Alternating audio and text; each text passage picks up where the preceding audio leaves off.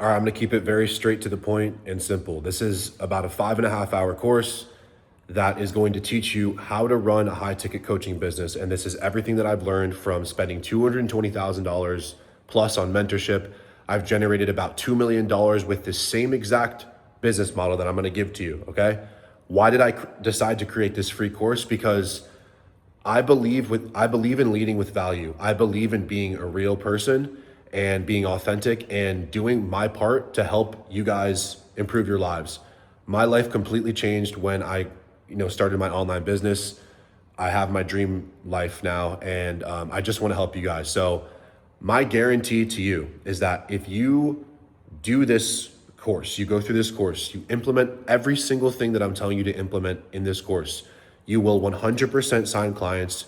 Your financial situation will 100% change.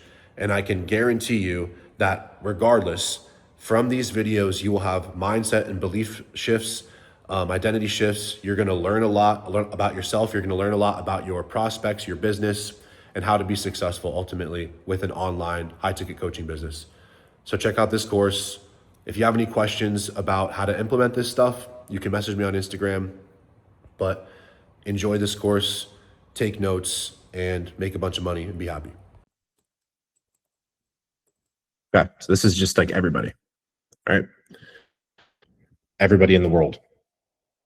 Okay, so the reason I'm showing this is to show you that, let me just zoom in here a little bit. I'm going to type this. This BOF means bottom of funnel, okay? So just keep that in mind as I explain this. I'm going to reference this. MOF means middle of funnel, and then TOF means, whoops, should actually be like this, and then this is like top of funnel. Give me a second, gotta let somebody in. You guys can take notes on this however you choose to retain this. Okay, so across the board, like across, again, these columns, the top of funnel is the reels, right? This is how you want to look at the reels. The middle of funnel is the Instagram stories, and the bottom of funnel is YouTube and the VSL. Now, I just want to say, yes, you could make a reel that's like a bottom of funnel reel. Like if it's like John, you know what I mean? Like, or for example, if I post like, if I literally post Evan's screen testimonial, that's like very bottom of funnel. That's not me saying, hey, our coach, do you wonder why coaches are not making less than 100? Or like this woman, like that's super top of funnel. Me showing Evan's testimonial, or me being like, hey, this is the exact, or I made a training on blah, blah, blah, blah. Like I'm teaching you the exact thing.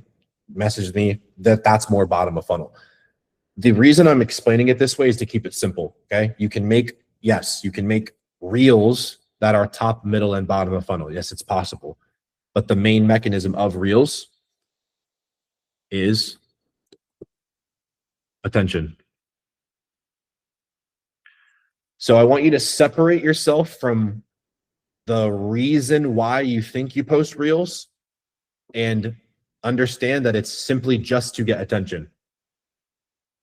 Are there videos that you will post that they'll get the attention of people that are already following you? Yeah, 100%. This is just attention as a whole. New people, people that have been following you. Again, attention. Now, the protocol is what? Minimum 2 reels per day. And we're going to keep it super simple. We have 2 different types of reels. Think, I want to say DFV and hot takes, but just to kind of specify further, it's like the green screen, DFV. All right, this is tried and true. Again, I'm actually going to list this as, I want to mention something about this, okay? Don't take this the wrong way, guys, okay, when I say this. All right.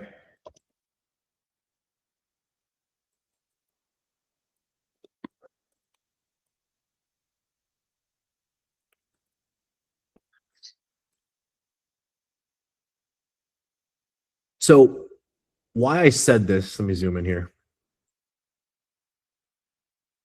Why I am saying that green screen DFV has to be priority is because if you don't have an audience and you haven't been putting in work to build your brand, guess what? No one really gives a fuck what your hot take is. Who are you? Do you guys know that no one gave a fuck about me for 13 years on social media? So if you guys are like, I'm struggling to really break out and have a voice, Gabe. Okay. I had 10 fucking years to that. All right. So why I'm saying that is because, again, you guys know, I want you to talk your shit.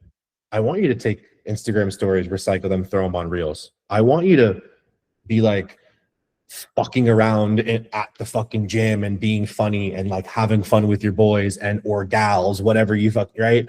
I want to see that. But that is like such a small part of it, and it doesn't hit the same if you don't have the leads and the attention to begin with. Okay. I'm going to break this down even further. I still wanted to say two. And of course, two. There is a 4-part framework that we use for reels. Okay. You guys are like, oh, I know what it is. Okay, great. Cool. You're just better. All right. Social proof. And it's one thing to memorize this too, guys. It's another thing to like do it. And I will say, doing this every day,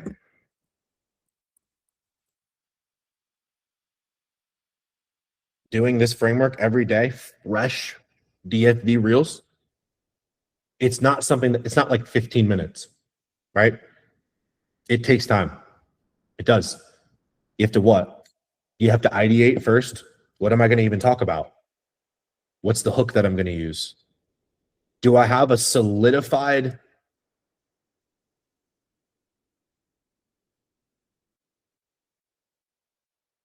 social proof actionable advice and CTA protocol? Who's your best client? Don't waste any other time. Don't waste time talking about anyone else other than your best clients or you. If you're like, Gabe, I don't have a client, great. Rinse your own before and after picture. Like rinse it, as in like use it over and over and over again. They saw it, Gabe. No one follows you. No one even knows you exist, right? Respectfully, in the nicest way. We want them to know we exist.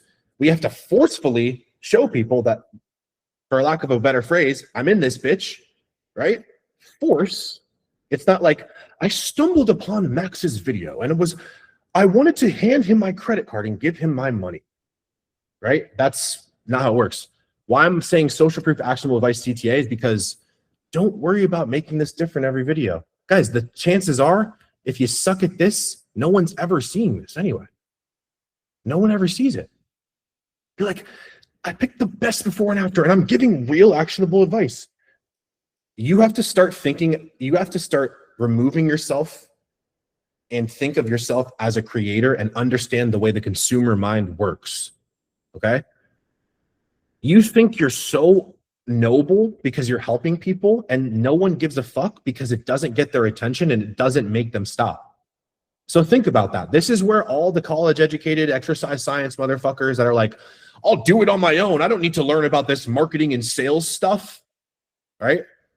People should just want to get in shape. Like, again, I had a conversation with one of my friends who's college educated. He's like, I just don't get it, man. It's frustrating. I'm like, oh, dude, no wonder you're broke, right? He's like mad that fucking humans act the way they do. The fuck? How is that? How are we going to ever make money if we're just like sad about it and sitting in our houses? You know what I mean? So keep in mind that you have to always think of the consumer in mind, right? Regardless about the hooks. This is green.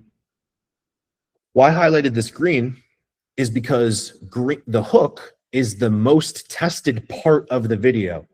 Give yourself some, like, take it back, right? Once you find social proof that works, I'm telling you right now, it's fucking ridiculous how crazy this is. If you make your hooks good enough, you can say, my client lost like 45 pounds doing the same thing. And basically it was this method. Yeah, I told him to drink more water and stuff, sleep more. I made a full training on it. Message me the word fat loss and I'll send it to you. You think it wouldn't hit. Guarantee if the hook was good enough, it would draw people into your DMs. Guys, you're not trying to sell them on your program with the reel. This just what? What's the mechanism? Attention. That's it. Right? Because we know that if we get attention with the reels, we're going to drive more inbound leads. Now, what's the mistake that a lot of people will make is testing too many variables at once. This is where you guys get confused. This is where you guys get overwhelmed, right? You go, well, does this work? Does that work? And what? No, you need a tried and true way to test.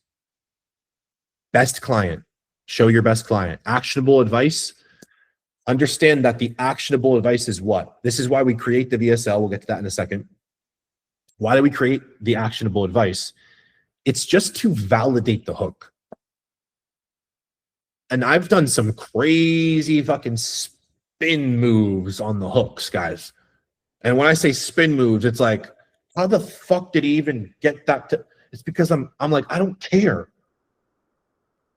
I know that people, they literally look at your pages, guys, mine included, and they go, fuck this dude. What's in it for me? And I know it may seem cynical, but it's actually the reality of how people are on social media. They're selfishly looking for the solution to their problems, right? A lot of it's just they want to be entertained. So if the intention and the mechanism is not to entertain them, right? Then we know if we already know that, think about it. You're like, oh, then damn, you're right, Gabe. It has to actually make them stop and scroll because they're going on Instagram to look at cats, right? Worst case scenario, they're going on Instagram to look at that video of the squirrel shutter skis. I always use that example because it's just so ridiculous. If you guys have never seen that video, you should check it out on your free time. But hold on, someone's trying to hop in here.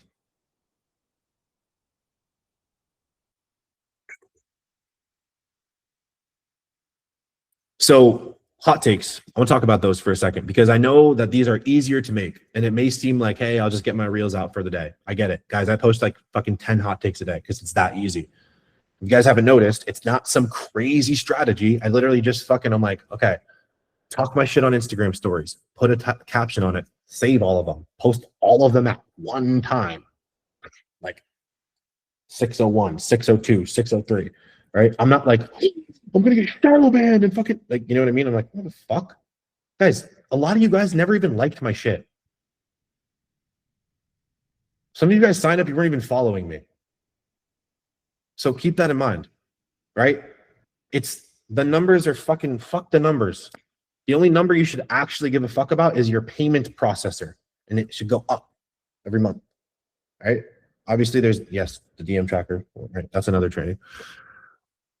Hot takes, though.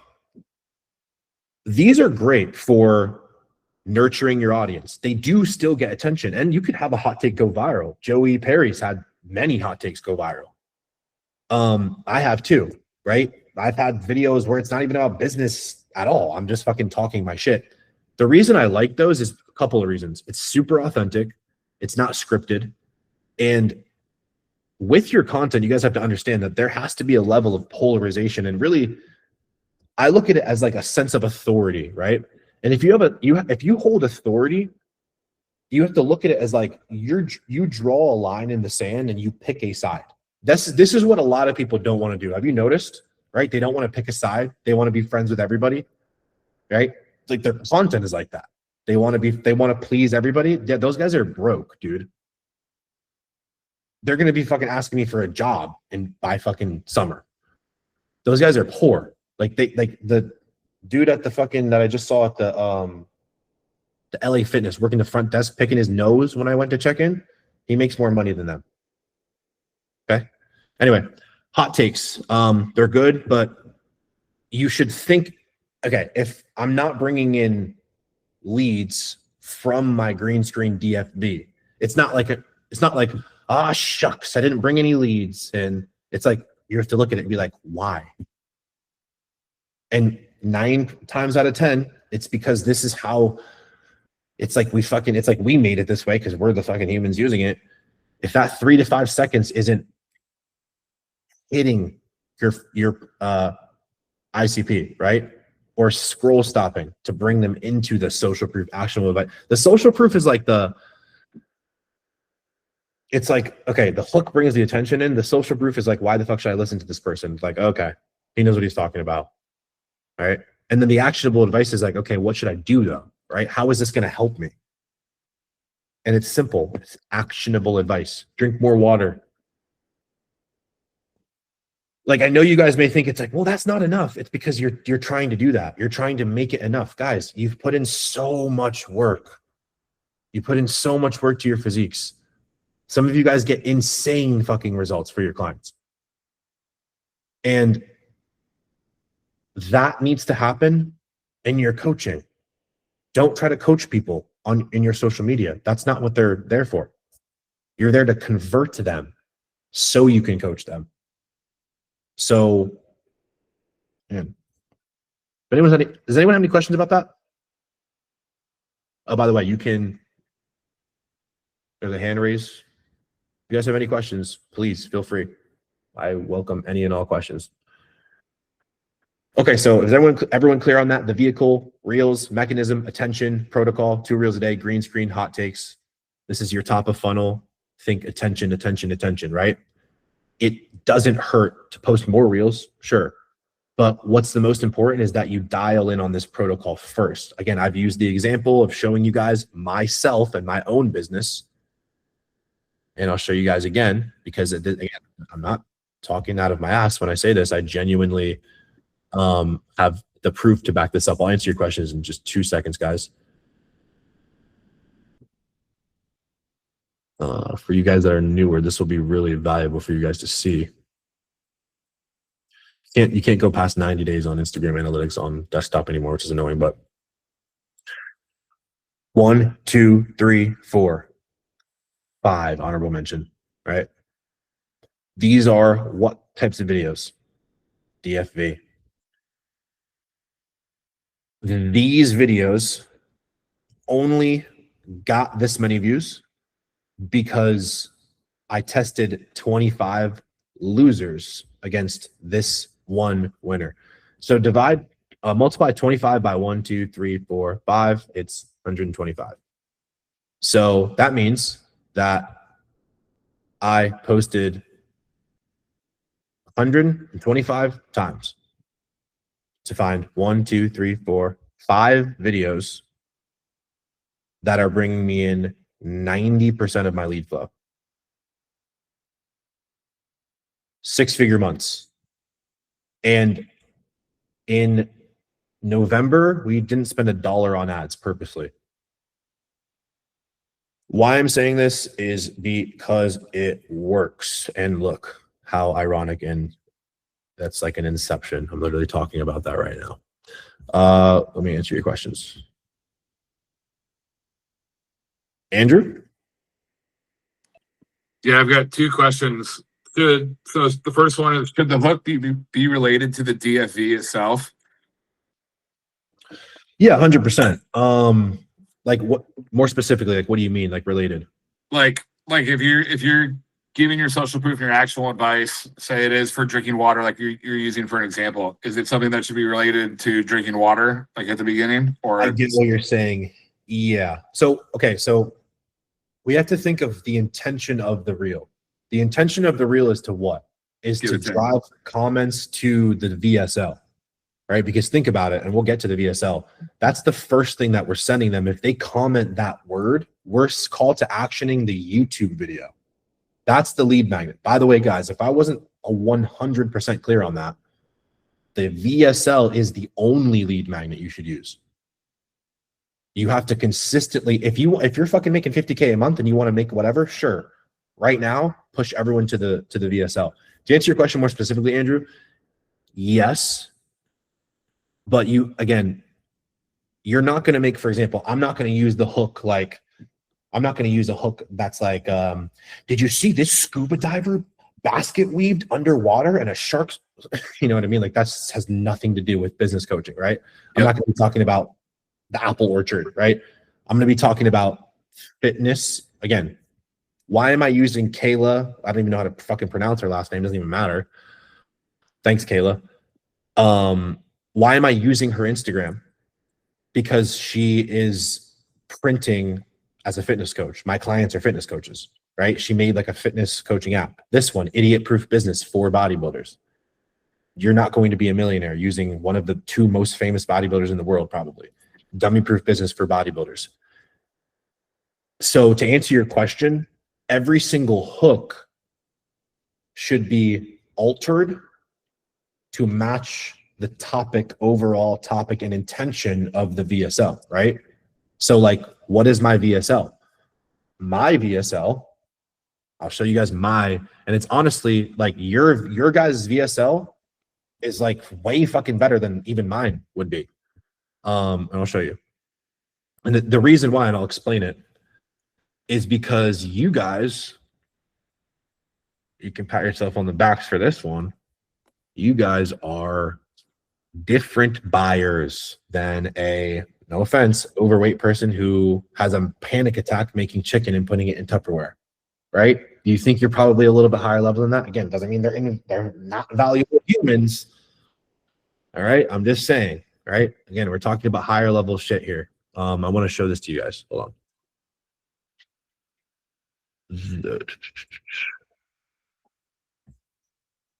What the hell?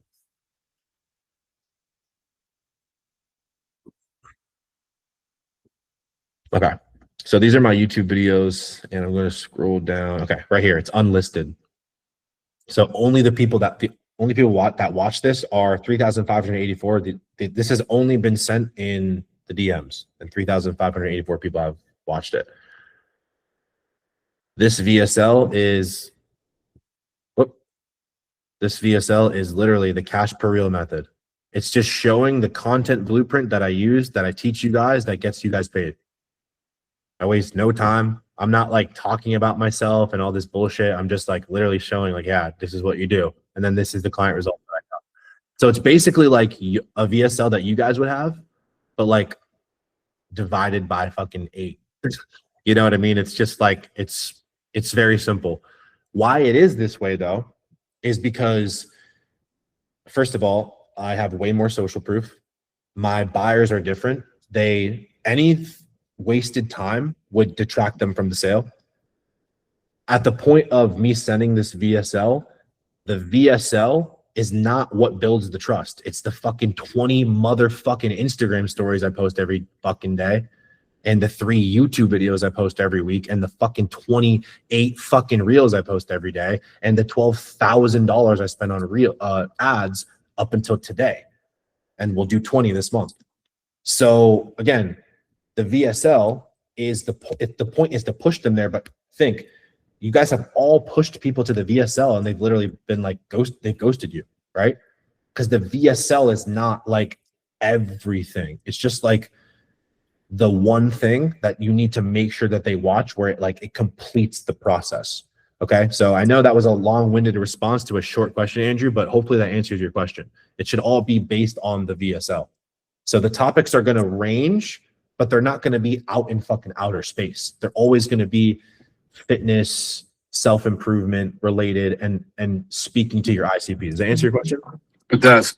I do have one other question. Sure. Should we delete or archive videos that don't do as well for views, or should we just leave them all on the page? I mean, why would you delete them? Yeah, no, that's just why I'm asking. I wouldn't. Yeah, I mean, it's a good question. Yeah, it's a good question. I wouldn't. Cool. I wouldn't. And actually, again, I don't know if this is true, but his name is Ryan Hamilton. He's a good friend of mine. He owns the Instagram Hammy TV. They do like billions of fucking views for a month. He works side by side Andy Frisella. Like, he does marketing for them. He like is a consultant. I met him at a gym in fucking Sarasota. But he told me to never, ever, ever, under any circumstances, delete a post ever. He says always archive it. Archive stories, archive reels, archive everything. Don't ever delete it. Apparently, because the algorithm is very smart, and the algorithm, guys, like, this is kind of crazy, but like the algorithm takes like notes on everybody and how people act. Like they're tracking clicks. That's how they can track us so well. It's because they have like algorithms to track like when we click, what we click, and how long we're on it. Like even if you click on a video, it's like timing how long you're on that video. If you ever noticed on like TikTok, Instagram, you spend, especially TikTok, where you spend longer on a video and then you see more of those videos. It's the same thing.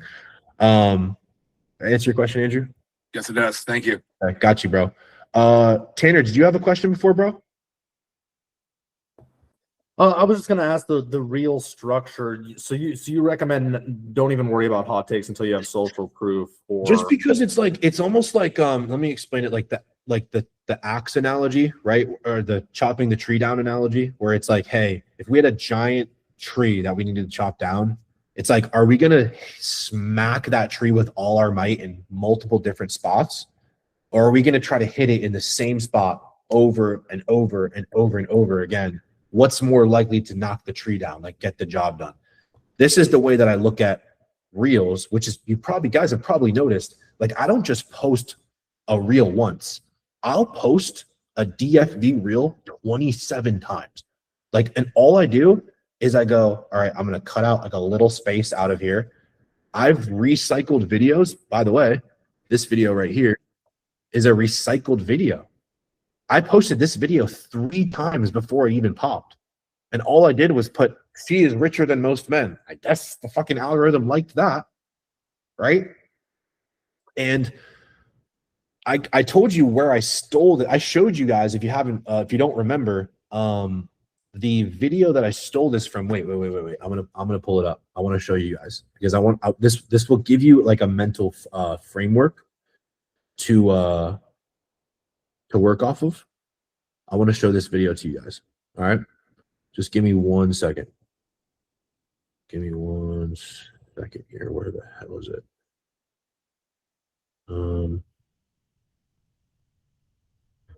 And this is going to give you like a lot of. This is going to give you a lot of ideas. All right. Let me show you really quick. It was, where the hell is it? Sorry, I have these links here. I'm just looking through them.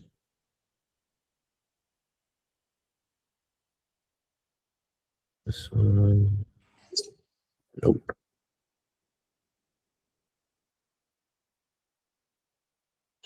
So it was a reel. Look, you're not gonna make 1 million. Oh yeah, there you go.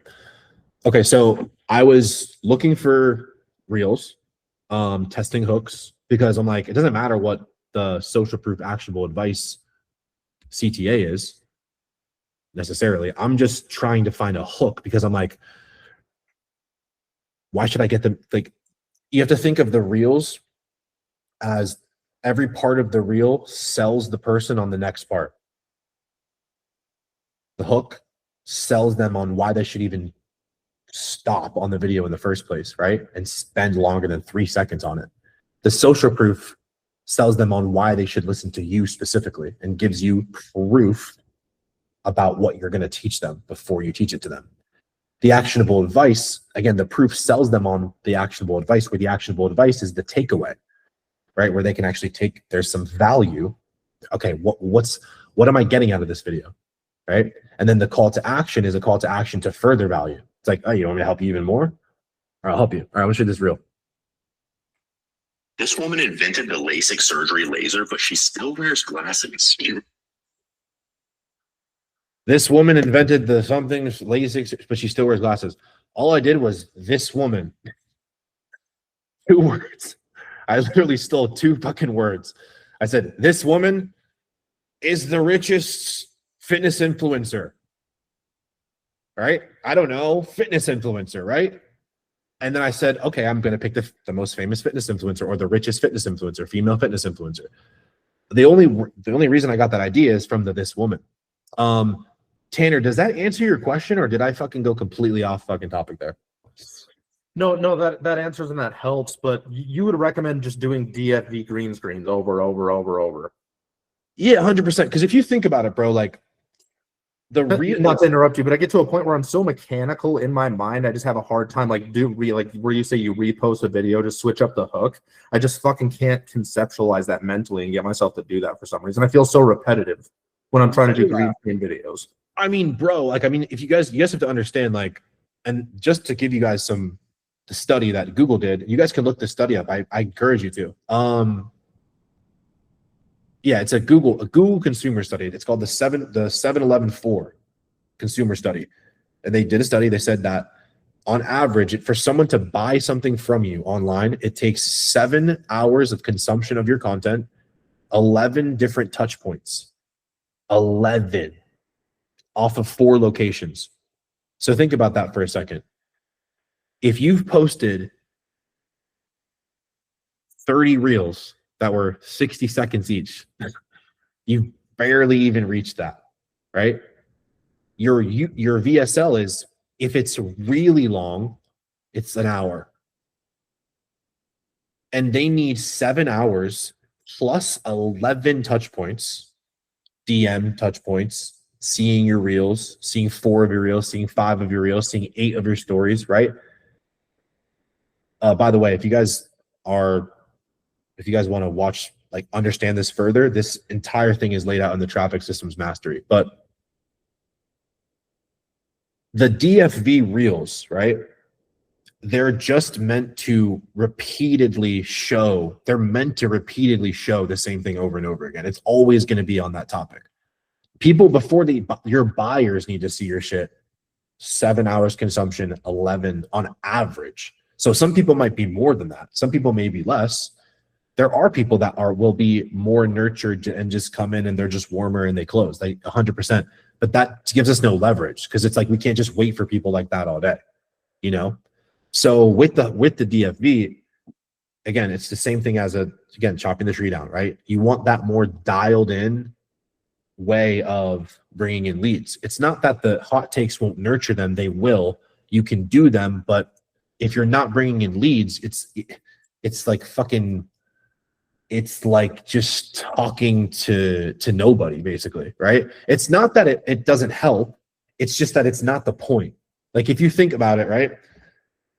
What's the point of this? What's the point of this model? The point of this model is to close more deals, right? So if at any point we're doing something that's not directly related to more deal flow, it's a waste of time.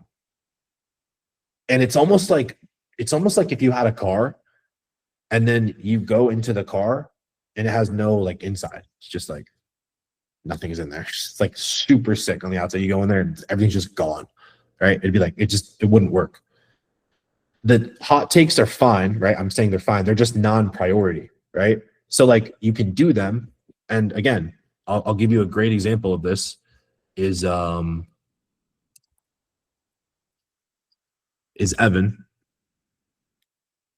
Now, if you see, Evan does still do what? Talking his shit, right? Talking about this, right? But what's the majority of his content, guys? DFV, not DFV, DFV, DFV, DFV, DFV, DFV, DFV, nah, right? We just went 9 for 10. You know what I'm saying? DFV, DFV. Evan does 50 a month, right? It's like DFV, DFV, or DFV, DFV, right? Even him. And I know, again, and partially, I'm not saying this is you, Tanner, but if this is you, all good. Don't be like this anymore. Not you specifically, but any of you. If you think that you're better than me and Evan, and you're not doing what we did to get there, you're kind of stupid.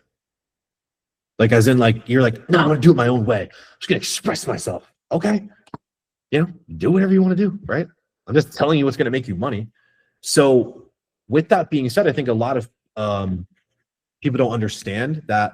I said this earlier in the call, but this is the frame of mind I want you to think about this as. Okay, so I'll give you an example. You've probably all been in this scenario. Let's say you have 1,000 followers. Okay. And you come into the mentorship and you're sending your 45 DMs a day. You send a bunch out, didn't really do follow-up because you already sent the messages. Gabe already sent the messages. Okay, cool. You make a couple of DFVs, they fucking suck. No one cares, no one watches them, and you have no leads. You're posting all the content, and we're really stretching it now. You're posting 10 stories a day. Again, you fucking trip and fall. Oops, accidentally made 10K a month. YouTube. Again, let's just say hypothetically, you're doing it all, and you're still not getting leads. What do you do? What do you do? Do you say, oh, shucks, maybe this business isn't for me. Maybe I should get into this day trading stuff that I saw some fucking asshole doing, right? Oh, maybe I should do this instead. Or maybe Gabe's not as cracked. He's not cracked as what he's cracked up to be. His mentorship's just not that great. I tried the DFE 4 times. Okay. Why I am using this example is because, do you want to know why I win and those people lose? Is because when I was in Starbucks closing deals in the DMs, I said, I'm not fucking leaving until I get a deal closed. I'm not fucking leaving. They're going to have to kick me out. They would turn, you got to leave. Like cleaning, they're cleaning. I would be like this at Starbucks, sipping, and they would be like cleaning around me. I'd be like growling at people. I'm joking, but do you understand what I mean? I'm like, I'm not fucking leaving until I get a deal. What the fuck? What am I gonna do? What am I gonna say? Oh, well, I guess those guys are lucky because Young LA, they make more money with Young, and this dude has a new company. Maybe I should do that. I go, no, this is my shit. This is my shit. I'm gonna figure this out. I'm not gonna sit here and be like, oh well. Why I'm using this example, guys, is because if you get to this point in your business where you feel like you're stuck, just know that it's your brain lying to you. It's all the people that ever doubted you in your life and told you bullshit creeping into your mind. Yeah, maybe you're not good enough. Maybe you should pull back. Well, it's unregulated business, or your fucking broke ass family member that has something to fucking say about you starting this business, right? Yeah, great. Fucking save it. Okay, so when you get to this point in your business where the leads aren't falling onto your lap, the first thing I want you to check, it's because this is and again, I learned this the hard way because I assumed in the beginning, I was like, oh, everyone's just applying themselves because they want it bad, right? Like, what the fuck? Like, I wake up every day, I'm like, I want to fucking kill these motherfuckers. I'm like, everyone's like that, right? We all know that now, that not everyone's like that. But I would just assume, right? And then people would be like, well, I'm not bringing leads on that. Oh, shit, what the fuck? I'm like, do my methods even work? Oh my God. And then you look at it and they're like applying themselves this much. And you're like, wait a second. You don't want this as bad as you say you do. So the first thing is what? Volume. That's why while I was explaining it, I was saying that I'm really stretching it now. Because if you're really doing all that, it's like, guys, we're not talking about even a $7-figure, $250,000 a year. We're talking about 10K a month. That's 120K. You guys are all going to make that. You're going to be like, what the fuck? I'm poor. You're going to make $500,000. You're going to be like, what the fuck? I'm poor. You're going to make $1 million. You're going to be like, what the fuck? I'm poor. Guys, 10K a month is the new 100K a month. 100K is the new $1 million a month. If you've never heard this before, I hope this is the first time, and you can start to like actually stretch your mind a little bit, you know? And this has why I like this, why I love this shit, guys, because this business takes skill, 100%. But do you know how you can beat other people in this current position that you're in right now if you're just starting? Out fucking work everybody. I want you to start thinking about this, okay? If this is you, you won't survive. There's people in this mentorship, they're going to come into the mentorship and they're going to be like, oh, well, I don't know, man. This is all this messaging is hard and all this content. You got to post every day. And then there's going to be a select few of you that are like making sales every week. Your business is consistently growing. You upgrade to elite access. Boom. Multiple 6-figure, 8-month span. Not even a year, right? And the only difference is that those people applied themselves when they didn't fucking feel like it. That's it. That's the only difference. Like, I saw it. I was like, oh, wait. I swear to you guys, I saw it like it was like a fucking, like it was like God gave me this superpower. He goes, yeah, most people give up when it gets hard. So just don't do that and you'll beat everyone. And I was like, oh, okay, let me give that a shot. So then I did. And then when shit hit the fan, I go, well, I'm not going to give up because I know that if I don't, I'll beat everybody. And that's what happened. And that's what will happen with your businesses too. Save the boring stuff for when you're rich, when you're making 500 a year. Then you're going to look at the boring stuff. You're going to be like, Gabe, I have a new setter. I got to fire him again. Oh, great. My closer only made $10,000 this month, Gabe. What should I do? You know what I mean? I'm like, guys, this is so much about stretching your mental capabilities to be successful in this business. If it wasn't like that, I would never, ever have these conversations with you guys. I also, another thing too, I'm considering the fact that all of you guys are high-level individuals that really do want to be pushed to this point where you can grow. And if you guys ever feel like uncomfortable, where you're like, fuck, this is like, I'm growing in real time, understand that like, that's not going to happen in any other scenario. Like if someone's pushing you to a higher level, you guys, again, I'm telling you guys, if I never had that, I don't know where I would be. If I didn't have people that just held me to a higher standard, I don't know where I would be. So that's a big part of this coaching mentorship. We don't have too much time left. And truthfully, I'm going to have to break this down into parts. I still, regardless, there was a ton of good, information in here. I'm going to post this to the school community, of course, and I'm going to call it the VMP content funnel. And next week we'll go over Instagram stories. But this is good. This is I mean, I wasn't thinking I was going to be able to finish them all just because I get so fucking riled up when we're just talking about reels. I'm like going to like punch my computer screen in the best way.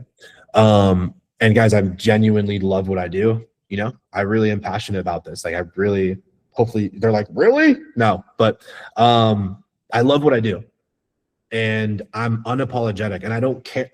You can tell I don't care about anything else other than you guys getting results. I don't care. That's why I can speak this way and have this delivery because I'm unattached from everything else. Right. Like, and I've already dealt with it. You're like, Gabe, my mom doesn't believe in me. Of course she doesn't. You haven't done anything yet, bro. You know what I mean? Fucking drop $1,000 on her fucking table. Then she'll believe in you. She'll have a lot of belief in you then, right?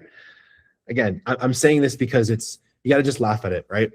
But there is a huge aspect of, you know, when it comes to being successful in this business that it just has a lot to do with, you know, if you think about it, you're in a pool of other people, right? Only a small percentage of people are going to be successful in that pool anyway. Like, and as you go higher level, it's less and less and less and less, right?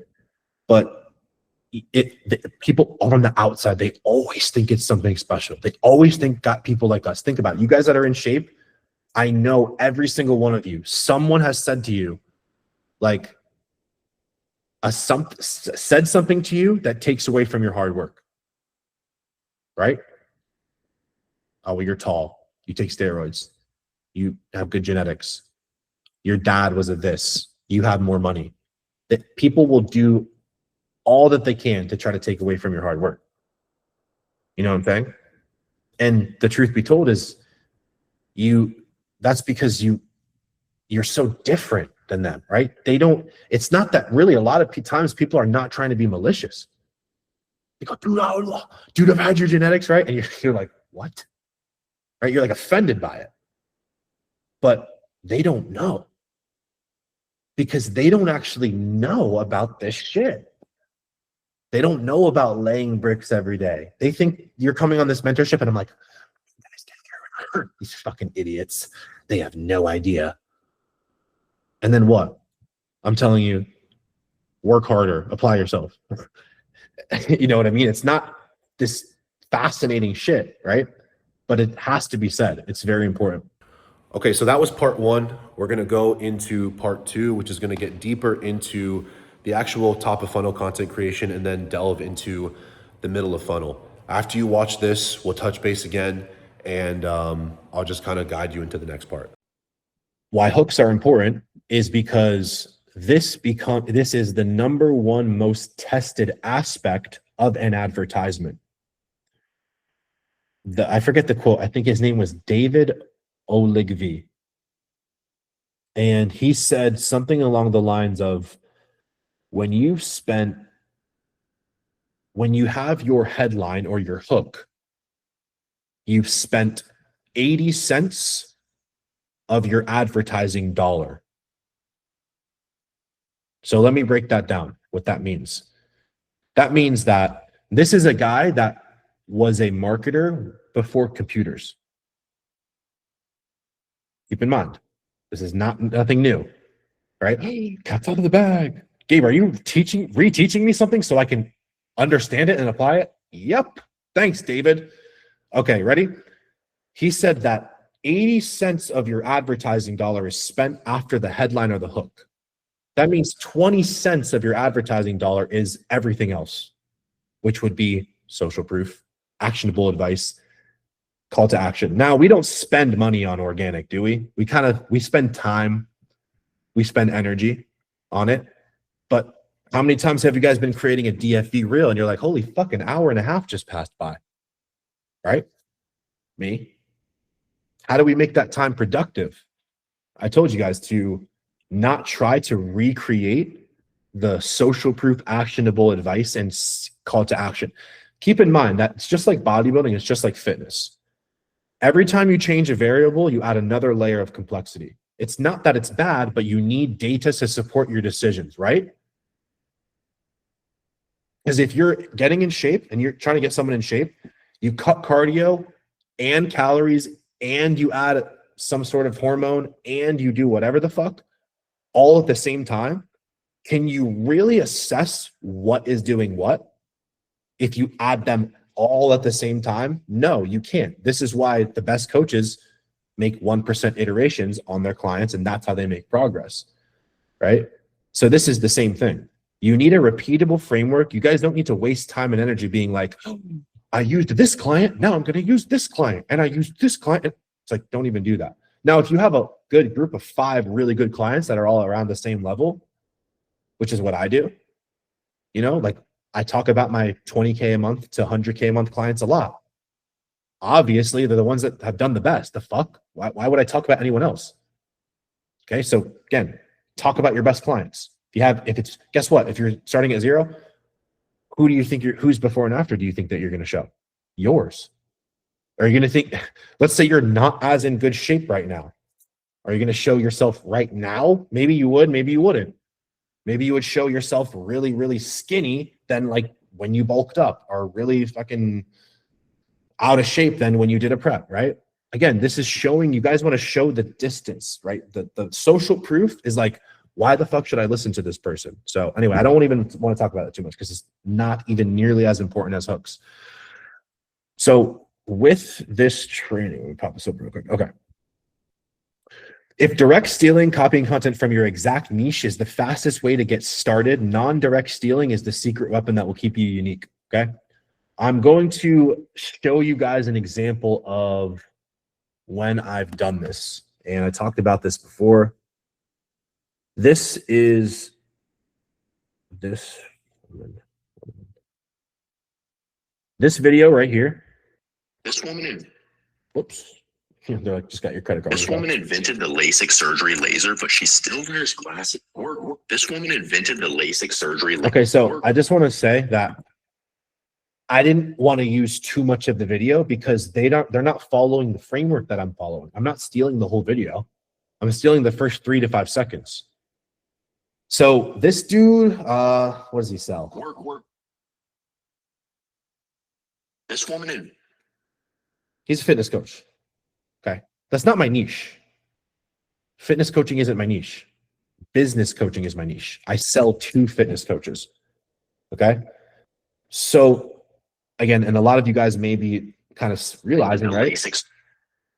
I'm going to show you guys the video in just a second. The more you copy, It's a dichotomy, right? The more you copy other fitness coaches, the easier it will probably be to redo the hooks. But if you think about it, the more you're doing that, the less original it is. And the more like that person's content it's going to look, which isn't bad. It's just that just because it worked for someone else doesn't mean it's going to work for you.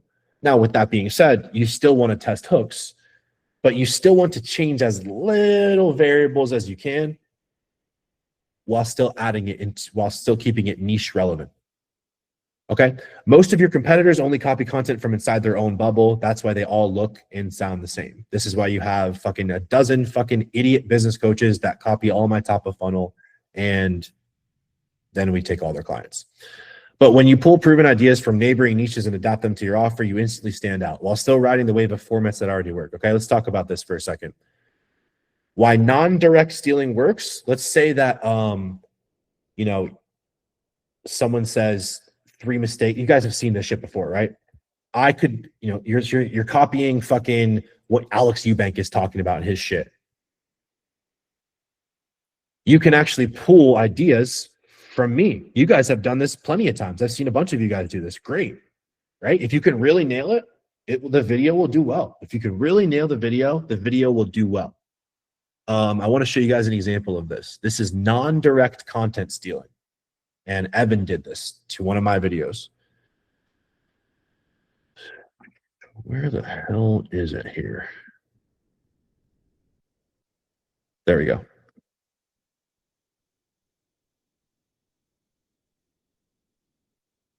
Oops. It's this one.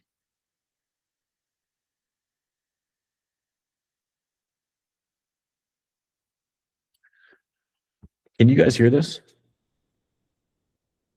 You're never going to get jacked if you Probably keep not. doing post-cycle therapy. Nor are you going to get there doing these little bitch 12-week cycles.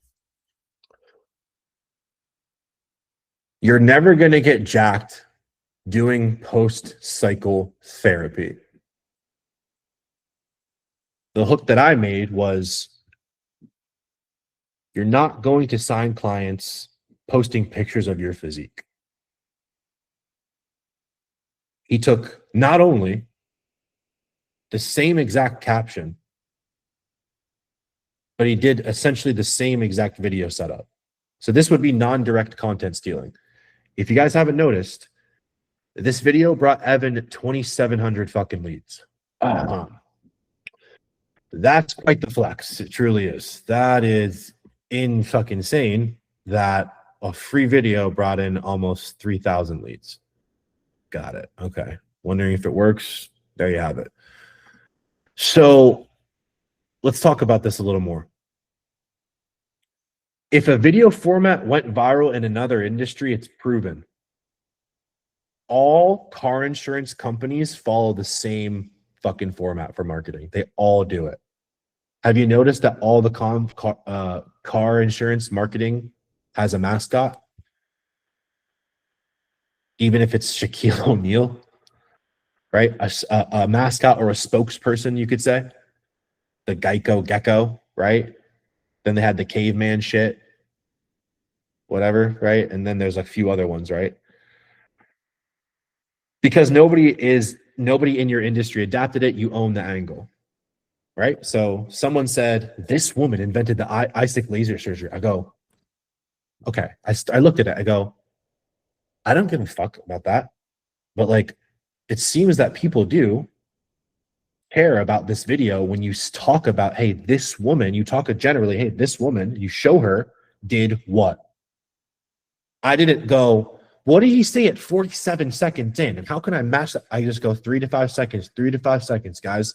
This is what you should do every day. Wake up and go, thank you, Alex Eubank, for making my hooks, bro. Appreciate you. Thank you, G. Oh, Gabe, you made a hook for me? Thanks, bro.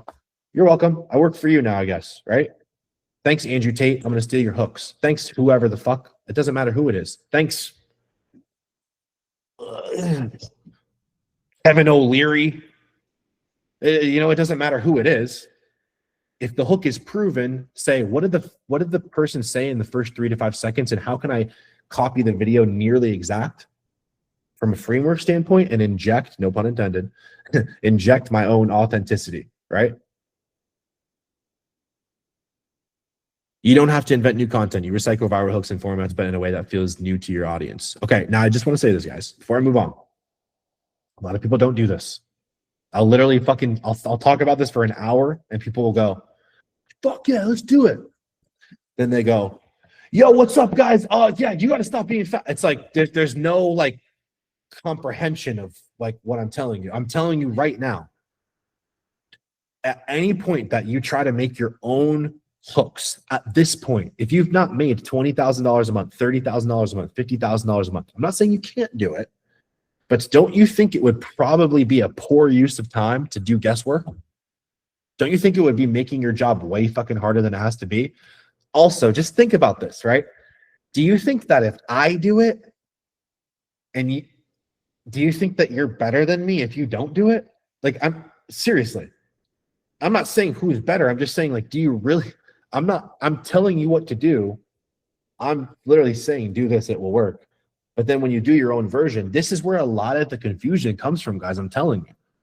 Like, I could have a client say, like, oh, I'm not doing it. I go, well, of course you're not. You're doing what you did before, which was what got you here, which is what we have to break. Like, and I understand, guys, like, there is a level of putting your ego aside and having to listen to someone because they have what's in your best interest. It's uncomfortable because you're growing in real time. But I genuinely just want the best for you guys.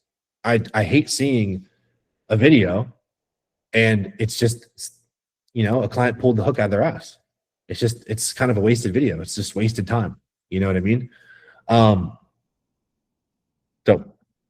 identify your neighboring niches. Think about your target audience and the macro categories that overlap with it. I'm going to give this example. Talk to Zach about this today. Zach's clientele are blue collar workers that want to get in shape. I asked him, I said, are you helping a lot of people that are like really, really out of shape? Like go from like zero to like, he's like, no, I'm helping more people that like, they understand the gym, but they're kind of wandering around a little bit, and so maybe some of them take gear and some of them are bodybuilders and some of them like bodybuilding. Some of them want to look like bodybuilders. Shocker. Why? Because Zach's the fucking exact person that he sells to, right? Blue collar bodybuilders, blue collar individuals that want to get in better shape. So I said to him, I said, well, what would be a macro category that could overlap with a blue collar worker? Well, family, right? A lot of blue collar workers, what? They're married with kids, especially the ones that have money. Another one could be, individuals that like cars too. Like, it's possible. You don't have to again, it's not about trying to think of all these. It's just like considering the fact that if you can understand the neighboring niches, you can then make better hooks and more directed hooks to your specific individual. Okay.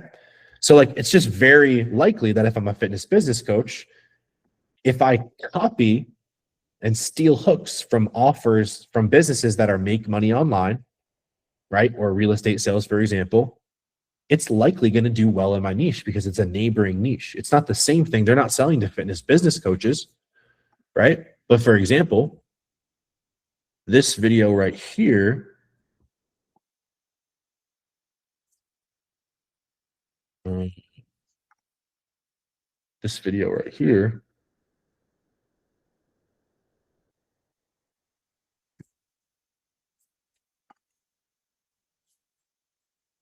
these two actually, I stole the hook from. Let me see if I can find it. From this, do you believe is it possible? It's a chat to your prompt. See if I can find it here. It should be somewhere here. Yeah, there we go. Should be it. Here's a simple side hustle that anyone can do. I have one. Oops. Here's a super simple side hustle that anyone can do. And this one's so easy, even your grandma can do it. Okay, so this is a super easy business model that any bodybuilder that has an Instagram and an iPhone can do. And this is so easy, literally your little brother could do it. I am lazy and dumb. That's why I don't try to figure this shit out on my own. I just copy the people that have already done it. I want to give a shout out to Grandma can do it. Rich Jameson. He's one of my employees, apparently. He makes hooks for me all day. So thank you, Rich. Appreciate the help. No one else. Appreciate the assistance. Didn't ask you to do it, but you worked for me for free, and I'm just so grateful for it. So with that being said, guys, can you kind of see now? It's like, but Gabe, I wanted to do my own version. We've done that. We're gonna do what works. Your own version worked to keep your head above water, and now we want to fucking scale. Like, think about it. If you just never included your that voice that tries to make you think that you're fucking better than everybody. Just think about if you didn't listen to that voice and you operated with humility. It's like, I don't even know what to fucking do. I need help. Right? Every time I was like, nah, I got to figure it out on my own, I lost and I failed. Every time I humbled myself and I was like, you know what? I'm going to ask for help. I'm going to spend the money. Fuck it. I can't do this anymore. Right? That's when I made progress. Well, other people think it's like the opposite. No, it's actually you operate with humility. You have to put your ego aside. Okay. If you're a relationship coach, neighboring niches, personal development, fitness. Why I brought up Zach's example is because what I told him to do, and what tends to work a lot, is if you can use people in your niche, and for some reason it's not up here. It's because it's past 90 days now, I guess, at this point. And I posted it a while ago. But for example, this is me reposting it. You can see I have Chris Bumstead, Sam Sulik, David Lade, Chris Bumstead, them again, them again, them again, them again, them again, and then again, and again, same people, and again, and again, and again. Think about it. You guys didn't even know I posted these, huh? They didn't see them because no one fucking cares. Nobody cares. Literally nobody cares. Do you think I was fucking sitting at my dinner table? I'm like, fuck, I don't know if I'm able to scale. I'm like, no, I'm just gonna make more videos. If I can do more hooks, I'm gonna steal more from more niches. And while everyone's like, oh, Gabe, I posted more than 4 Instagram stories, my views are down. I'm like, I have 28 stories up right now. Please. All right. I tell you guys, someone's mic is on. Can you turn it off, please? Thanks. I tell you guys to keep hearing that. What the hell? I tell you guys to make 25 video tests to get one winner. And if you actually think about that for a second, and I've told you guys this before, like 4 or 5 videos carry the majority of my lead flow. Not all of them. Like, guys, all of these DFV reels have brought me in leads. Like, they've all brought me in leads, of course. It's just that think about the sheer difference. Like, we're talking about fucking 4,800 comments. Like 3,800. That's like 60 of these combined. Do you think about how wild that is?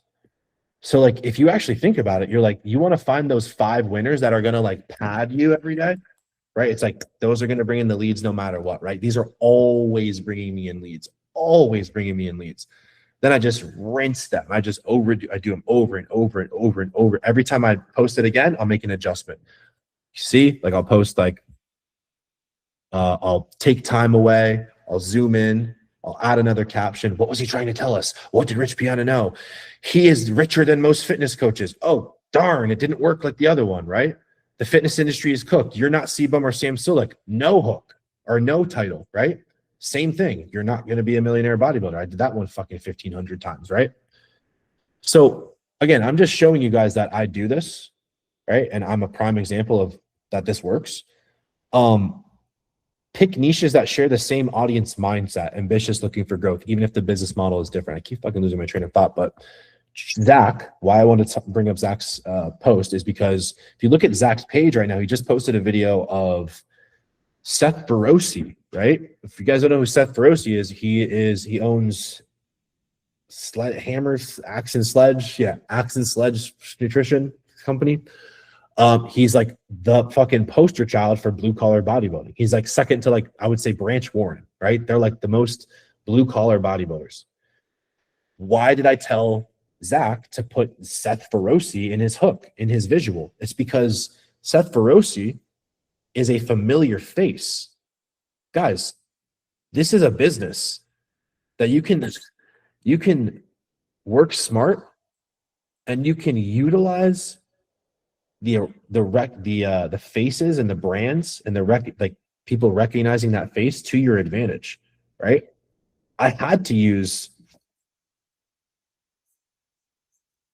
these guys. Why? Because more people know them. Like, people are synonymous with, they think bodybuilding, they think CBum, right? They think fitness, they're thinking these guys. I'm using their faces because it gets their attention, right? This is why, which I don't ever do this. This is why reaction videos get views, but no leads. Reaction videos are the stupidest thing you could do for your business. It does nothing for your business. This is like taking the brand of someone else and then manipulating it to fit your agenda. That's what it is. This is what you guys have to understand, is like, you are pushing an agenda. You do want to make people think differently. You want to use things and that people know of and are aware of, that they're going to be like, oh, that's like Nike. That's synonymous with like sports. Just do it, right? Rich Piana, bodybuilding, right? I'm thinking, who are the people that follow me? Guys, I'll just say it because I don't care. It's not like he's in this group.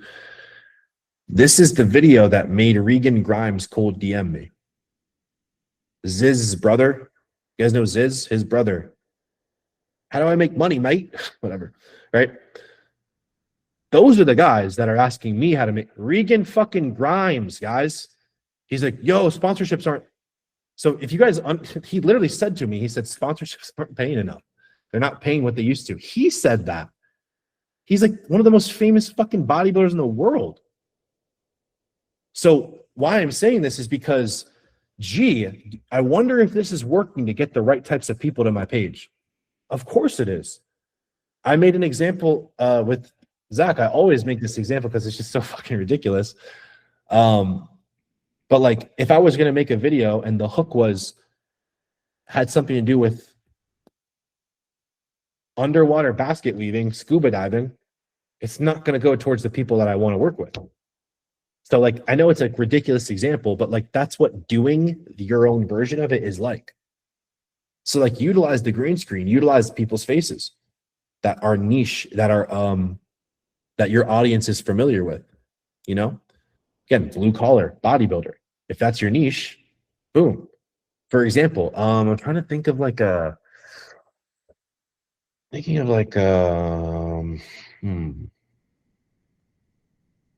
first person that comes to mind is like a lean beef patty, because she's like really famous and like her face is like, for example, for women, is like synonymous with like that type of build that women want. I'm not saying if that's your niche, do it, but I'm saying to use people, right?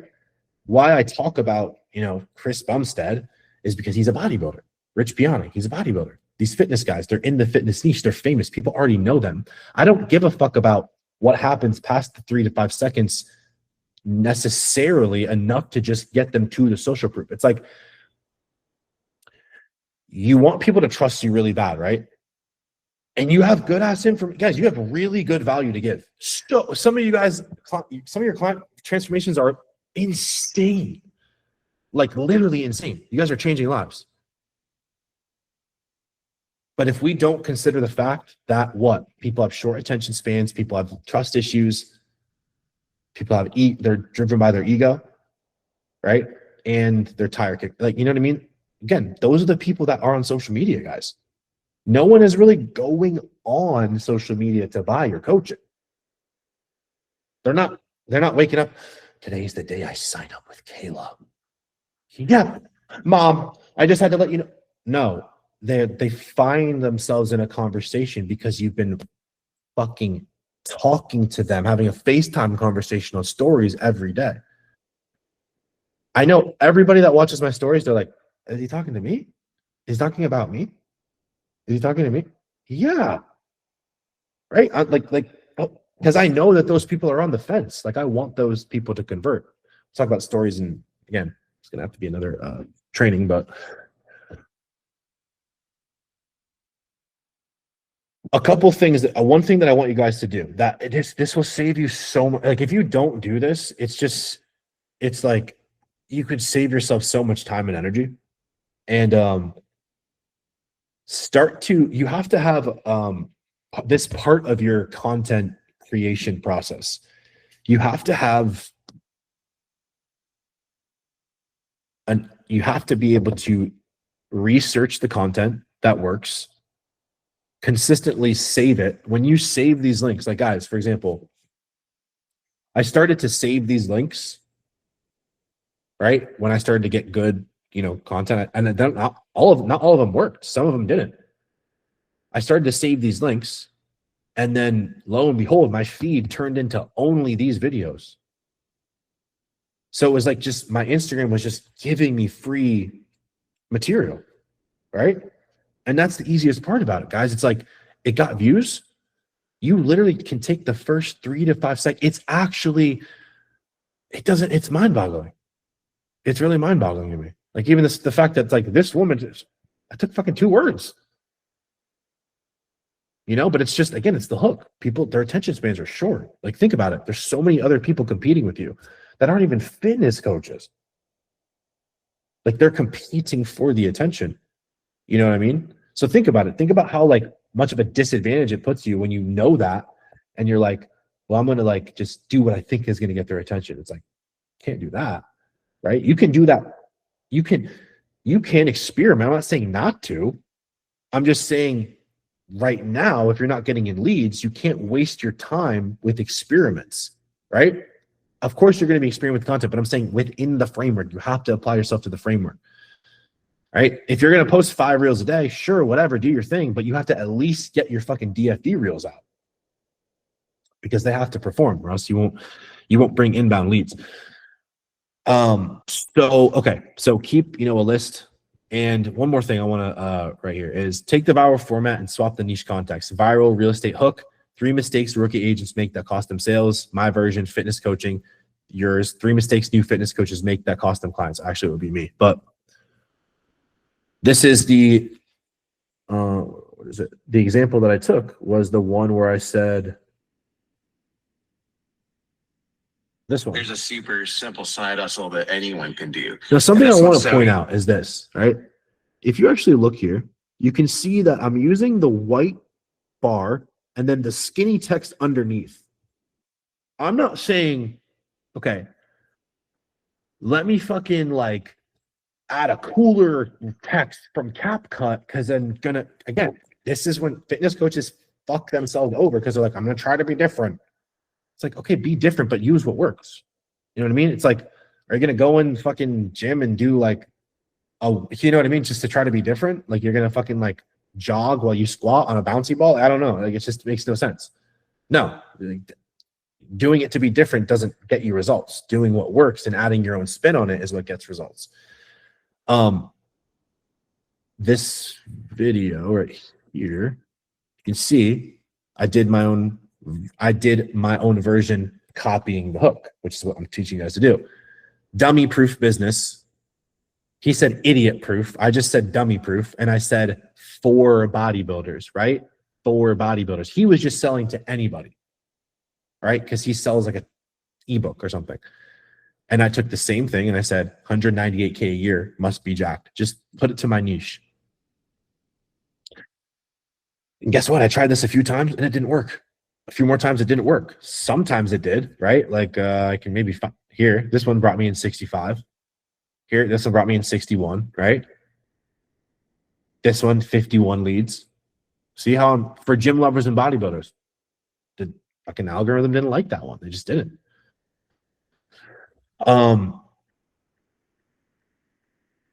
Whoops. Don't lower your prices. Okay, so train the algorithm across. Again, I was already talking about that. Your IG feed will start feeding you viral content outside your niche, giving you constant stream of fresh performance. Like I'm telling you guys, just do this. This is a business that can snowball for you. But I'm telling you, like, and you want to know why I always tell you guys to put your ego aside? Because guess what held me back in my business? Take a guess. I didn't have the right parents. No, I'm just kidding. It's because of my fucking ego. I feel so stupid too. I look back at like my old training partner. He was a stupid idiot teenager. He was not him, me. One of the best bench pressers in the world as a teenager.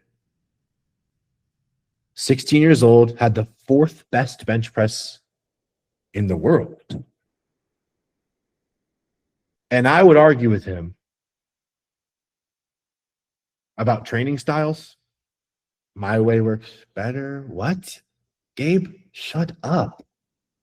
The fuck are you talking about? Like, looking back, being 30 years old, I want to smack the fuck out of him. Because you know what happened is I went off and did my own thing. Guess what happened? That was the least amount of progress I had made the entire time I've been training. Why? Because I didn't like the way he told me to do it. My ego was bruised. I wanted to do it my way. That didn't work. I wanted to keep doing it my way because it kept me comfy and cozy. My ego wrecked me, guys. It fucking wrecked me. I remember I tried to do fitness coaching like 10 years ago, like on Instagram. And people go, "What are you, America's Next Top Trainer?" I'm like, no, I'm not a personal trainer. I'm not that. Okay, Gabe, now enjoy 6 fucking years of bullshit manual fucking labor jobs because you don't want to call yourself a personal trainer, you idiot. That was me. I'm just telling you guys. I'm 30 years old. I should have been here at 20 fucking 2.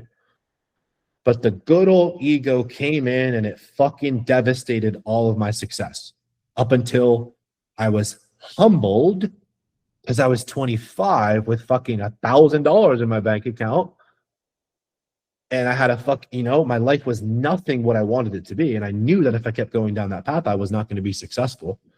Right. So I know sometimes, and I have to continually remind myself to show you and tell you guys about this, is that I was that person. I was that coach. Right. You guys can be better than me. Some of you guys are already better than me. If you've made $10,000 in your business in less than 10 years, you're better than me. You're better than me, right? If you've hit a $10,000 a month, and if it's taking you less than 10 years, you're better than me because it took me that fucking long. It's not that I wasn't smart. It's not like I wasn't like any of you guys. It's that my ego tried to keep me safe. The ego is like a barrier around your success. It wants to just keep you where you're at. Think of it as like the rev limiter, right? Like a governor on a speedometer. You can only go so far, right? And it keeps you where you're at. And if you think about it, this is like a tune. Like if you get your vehicle tuned, then you can it can use its full power, right? But it's not like you can just tune it and then it's good, right? Because think about it. You're running more power through the computer. You're going to fuck the car up. So you need to get a new exhaust, new air intake, you need all this bullshit, you need fucking whatever, right? I don't even know cars, but I'm just saying, I'm giving you an example. It makes the car uncomfortable to tune, right? It's a good example. then you have to supplement that with different parts, right? You can't just run your fucking vehicle into the ground, right? But I want to give you guys a frame of reference because like I want you to understand this. Like I teach this, but I want you guys to know that like this method right here, when I realized that there was like a method to Reels, I thought the clouds of heaven were fucking opening. I thought God was like, here you go, Gabe. Like, I'm being so fucking serious. When I was like DMs, it's like, oh, goals, pain, tie downs book. I thought God had stopped time to give me that information. Now I'm like, oh, it works. Like it's not abstract. Business is not abstract. Social media is not like, oh, you go, just speak from the heart, it'll go viral. That doesn't work, right? He speaks from the heart and goes viral, not you, right? So there's something, right? Guys, people that are in my network right now, like the who's of Miami, I was like this in Pennsylvania 4 years ago, watching them on TikTok.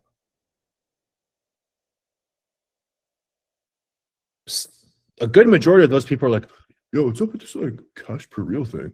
How do you make money? Why? Because their fucking sponsorships are dying out. And I always thought too, I'm like, oh, I'm 25 years old. These cats are younger than me. I'm not going to start a fucking business now, right? My ego, just wrecking me the whole time. Not even letting me breathe, bro.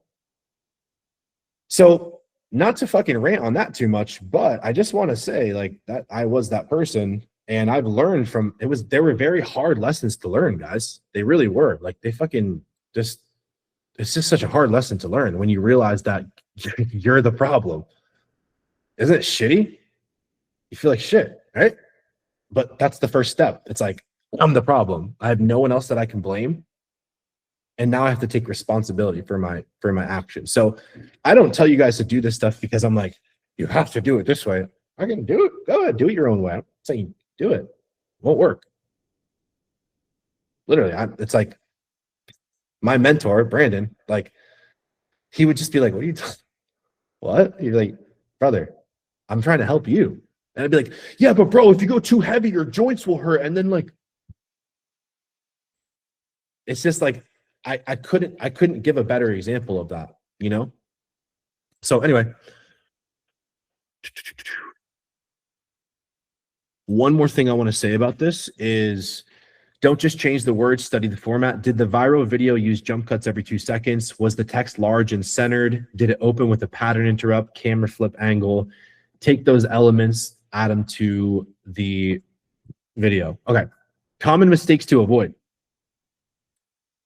Copying too literally. If you swap words without tailoring the example, it feels lazy, and it's likely that it won't go viral, right? You need to bring something fresh to the algorithm. Something that's actually happening a lot is Instagram doesn't want duplicated content, so they'll penalize videos that look similar to other ones. And it doesn't mean that like you can't do this. It means that even more so, you have to put your own authentic spin on it, right? You have to put your own authentic spin. That's what's really going to make it go viral. And viral, guys, like, okay, even if you got 5,000 views on it and you got 16 comments and you closed one, I would fucking take that trade any day. I would, to make free shit, free videos and get money for it. What the hell? Yeah, the hell. You guys have already done the work. You're already in shape. That's what sells, right? Now on social media, it's just you talking about it and reminding people that you can get people results, right? You've already done the work. Choosing irrelevant niches. Stick to the ones your audience cares about indirectly. Don't copy cooking videos if you're teaching SaaS founders, like software as a service, for example. Like this is very obvious, right? That's why I said, you know, it's like, well, Gabe, I found this hook about underwater basket weaving and you have to put your snorkel on it. All right, fine. Self-improvement, right? Parenthood, you know, even things like my niche, like business, like a lot of your clients are probably, maybe they're business owners or maybe they make more money. You know what I mean? Forgetting the CTA. Viral formats without a funnel don't make money. Always end with DME keyword and I'll send a resource. So what's funny about this, guys, is you'll start to look at videos and you'll be like, oh my God, he got this many views and he didn't even do a fucking CTA. Like, you're going to look at them and you're going to be like, oh my God, he left so much money on the table. There's this one video, I forget what it is, but it's like a dude going over like a shoulder workout. And the shit, it got like 11 million views and like 400 comments. Right? 11 million views, 400 comments. All he had to do was fucking do a CTA. It's so weird. It's like, it's just crazy to me, I guess. I don't know. People are like afraid to fucking ask. You know what I mean? I want you guys to do this today. Pick 2 neighboring niches related to your audience. Just 2. You know, for example, I gave the example of Zach's. Zach's is like, he helps blue collar workers. So like people that work blue collar, you can do it like more specifically to their job. Parenthood, right? That's another one.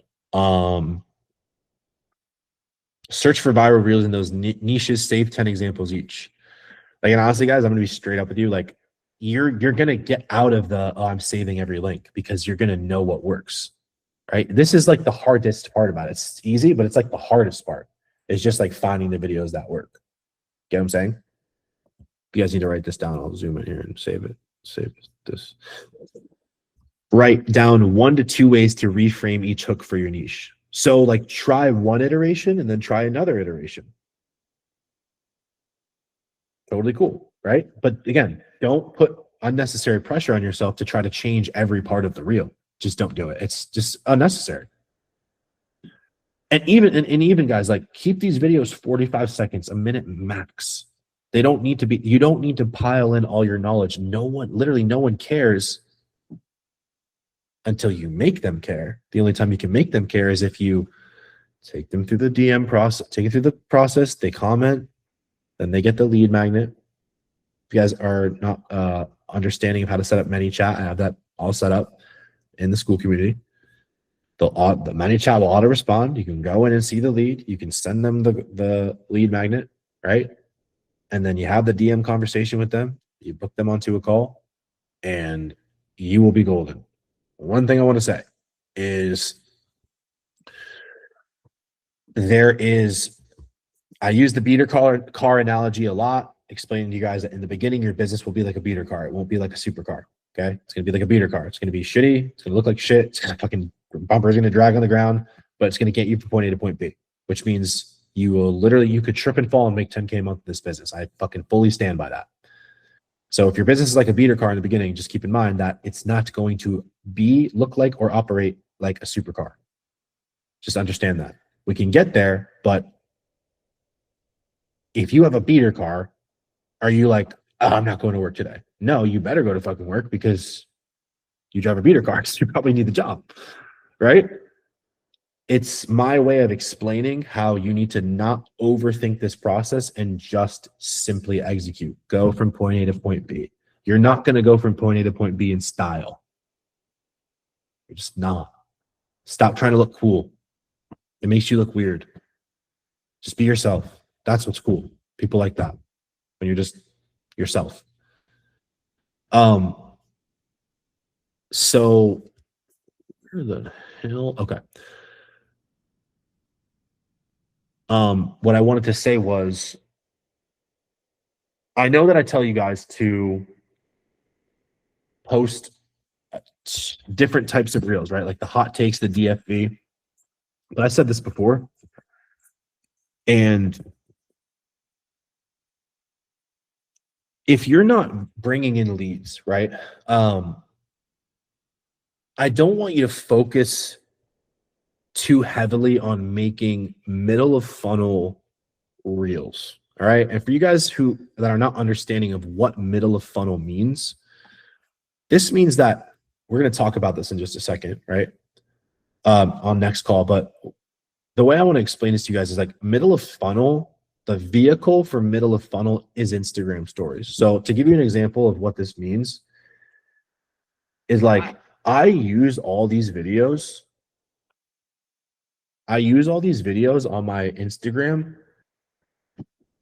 as attention for new people to get them into watching the rest of my reels, watching my YouTube, watching my Instagram stories.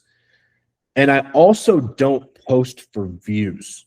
So I post for nurture, which means I post to get people closer to buying. So I post things that are going to change my prospects' belief system on Instagram stories so they can trust me, so they buy. And this is the same. How do you do this? Situation, struggle, solution. That is how you build trust. If you guys are not aware of what the 3S is, it's the speaking framework that we use on Instagram stories. Okay? You'll see me doing this literally all day. Now, you're probably wondering, Gabe, why the fuck do you post so many damn stories?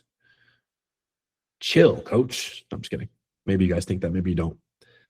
The reason I do is because I know that every little story, also, it's every story, if you look at it, it's all just like talking to the same type of person and what? Showing them people that are just like them making money. Right? And while these people wait, what happens? I rip into them. More of my clients make money. I sign more clients.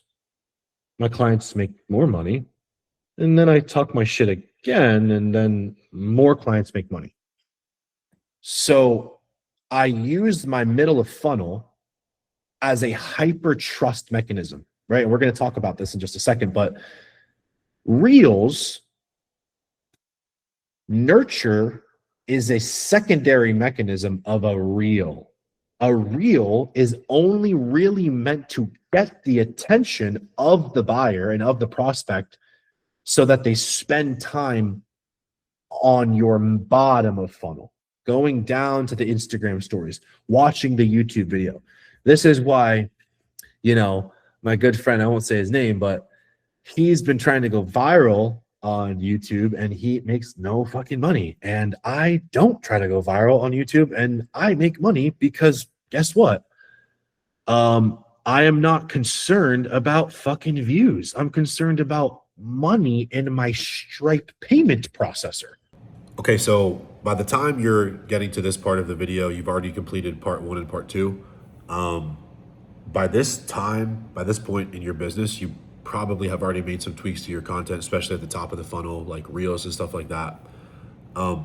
This next this next part 3, we're gonna go into more of how to make Instagram stories and how to use all of this content together to actually create a nurturing process and build trust with your audience and ultimately build relationships virtually so people will buy your stuff, they can get the results they want, your business can grow, and everyone will be happy. So this is part 3. Check it out.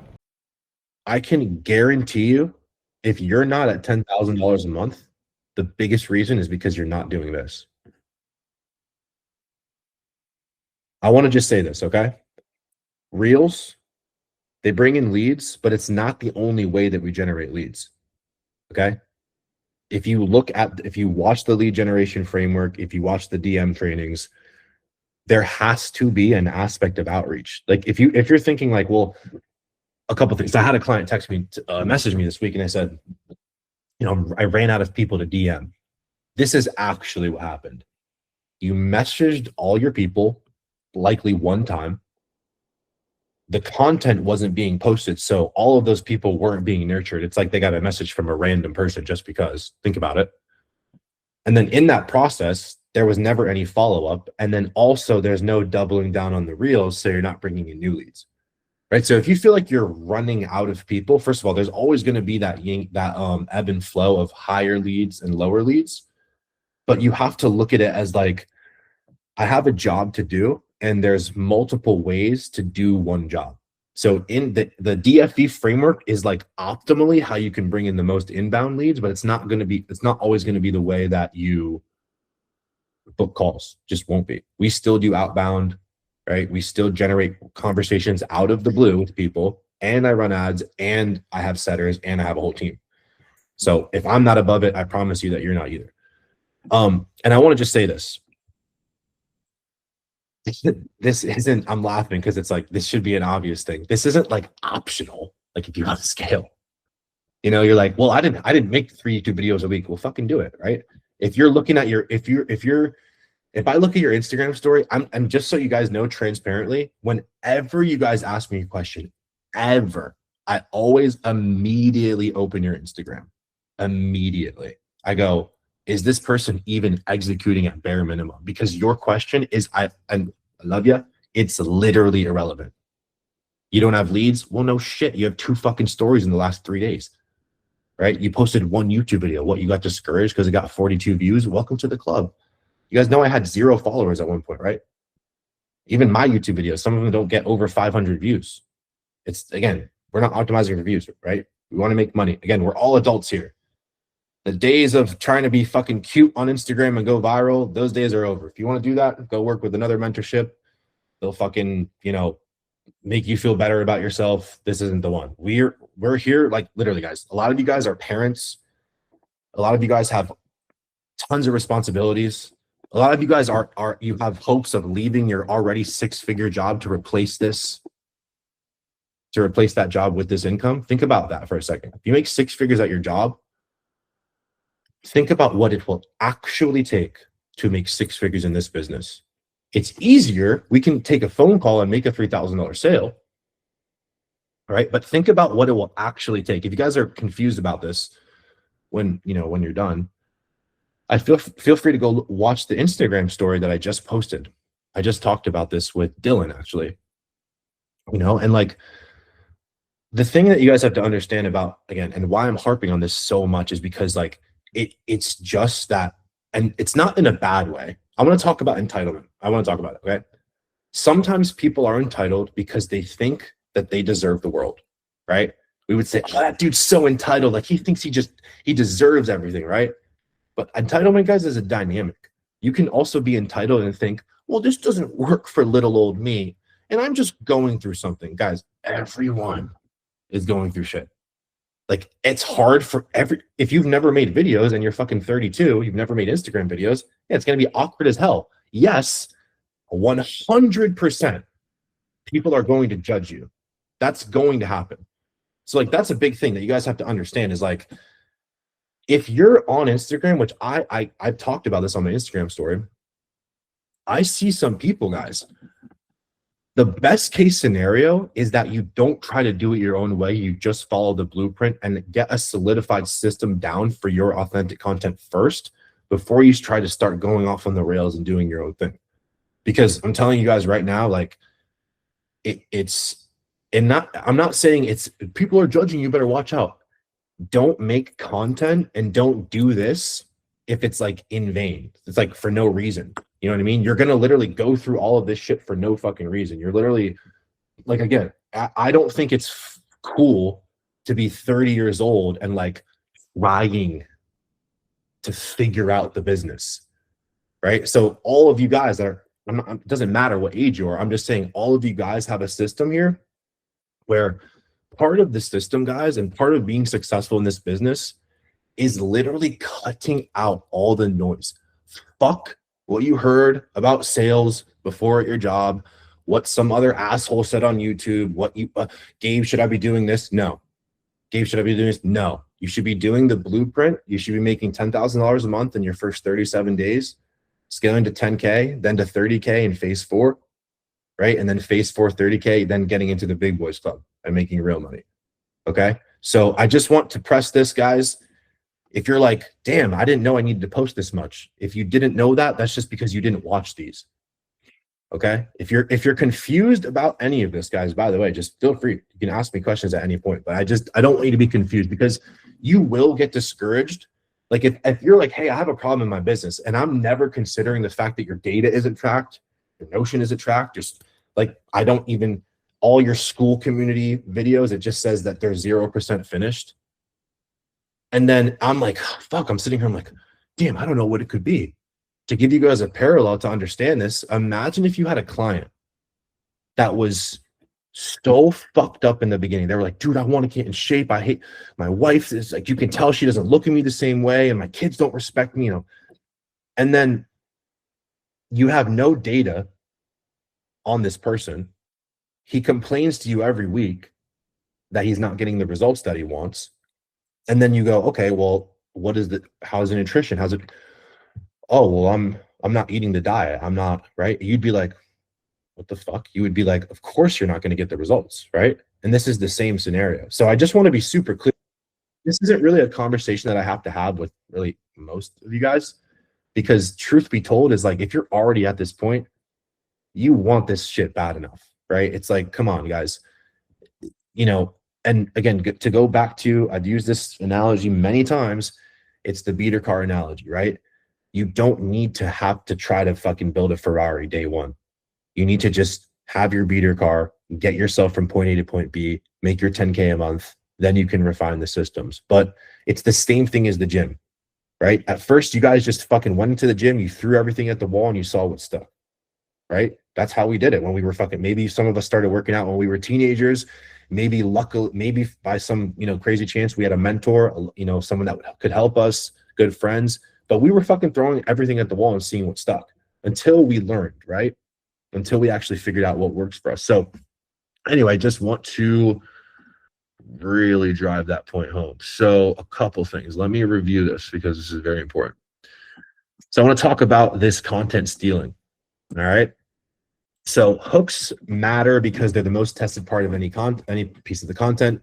If the hook fails, nothing else matters because social proof and the CTA only work after the hook earns attention.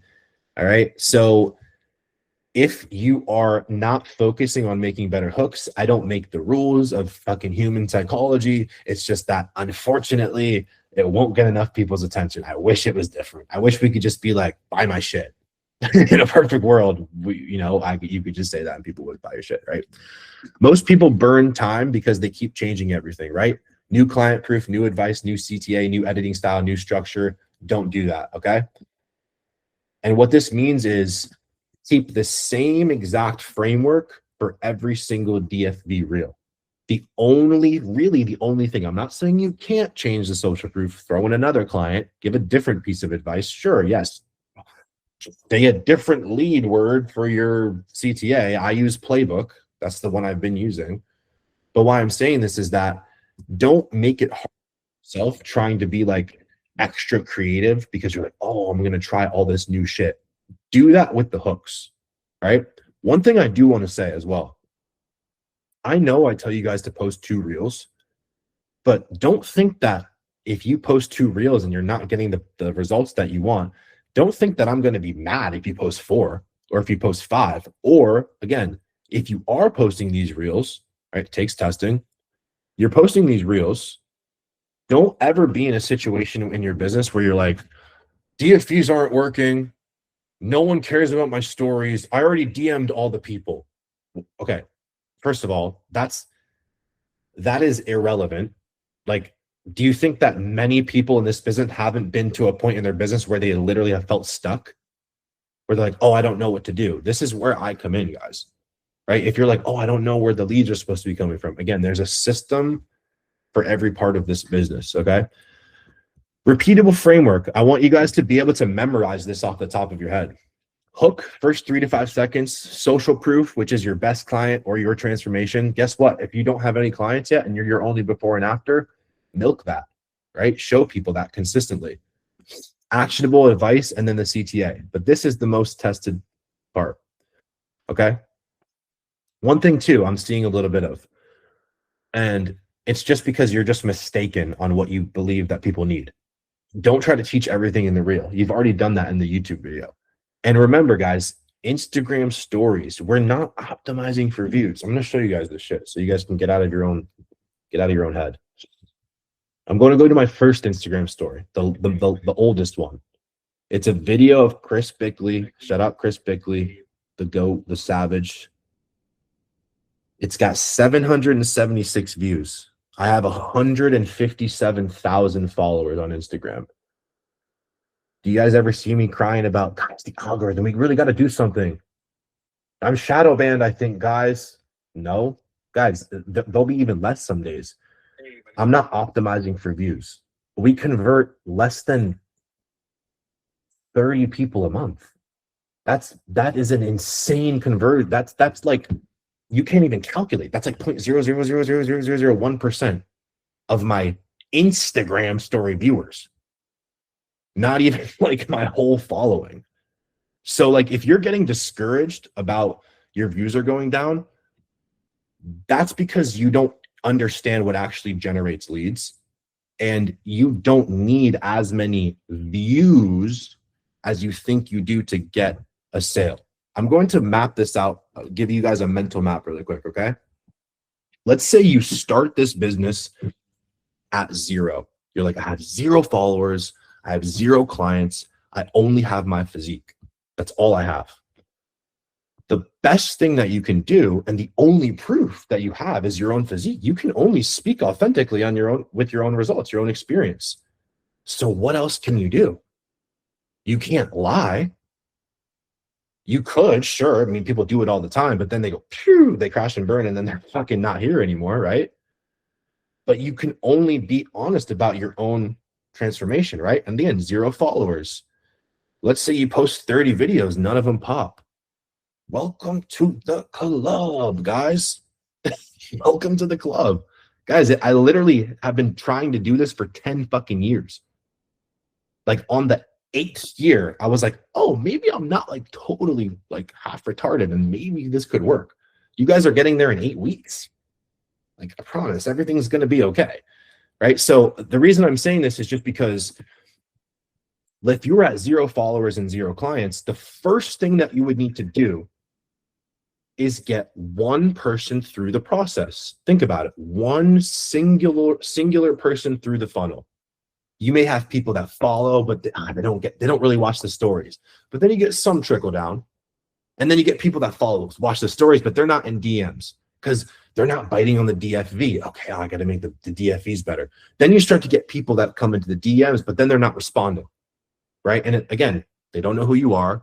You're just starting this business. Again, it takes 7 hours of consumption, 11 touch points, 4 different locations on the internet for people to buy from you. All right. If you guys are curious about this, you can look up the 7-11-4 consumer study. I've talked about this in all the modules, but I'm not going to get too into that. But it takes a lot of time, guys. And what we're trying to do is we're trying to do our best to shorten that time from when someone is a stranger to a buyer. I have some clients in here that have been following me for 2 years. It took them 2 years to convert. I couldn't wait on them to convert. All I could do was nurture the people that were already there, right? So again, 0 followers, 0 clients. What would you have to do? You would consistently keep pushing your own client, your own results, right? Then you get a client.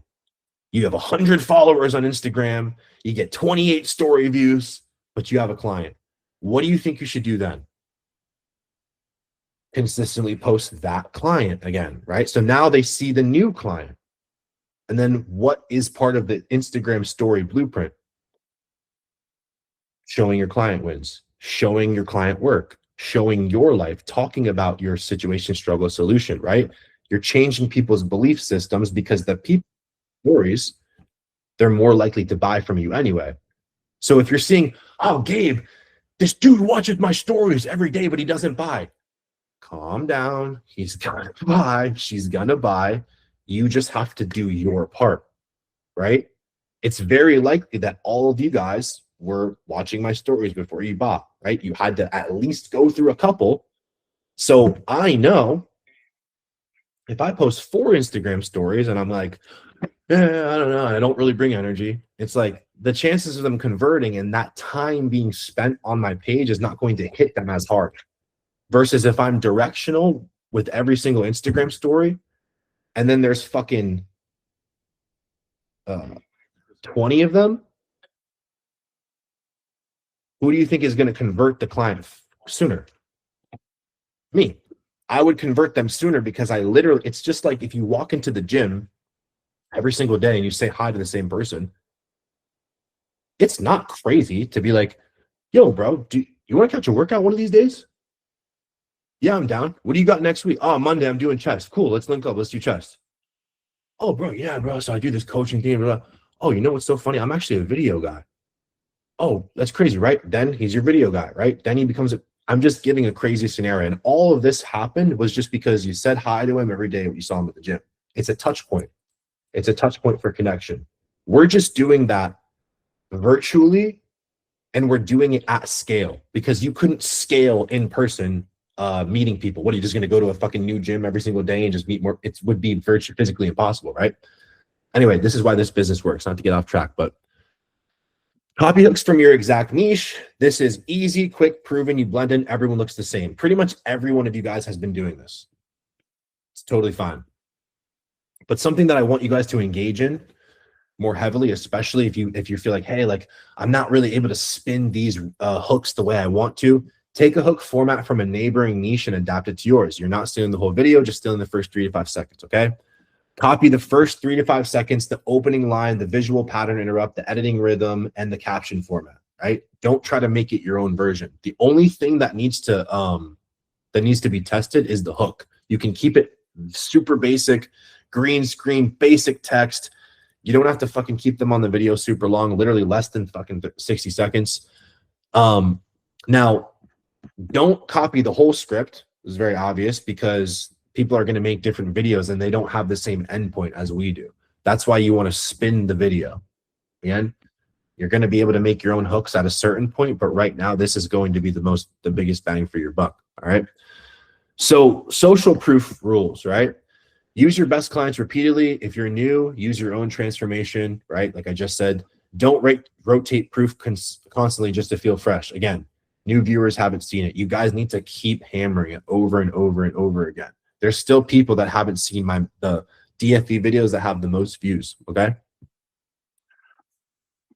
You're not hunting new ideas. You're hunting winning hooks. Expect 25 tests to find one major winner, all right? Once you find a winner, repost it with minor changes. So a couple things. I've showed you this before. I'm not going to waste time because I want to get into some other stuff today. But I have about 6 organic reels that are bringing in like 90% of my lead flow right now. And the only way that I could have found them is because I made 25 shitty ones before I found that one winner. Again, I could show you guys, you can see it in the old trainings. If I scroll down, you'll see a bunch of green screens that you probably never even saw. No one ever gave a fuck about because guess what? I fucked up the hook, right? I had to redo the video again. I just have no ego against, attachment. I post fucking 30 times a day sometimes. I just don't care, right? Neighboring niches, how to pick them, okay? So this is very simple. Choose niches that are in the same mindset, ambition, growth, self-improvement, performance, money, parenting, adjacent business models. Another thing too, find people.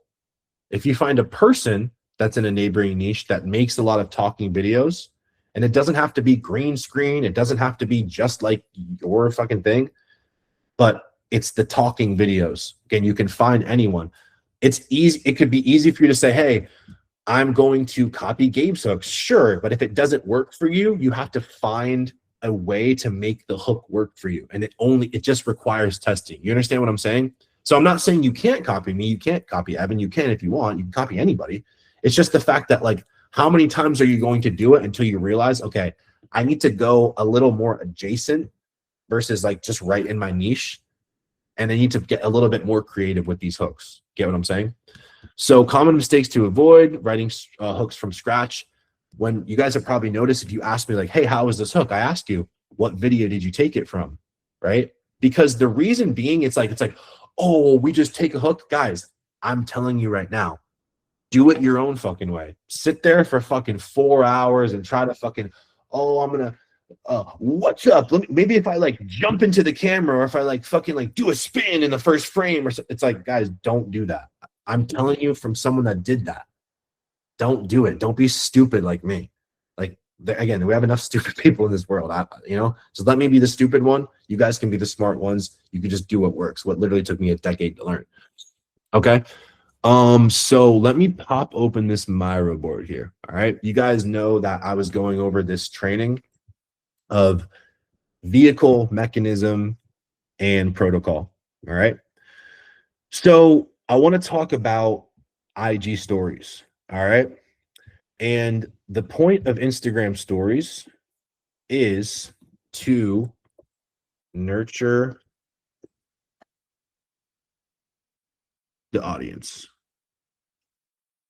So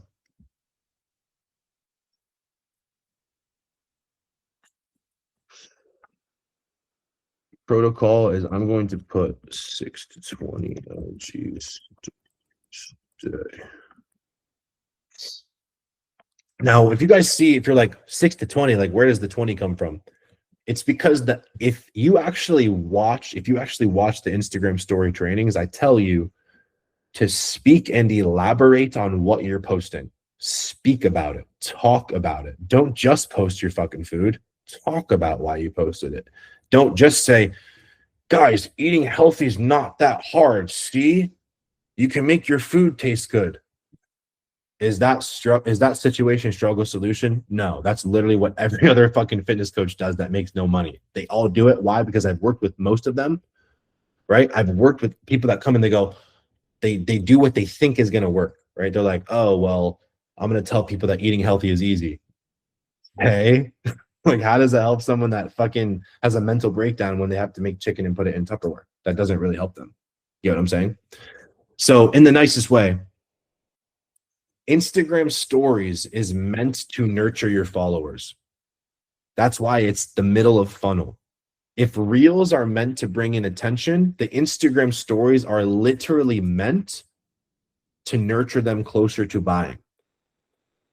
If someone was like,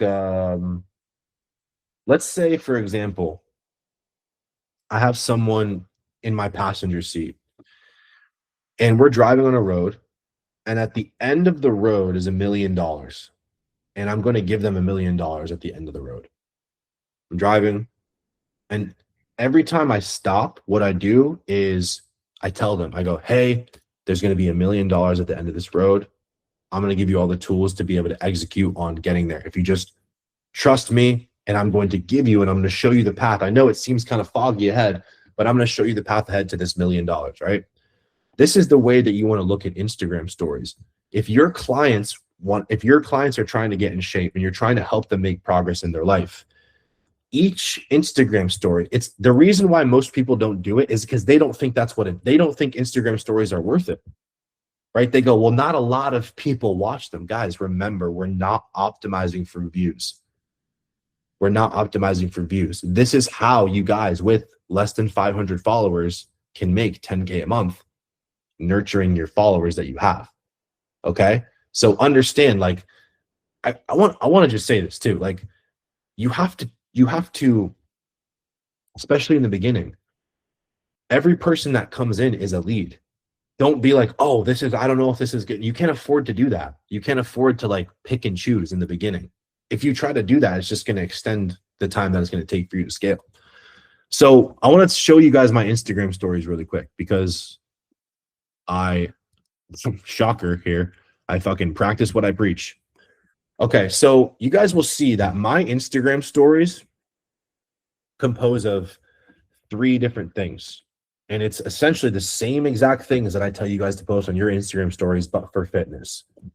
I constantly show client wins every single day. I've posted the same client testimonials 50,000 fucking times, and I'll do it again. I'm shameless. Why would I not people over and over and over again the results that I can get for people? Shout out to Chris. This was a savage testimonial. My mom was like, whoa, when I showed her this one. But again, think about it. If my prospect is a fitness coach, someone that wants to build their business, then what do you think my Instagram stories have to be like? It has to be pushing them closer to the buy. I was where you were. I was attached. That's why Chris bought. That's why he's making bread. Conviction in yourself gets trust from others. The 20K a month dead zone. Why am I talking about that? Because I'm never, if you notice, guys, when I talk at people, when I'm talking at people, I back it up with proof of my own life. Always back it up. People don't trust you if you're just like, you're fat. Don't be fat anymore. And let's say you weren't fat. You're like, Gabe, I was never obese. How am I going to sell to it? I had plenty of obese clients, guys. I was skinny as a rod. I was never fat. I was skinny as a rod. Had plenty of obese clients. Why? Because as a teenager, guess what? I was a teenage powerlifter. And from the teenage powerlifting and the bodybuilding, there were takeaways. Most people don't think this. That's why they're not successful. There were takeaways from those events that allowed me to help adult men, when I was a teenager, help adult men make progress in their life. So I already knew, again, this is why age doesn't necessarily matter. It's the takeaway. How can you actually help someone get the results that they're after? So look at this. I'm showing you guys this transparently too, which is like, some people are embarrassed to show this. And I'm like, why? You know what I mean? Like, you don't get a lot of, like, there's times on my stories, I get 20,000 views on my stories. And there's times where it's lower. Again, we're talking about organic, guys, right? It's organic. So you can see I'm constantly talking on my Instagram stories. The three things are what? Client proof, me talking in my own struggle situation solution framework, the same thing I tell you guys to do. And number two, which I didn't do much of it today, but I will, is just showing my life. It's just showing my life. I want people to know I'm a real fucking dude. Like, I want people to be relieved when they come to this program. You guys know how fucking sick I am of the fakers and bullshit artists. You guys know that's like my number one enemy in the industry. I talk about it all the time. I'm sick of people that aren't real. That's why I just show the real shit. But I have a focus on, on intention, right? If I'm saying something in my stories, or if I'm showing something on my stories, it's with intention. So guys, what I want you to do is, you guys can see, right? I'm not attached. Do you guys see how I'm able to maneuver through this business? I'm not attached to it. I'm not attached. I pour out with a zero expectation, but I just know that this will convert people. I'm not speaking like I'm trying to sell. I'm just speaking in a way, struggle, situation, struggle, solution. I'm literally helping people just change their belief system. That's it, right? Again, a lot of you guys are afraid to make more stories because your views are going down, but think about it. The difference between the high volume stories and low volume is your conversion goes way up. Do you understand what I'm saying? People that are in your ecosystem, they end up buying sooner. They don't buy on next Friday, right? To give you like a kind of a mental framework of the way this would work. They're not going to buy next Friday. They're going to buy tonight. The only issue, guys, is that this in the beginning is hard. It's fucking hard, dude. No, literally, guys, think about everything that's going on in the world and you're trying to sell your fitness coaching. And literally no one gives a fuck unless it has to do with them. And again, what do I always tell you guys? The biggest problem that you face is that no one knows who you are yet. That's the biggest problem. It's just attention. So you have to use Instagram stories for what what it's there for. And really what it's there for, guys, is think about the nature of an Instagram or the way that Instagram stories are set up. They're on a 24-hour clock. Guys, I want you to, because I think that it's I don't want anyone to get confused. Like, guys, detach from the money. Stop thinking about money just for fucking one day or for 5 minutes. I understand that this is a business coaching mentorship, but stop thinking about the money just for fucking 5 seconds. This is the frame that you have to be in, okay? When you are chasing money, it changes your approach and your delivery energetically. You don't even have to say that you're desperate for a sale. Everyone will fucking smell it on you. This is why I told Chris, I literally told him, I said, it doesn't make a difference if you buy or not. I go, you're risking more not buying than he bought. It's not like I'm tricking him. It's that he really knows that it benefits him more than it benefits me. So that the money he gives me, it's like, yeah, here's your fee, Gabe. But then for him to go and make almost 18,000 in his first 2 weeks, it's like, but I knew that. I'm not a fortune teller. I'm not a wizard. But I'm not surprised at all that he did almost 20K in 2 weeks. I'm not surprised at all. I'm like, duh. right? So if I don't have to sit there and be like, yeah, man, I mean, fitness is like really important. Guys, think about your best clients. Think about your best client right now. They check in on time. They fucking execute on everything they need to execute on. They're not a headache. They paid in full. Why would you have to do a song and dance for somebody in your DMs when you have an amazing few clients, even if it's 4, even if it's 5, that have executed, that have paid you in full, that aren't issues for you, and that allow your life to be easier? Because that's what everybody wants. That's what allows you, that's what will allow you to sell with conviction. Give me a second here. So with my Instagram stories, the way that I look at this, right? Like if it was like, you know, driving in a car, $1 million, every single time a coach that is my prospect, that's my ICP, watches these stories, it's quite literally like the card swiper is right here and they swipe their card and you make the money. And every time you make an Instagram story, they get closer and they walk closer to the register. They walk closer to the register. They walk closer to the register. And then what happens, guys? What happens? Dave, it was a rainy day. I made some reels that didn't get views. My girl left me, right? I don't feel good today. I have a tummy ache. So then what do?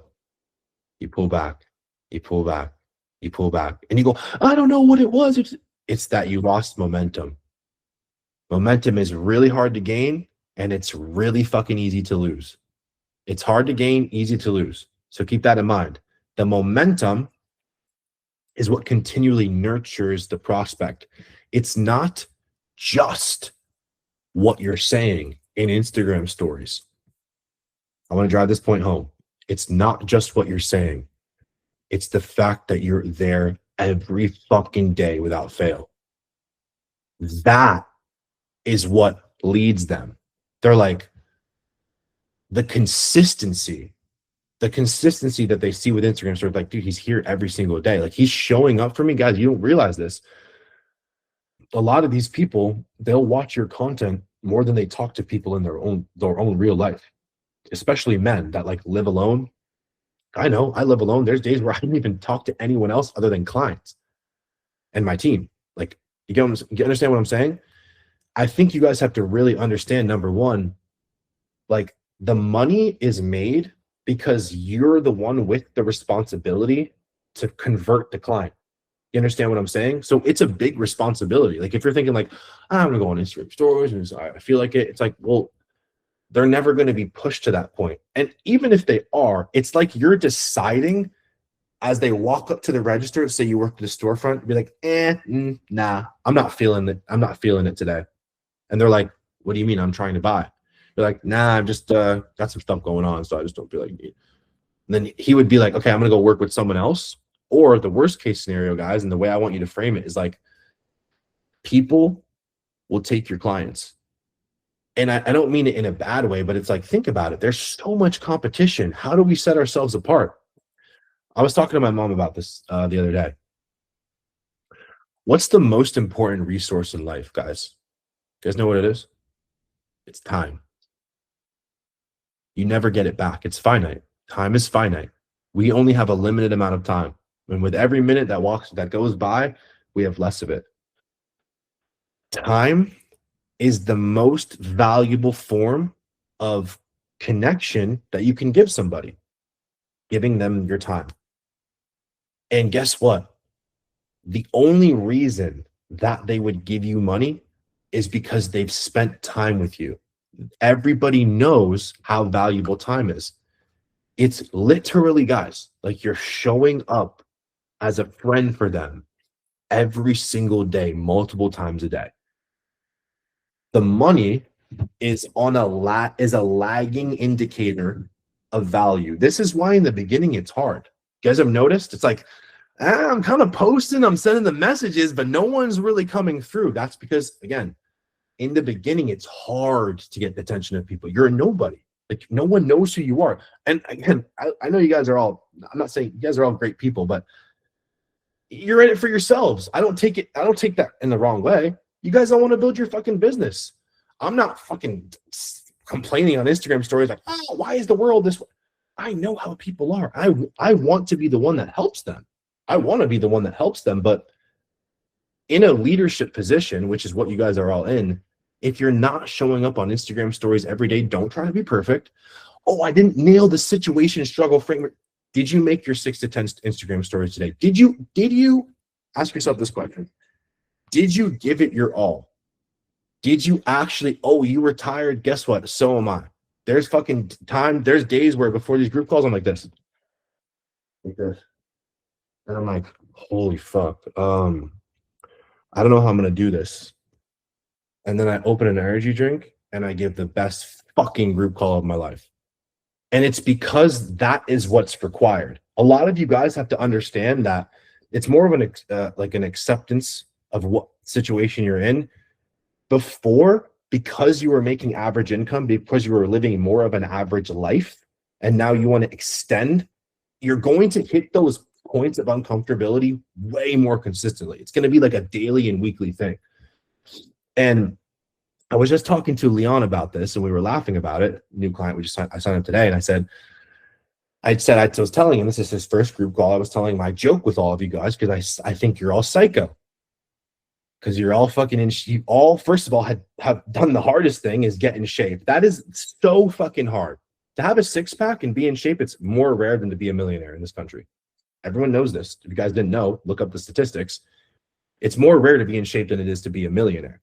So you guys have already done the hardest thing that you could do. And then you add in entrepreneurship. Psycho. But you know what I love is that you're just like me, right? You're home. But think about it. And we started laughing about it. I'm like, you're doing like the hardest thing you could do. And we were just laughing about it because that's how you have to treat it. Do you really want to be in your business like, oh my God, like my rent's due and like, how am I going to leave this job? And I need a financial runway and like no one's buying. Think about the energy that you're going to have in your content. People are going to be like, dude, show the fuck out here. I'll just give you a 20 so you fuck off. You know what I mean? Like it turns into that scenario where people aren't talking to you because they're interested. They talk to you because they feel bad for you. You know? So again, I just want to drive this point home because it's really important.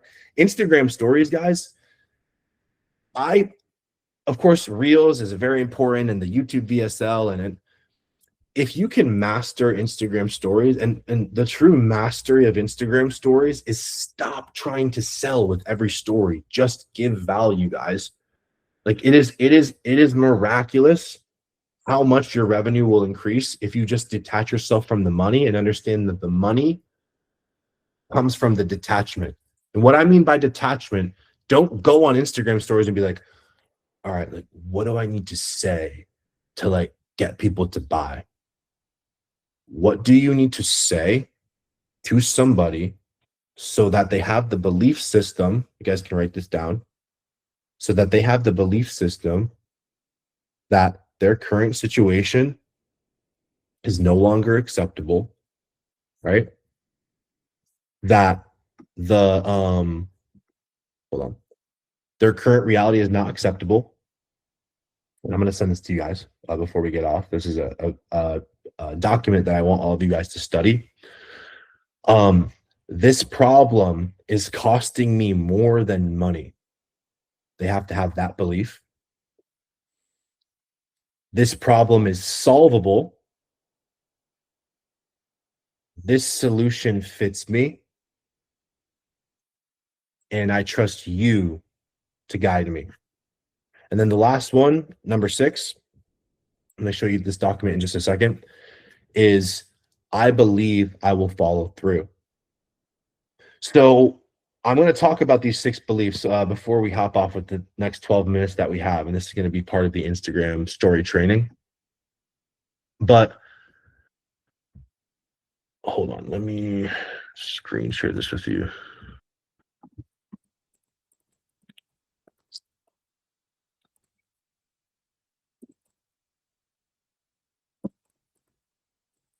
This is going to help you guys a lot.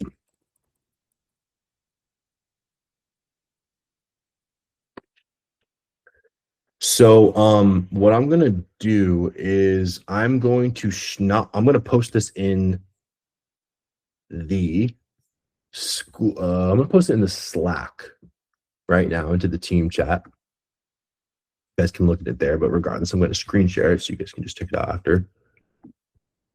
And this is going to help you guys with Instagram stories with the situation struggle solution. So I want to talk about belief. Okay. So you guys have to understand that when you everything that somebody does, it's based on their belief system. And these belief systems are deeply, deeply, deeply, deeply rooted within us. And a lot of times we don't understand that the belief systems we have, you probably heard me talk about it before, we have a belief system that does not serve the goal, right? It's like, for example, if you had a belief system that there's only a certain amount of people that you can help, that would be a belief system that would not serve the end goal, right? Because if you believe there's only a certain amount of people that you can help, that's a scarcity mindset, right? If you're like, there's unlimited people and fitness is the number one most sold thing in the world, right? And I'm selling the best thing in the world. If you have that perspective, it's going to change that a lot. So like I said, I'm going to link this in where the hell is it? I'm going to link this in the situation struggle solution section for the Instagram stories, but let's just go over this really quick. Okay. This is going to help you guys so much. Like I'm honestly I'm really excited about sharing this with you. Because it's going to just give you such a better scope instead of being like, it's almost like in a weird way, like you're wearing drunk goggles and then you take them off and then you can like see clearly again. So the 6 high quality buyer beliefs, guys, this is the 6 beliefs that they need to possess in order to buy. Now, some of them will have these beliefs already, but what I want you guys to do is to use this as a frame of reference when you're talking about the situation struggle solution, because you want to essentially frame the belief system as the solution, right? So let me tell you how this is going to work. So the first belief, in order to get them to buy, my current reality is not acceptable, right? Think about the way that we set up DMs. Why do we frame the DMs in a way that shows them the current pain that they're going through? And why do we ask them why are we asking them what they're doing that doesn't work? We can probably conclude what they're doing that it doesn't work, right? But they need to understand that, hey, well, my abs are showing through, Luke. Well, yeah, but your goal is to look like Sebum. So your abs are showing through, but your goal is to look like Sebum. Yeah, but I'm the most in shape in my family. Yeah, your family's fat. You're the most in shape, but you want to look like Sebum, right? So their current reality has to feel not acceptable in order for them to actually believe in you, right? If they don't believe their situation is a problem, you're just yelling into the void, right? It's like yelling at a bunch of fat people that they're like, I'm not that fat. My doctor said the blood work is good.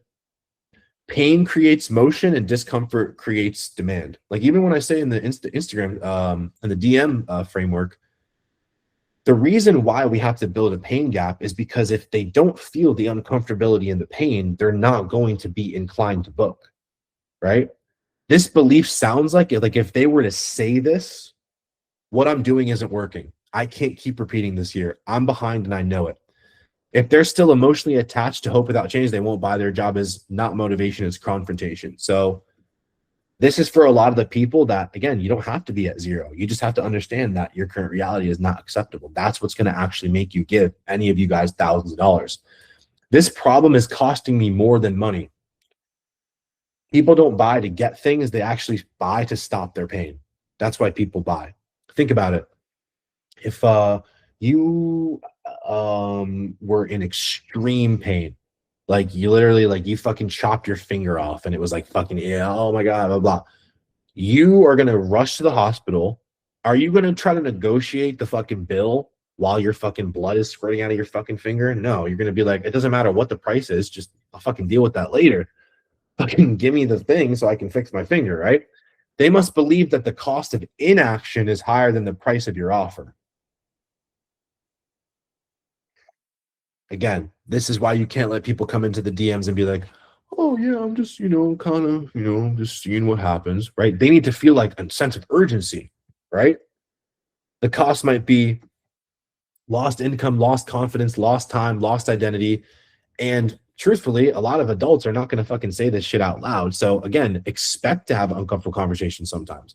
People are not outright just saying this. You guys are the solution, but people aren't always outright about their problems.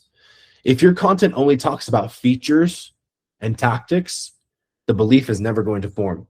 You have to show the compounding tax of staying the same, and that's the truth. That's why we ask them, yeah, for example, in the DM script, it's like, I mean, if you were to stay in the same spot for the next 90 days, I mean, how would that make you feel? Right? It's so they can actually ask themselves, well, it would feel like shit, right? And they have to understand that there needs to, again, the level of discomfort has to be there in order for them to change. Number 3, this problem is solvable, right? They must believe this isn't just how it is. Other people have solved it, client proof. There's a path forward. This is where case studies, your personal story, before and after narratives, right? Situation, struggle, solution. You're not saying buy from me. You're saying you can actually do this. You're just showing. But that's what makes them buy. You get what I'm saying? It's their decision. It's their decision to give you their money, right? People work hard for their money. You're not saying buy my shit, which can I just be the first one to admit? Sometimes I just want to say that. Dude, you're an idiot. Buy my shit. What the fuck are you talking about? Just buy it. But obviously that's not what's going to get them to buy, because they have to have the belief system. They have to believe this person can actually help me escape from this pain. This solution fits me. This is why I'll say things like, guys, my best clients are not necessarily special. They're just like you. They had the same tools, but they just executed, right? They're not asking, is the mentorship good? Like, that's another thing too. When they see your coaching or when they see my coaching, when people look at it, they're not asking, is this good? I mean, come on. You see that it fucking works. People just don't believe in themselves. You guys get it? Well, Luke, this dude, his wife's a cook and she makes his meal prep, and or this guy, he has better genetics, or because he comes from a football background. It's like, it doesn't matter, right? It's just like, dude, they want to believe that it will work for someone like them. If they think your solution is too advanced or too beginner or too different from their situation, they'll hesitate. This is why, guys, you're not trying to sell to everybody. This is why in module 2, we focus on the offer, because we need to know who we're helping and what we're helping them with. We're not trying to help everybody. Now, keep in mind, I've always said this in the beginning. In the beginning, is it smart to just not turn down money that's put on your table? 100%. If you're a guy that trains guys and you got a girl, she's like, hey, look, I really want your help. Okay, help her. It's just that as you get to the 20K a month, 30K a month, 50K, 60, 80K a month mark, the time spent talking to everyone will then be wasted, and you can't afford to talk to everybody. You can only talk to a certain demographic of people. This doesn't mean you have to change everything about who you are. You can still be normal. You can still talk to everybody. It's just that your efforts in marketing, the more dialed they are in, the same way as, like, I give the tree analogy, right? You're knocking a tree down, you're smacking a fucking giant oak tree in multiple different spots. It's never going to go down. Even though you're hitting it with all your might. But if you were to hit it in that same spot, right, over and over and over and over and over and over again, eventually the tree is going to be weakened in that one spot, and then the tree will knock down. It's the same thing. Specificity sells because it creates belonging or community. It's crazy because all of this content, it's almost like you're posting it for free, but that's what gets people to trust you. When they see the detachment, right? It's like, I actually feel like I'm part of something here, right? When a prospect says, he's talking to me, that belief just locked in. Who has ever felt like I was talking to them in my content? I can't see everyone's hand, right? Have you ever felt like, does he know? Maybe you don't think this, but I've had friends, Andrew said, yup, Isaiah, I've had friends that have texted me, dude, and they've been like, yo, is that about me? And I'm like, no, no way. But it's funny, right? It's like, if the shoe fits, fucking wear it, right? You know? And I think what I've learned is that people, they don't ever feel heard, you know? Especially, and I'll say, you know, especially men. It's rare that you really feel like no one gives a fuck, right? Or excuse me, it's common to feel like no one gives a fuck, right? And isn't it almost like a special moment when you're like, oh, like he actually like cares. Like he cares. Like he literally cares, and he's just like me. So I trust him. You guys have ever had your parents tell you to do something when you were a kid and you're like, fuck no, not doing that, right? Teacher, you're like, nope, not doing that. Then the cool kid from the skate park tells you to do it. You're like, oh, 100%. I do my chores. I eat my broccoli. Yeah. What do you mean? You do, you too? Yeah. Oh, yeah. Right? Or Hulk Hogan. He says, eat your vegetables, whatever the fuck, right? I don't know. I don't watch that, but I'm just saying, right? You're like, okay, Hulk Hogan. It's because we don't want to be like our parents. Maybe we do, but we don't really trust them because we don't resonate with them. They both said the same thing, but our ears were open because there was a sense of relatability. It's like, this is almost like a future version of myself that I want to attain. This person displays traits of my future self that I would like to possess too. And this number 5, I trust you to guide me. This is where most people fumble and start over explaining. And this is where a lot of people that come into business, they think because they have credentials, that's what's going to make them sell more. You know, they won more NPC shows, right? Or maybe they're an IFBB pro. We just signed a couple of them last week. Or maybe they're like, oh, I have the NF, NASM, fucking ISSA, fucking XYZ, fucking thing. And that doesn't matter. You know why it doesn't matter, guys? We're literally bred we're bred.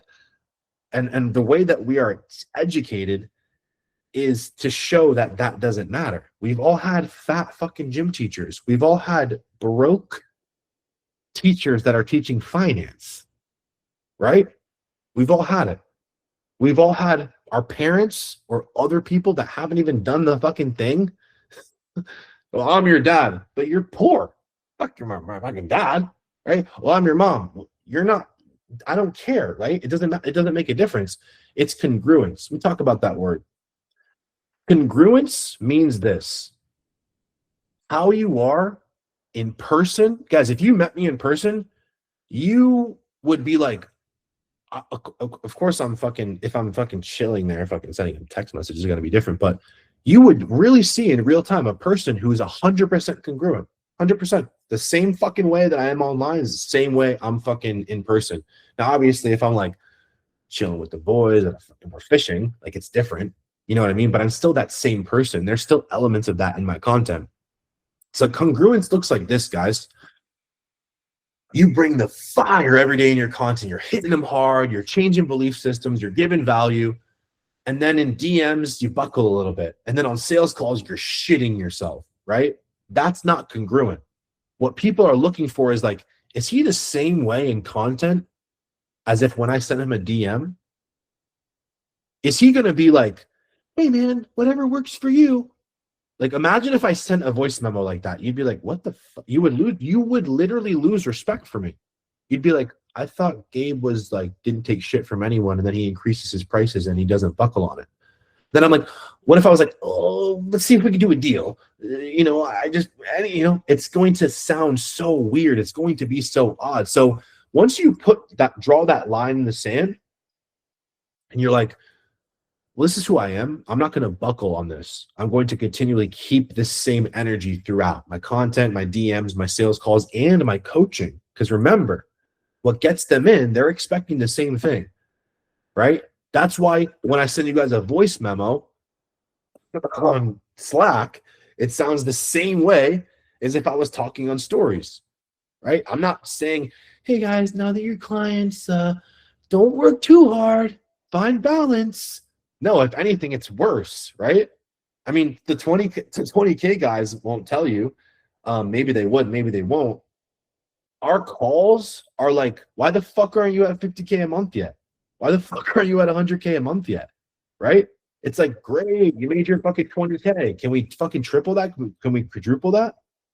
And I was just talking to my head of sales about this. It's like, sometimes you have to be that person. It doesn't mean you have to change your personality. It's just that people, they are looking for someone to be a leader. They need someone to stand firm in their beliefs when they don't. You understand what I'm saying?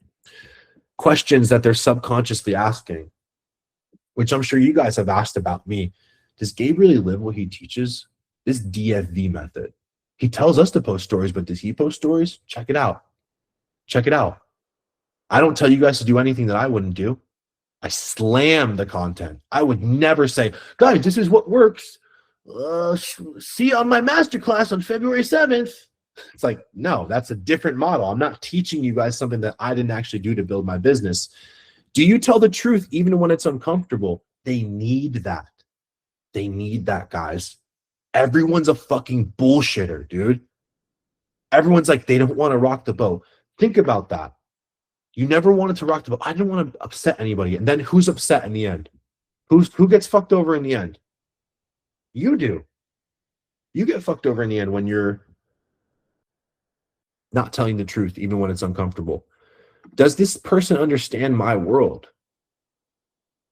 I know what it's like to do back-breaking fucking manual labor as a bodybuilder, and your manager being like, you don't even need to go to the gym, man. This is a workout right here. Oh, thanks. I missed my first 2 fucking meals of the day, and I feel like shit. I can barely train now, but thanks.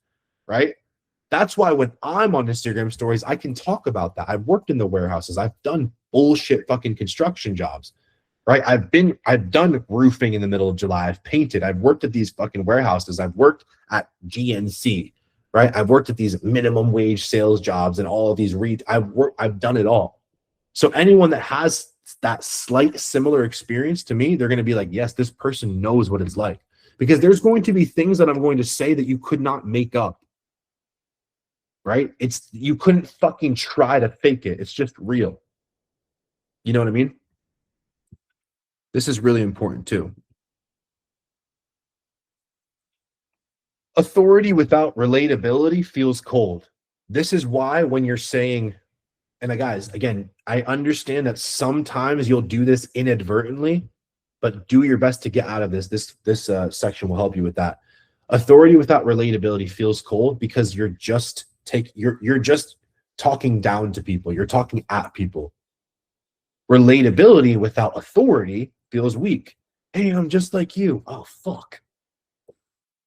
Oh, he's just like me. Fuck. You know what I mean? He's like, he gives up easy too. No, it's a place of relatability and authority. The easiest way to explain this, guys, and the easiest way to do this, situation, struggle, solution. Or another way to put it is A to B. Show people the A to B. If you want to talk your shit and you want to talk about why is fitness important, you have to talk about why it's important to you. Guys, I was broke. I had nothing going for me, and I literally was suicidal. And all I had was the gym. And it's crazy that the gym, showing up at the gym, even when I wanted to fucking die, I show up at the gym and it taught me the traits of resilience, right? Discipline, tenacity, grit, hard work, working smart, being more organized, caring about myself more. And then you could talk your shit. But just talking at people without the relatability, you're never building that connection. That's why I always have to say to you guys, it's like, it's the yin and the yang, right? It's the dichotomy of leadership. We have to be hard on people. You have to say things to people that are going to activate them. You have to be a leader, but you also have to show them the reason that you should trust me, guys, is because I was there. You know what I mean? They'll be like, oh, I've given this analogy before. You guys remember the analogy about the little brother analogy, right? Let's say you had a little brother and he, curses at your mom or grandma. He's fucking whatever. He's 12 years old, let's say. And he says, fuck you, grandma. And then your grandma and your mom look at you and they're like, After beating his ass, right? You take him behind the shed, you beat his ass. I'm not saying don't beat don't catch a charge. Don't whatever. Just for the analogy's sake. We beat him up, and then we go, little Johnny, this is why I had to kick your ass. And then he understands, oh, you kicked my ass because I cursed at mom. And you had to come down hard on me because if you didn't, then I wouldn't have learned that lesson. But you're telling him, I did this because if I don't beat your ass, look at all the kids that their big brother didn't beat their ass. Now they're in jail, right? Again, to give a crazy example, right? And it happens a lot. So I know it seems like fucking woo-woo, but this is the perfect example, right? It's sometimes we have to deliver. We care about people, man. Think about a drug addict that you think about. Has anyone ever been in love with or had a special relationship with someone that's addicted to drugs? Oh my God, dude. That will tear you up, will it not? You care about that person so much, and just they keep doing fucking drugs. They keep fucking throwing their life away. Do you give up on that person? No, you never give up on that person. You love them. You care about them, whether they're brother, sister, cousin, girlfriend, wife, husband, kid, doesn't matter, right? You never give up on that person. But what happens when everyone's coddling them? What happens when everyone around them is coddling them? If you're real with them, you're gonna look like a dick. You're gonna be the dick, but it's for the better, right? It's like, dude, you're fucking your life up. You keep doing this drug and you're throwing your life away. You can't be like, just maybe you should just lay in your hammock and think about it, man. You'd be like, dude, you're fucking your life up. You lost your job, you have a kid, your car got repossessed, right? You would have to have a level of intense force to activate a change in that person, and still probably wouldn't be enough. Right? But that's what they're looking for. A lot of people won't say that, but that's what they're looking for. You need both, or you get applause, not payments. And this is not what we want. And I want to say this too. There is going to be a lot of times, guys, where people are just ashamed. They don't want to put themselves out there. It fucking sucks to be, I don't know what it's like because I've been in shape since I was 14 years old. But it must suck to be like hating your body and hating what it looks like, right? It must suck. So a lot of these people they're not going to always be super like open to like telling you all this shit. And think about it, grown men, for example, a blue collar guy that gets up at fucking 4 a.m, you're asking his goals. He's like, what's that? I just put food on my family's table, right? And he doesn't even really know. He knows obviously he has bad habits. He knows why he's out of shape.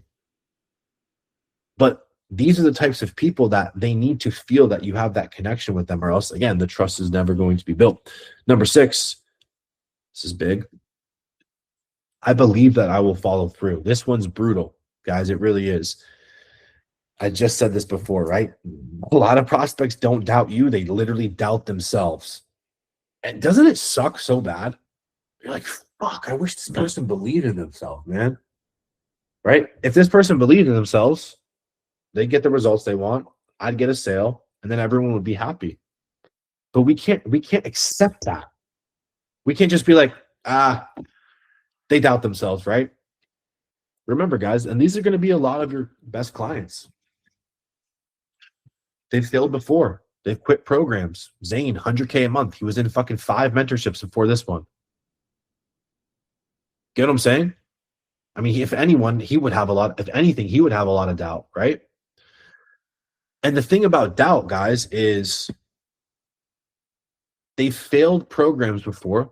They've quit programs. They've started hot, and they faded fast. And the biggest thing is they betrayed themselves.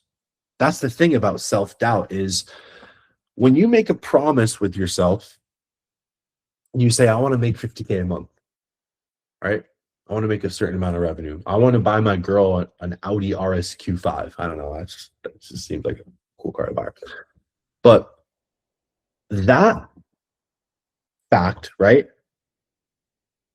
If you guys make a promise with yourself and you don't achieve it, you betray yourself. That's why, first of all, a lot of people don't make those promises because they know that they've betrayed themselves before. That's why people avoid things. They're like, no, I'm not going to do that to myself. I know I'm not going to follow through. But how are they ever going to get the results, right? They need to believe that the structure that you have will keep them accountable. The environment will support them. And the version of them will actually show up. And your process, standards, and boundaries create this belief. People don't buy outcomes. They buy certainty of execution. So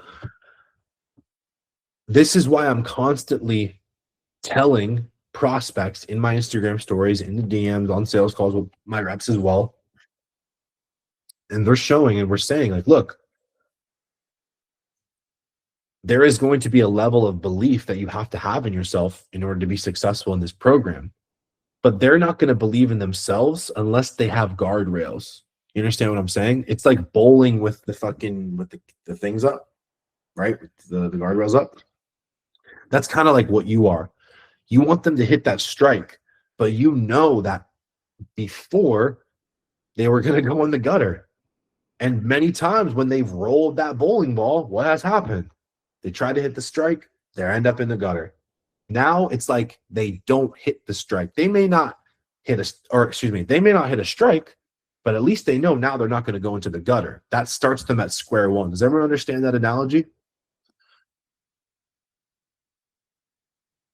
You guys should all write this down.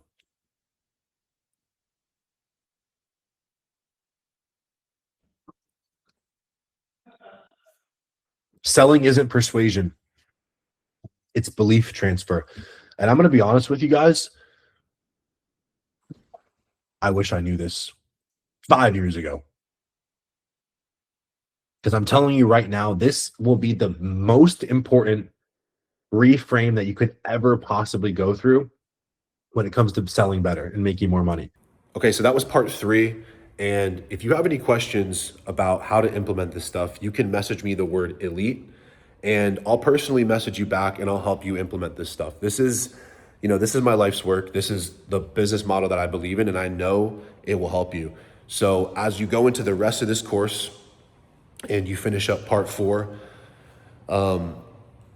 again, you've probably learned a lot by this point in this course, but I want you to go into part 4 with the mindset of, okay, everything I've learned so far, I'm setting myself up to take massive action and massive levels of implementation with everything that you've learned, right? So you've learned a lot, but again, I know you're probably overwhelmed, but regardless, take little bite sizes off of everything that you've learned and now go implement it. Going into this next part, and again, I'm really excited about this. Finish off this course with vigor, finish off this course with focus, and you've probably already changed a lot about your business up until this point. So let's get into part 4. I made an announcement about lead flow. I know that we've been talking a lot, and so it's probably on the forefront of your mind about the DFB Real framework. And you guys know that this is the best way to bring in leads inbound, where they message you first, because they message you the lead word, they comment the lead, you have to then give them the lead magnet. But I just want you guys to know and keep in mind that the way that I structured the DM framework is so that you can initiate conversations with anybody and then potentially book them on a phone call. And I just want to say a couple things. I know a lot of people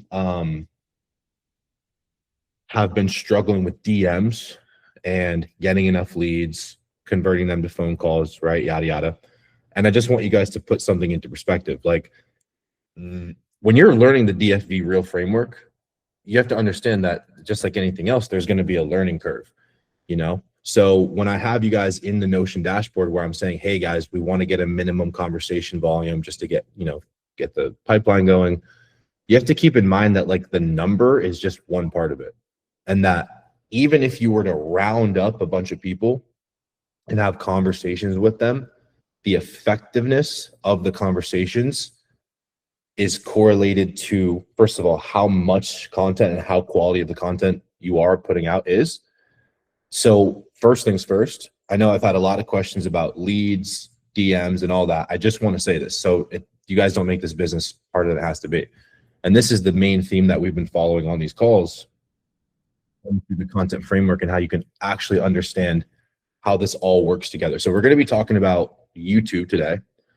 But I do want to just remind you guys that the content framework from a volume standpoint, like numbers, okay?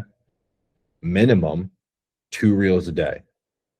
What's going to be the best use of your time in the beginning is making DFV reels only for that minimum 2 reels a day. Why? Because you need to focus on the big dominoes, which is lead generation. And then why I framed, guys, let me screen share this with you. Why I framed the training and why I've been explaining it this way. Hold on.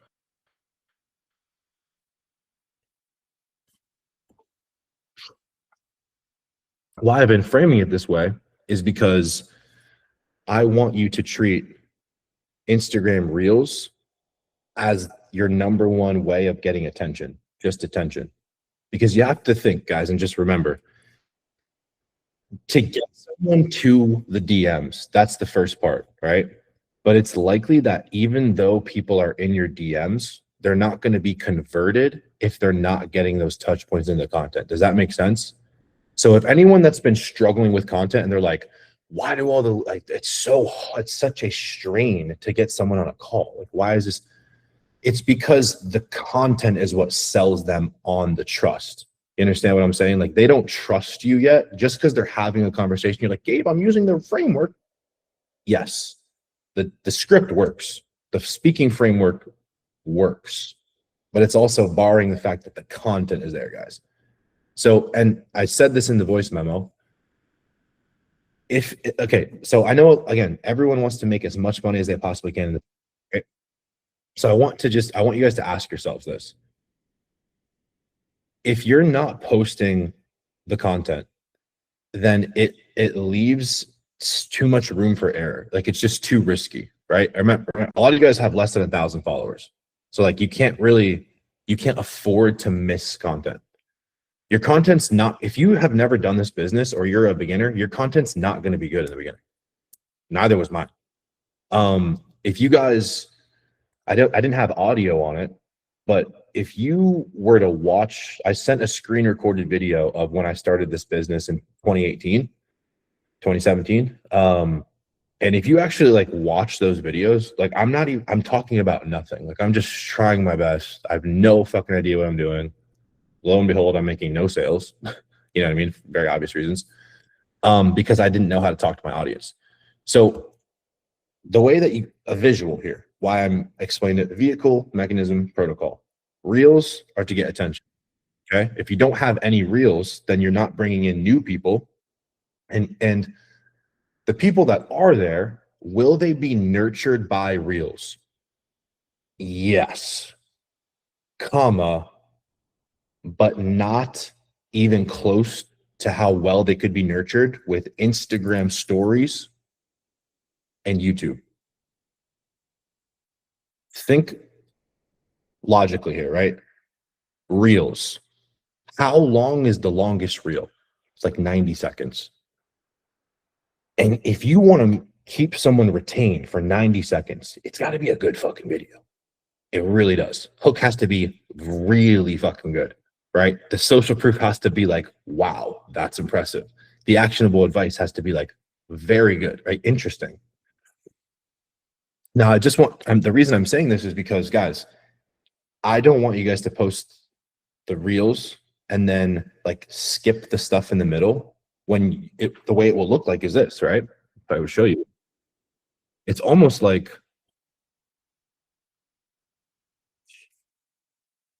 send some more people in here. It's almost as if you're posting reels. Now think, right? Let's say you're just posting reels every single day. You're posting 2 reels a day. And you're like, fuck, these videos aren't hitting. So you're like, well, what's the point of doing Instagram stories? It's not right. Then you get into this fucking weird way of thinking where you're not going to be serving anybody. You're not going to be helping anybody. That's why people would buy from you in the first place. So you have to get the reps in. That's the first thing. With Instagram stories though, they are such a fucking weapon. They really are. The difference between Instagram stories and reels is that you can get more consistent touch points on Instagram stories than you can reels, right? They need to be consistently connecting with you every single day, your prospects. This is how all of you guys are in this group right now. If this works, it does, because that's how you're here. I converted you with my organic content. That's what converted all of you. That's what was like, hey, get here, teach me this business. But that's only because I was on Instagram stories and continually am on Instagram stories every single day talking to you guys. So I want you guys to put that into perspective. So it's almost like, I'll put it this way. Let's say that there was a fucking house on fire. And then the fire crew's there, and they got the hose hooked up to the water, the city, right? And they're ready to rip it up, right? They're ready to take care of business. And you pull up with a water gun. You're like, guys, step aside, I got this. Trust me, I was in sales, right? Whatever. And then you take your water gun and you try to put the fire out with your water gun. It's not going to happen. That's the same thing as trying to convert people in DMs when you're not doing the reels, or you're not doing the stories, or you think you're doing it when you're like, oh, I made a couple of reels, but like they didn't do too good. And then like I took a break from stories because I was busy. Fucking everyone's busy, right? And then I haven't done YouTube because it's like, I don't know what to say. All right, all that's in there. We're going to review that today. But do you understand the very vulnerable place that could put all of you in if you're not applying yourself fully? I just want to say that because we just want to make sure that the boxes are being checked off. So a couple things. I have continually been adding more people to Darian's group. Okay. Now you guys know, if you guys don't know who Darian is, and if you're newer, if you're not in his group, you will be pushed to his group. And Darian's job, because we're going through everybody, we're literally working through every single piece, every single person.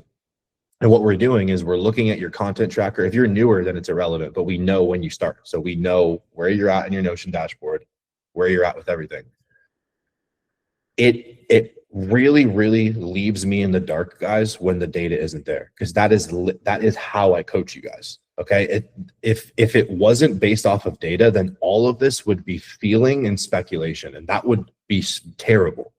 Like you can't pay your bills off that. That's not going to give anyone a sense of sustainability and mild security. Right now, we know business is it can be a roller coaster sometimes, right? But you need to be able to rely on a system that that can consistently bring you in leads. Now, I just want to say this, guys. Keep in mind, right? Let's just say, for example, you're selling a $1,500 to $2,500 offer, right? And we know the pricing is between $1,500 for 3 months and $3,500 for a year. Let's just say on average, your average order value is $2,000. So like average, you sell a year, you sell $1,500 for 3 months, and you sell a 6 month, right? But average, it's $2,000. Now, if you were to multiply 2,000 by 5, that's $10,000. So we're not really talking about a large percentage of people at all. Like my monthly conversion percentage of people it's in the 0.00001%. So think about that for a second. That's how little I convert every month. You just have to look at the content and only worry about one person at a time. That's the best thing about where you're at in this business, is that you just need to take 5 people, right? Hypothetically, if it was $10,000 a month, through that entire process.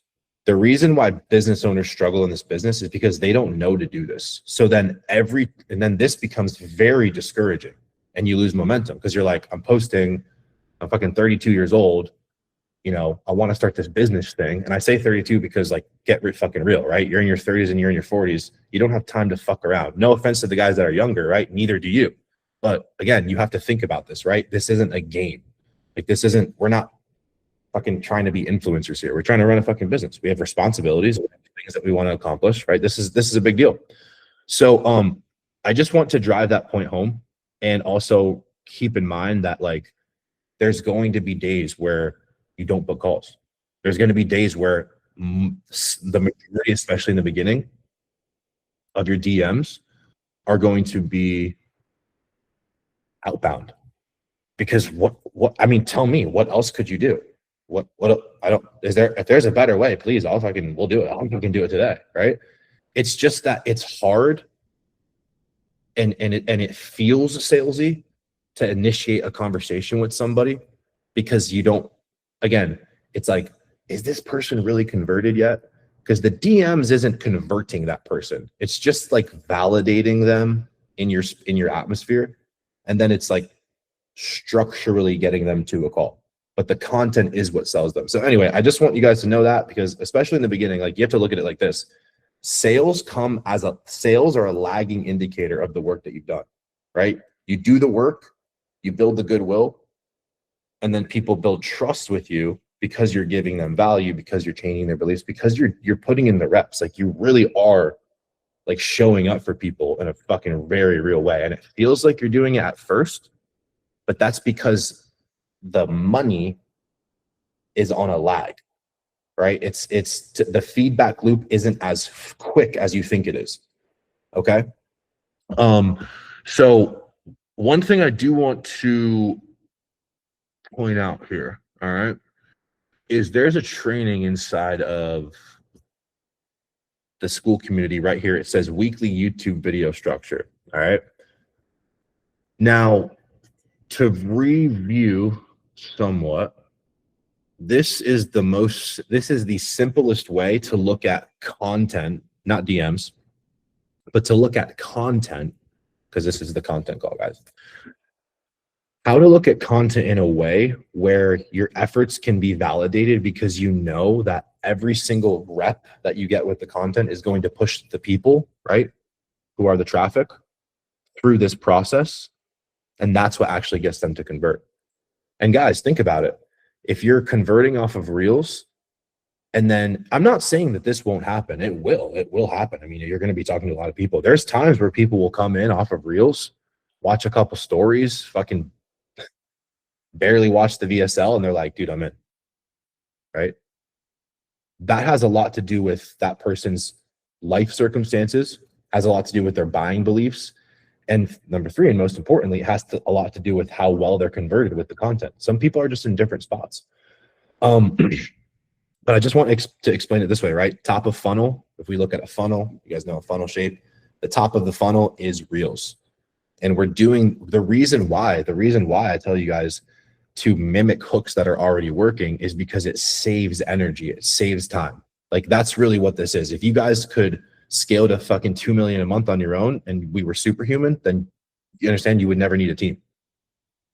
But this process, and you guys know I have the 20K club, scaling past that, but this, right, getting past that point and getting into that upgrade, this needs to be solidified first.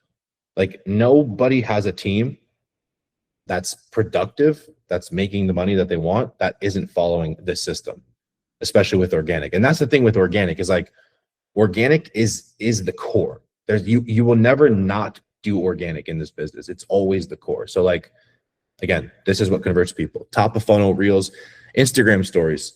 Instagram stories, why do I say 6 to 20 when in the Instagram story blueprint, it's like 6 to 10 stories? And that's because the more time that you can spend with your audience, right? The more time that you can spend talking to them. Now, am I gonna fucking rant to my audience about like how like they fucked up the paint right here and like my dog took a shit, you know what I mean? No, that's irrelevant. Will I show my life? Yeah, I'm a fucking real person. I want people to know like, hey, I'm here, I'm active, right? I'm busy, shit happens to me too, but I'm still here, I'm still showing up. That's what builds frame with your audience. They're like, hey, holy fuck, like rain or shine, Sunday or Thursday, night or day, this man or woman is on Instagram stories giving value, right? So the YouTube videos and the VSL, I just want to talk about that for a second. Let's get into that. Why I call it the #1 sales asset. So when I first started this mentorship, I didn't recommend people to do video sales letters. And the reason why was because my ability to convert off of outbound and just Instagram stories was already solidified. It worked super well. And I wasn't really doing YouTube heavy. If you guys haven't seen the training, I went over this. I also talked about this last week, if I'm not mistaken. And I went over like the trajectory of how I scaled my business. Okay. I was at $20,000 a month in my business before I ever hired a mentor. And what I was doing was I would hit a lot of top of funnel reels, and then I would do high volume Instagram stories. And then I would convert people off of outbound DMs or inbound DMs from Instagram stories. I rarely did call to actions in my reels, and I didn't do DFV reels. I didn't make a single green screen video yet. And I pretty much had no YouTube presence. When I implemented the YouTube video, what had happened was that I went from 20K a month in a matter of 8 weeks to 56K in a month. 8 weeks, 20K a month, 8 weeks, 56K a month. Why? I had already been nurturing this audience the entire time. And I was still getting, I was getting as much traffic as I could out of that. And I was like, 20K a month, wow, right? But then I realized, like, if I really wanted to scale up, something was going to have to change because I was stuck. I kept being stuck at that revenue level. Now, when I got to 50K a month in my coaching business, it's because I started to then drive all of that traffic that was already warmed up. Because why? I was putting in the reps with the Instagram stories. I was sending the DMs. I was having the conversations, right? When I made the video, the YouTube video, people started to convert at literally double the rate that they were before. My YouTube video had barely any views. I would just send it to the prospect, right? If I would look in a conversation out and I wasn't sure if that person had seen the VSL, I would send it to them, right? Even on before our sales call, I'm making sure, hey, I know I sent that video before, but did you watch that? I just wanted to make sure, right? And then I'm referencing it on the sales call. Why this is so important is because it does the job for you. A lot of people think like, or should I say like clients, they do the VSL and they're like, all right, I made this VSL, right? Why isn't anyone buying? Guys, you have to, again, it takes time for people to convert. But we have to look at it like this. Okay, what tools do we have to convert people? We have reels that are going to bring them in. That's the main, objective. And then stories is what converts them even further. And then the YouTube brings it all on home, right? Because the video sales letter, the reason it's called that is because it is a sales letter that is selling your offer in that presentation. So a lot of the questions, if you execute on this right, and the only wrong way to execute on it is if you just don't follow the framework. If you guys aren't fully aware, let me just make this clear because it's right here.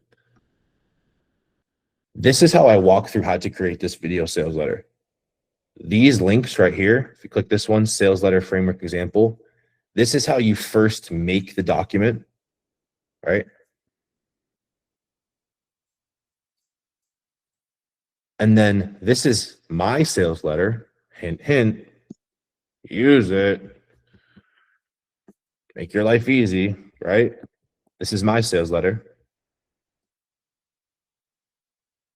And then this is the VSL, all right, in my old apartment.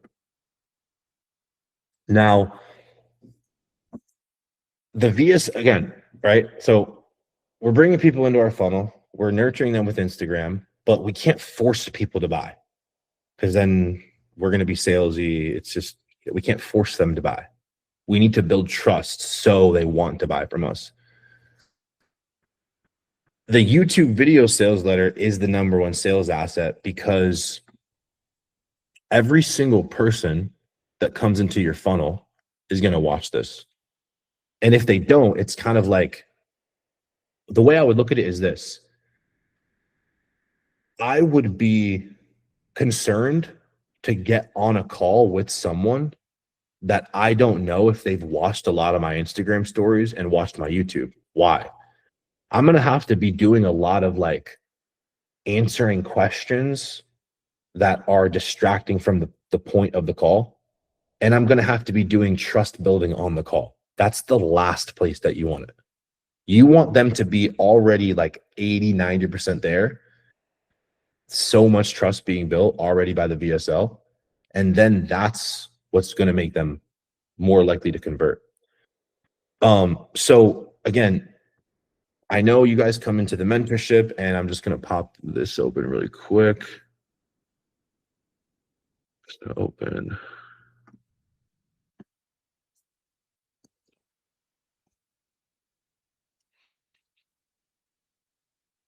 Opening your Notion, Chris. Sorry. You're an executive. You make money, so you won't be embarrassed. So look, inside the phases 1 and 2. In phase 2, you'll see that I have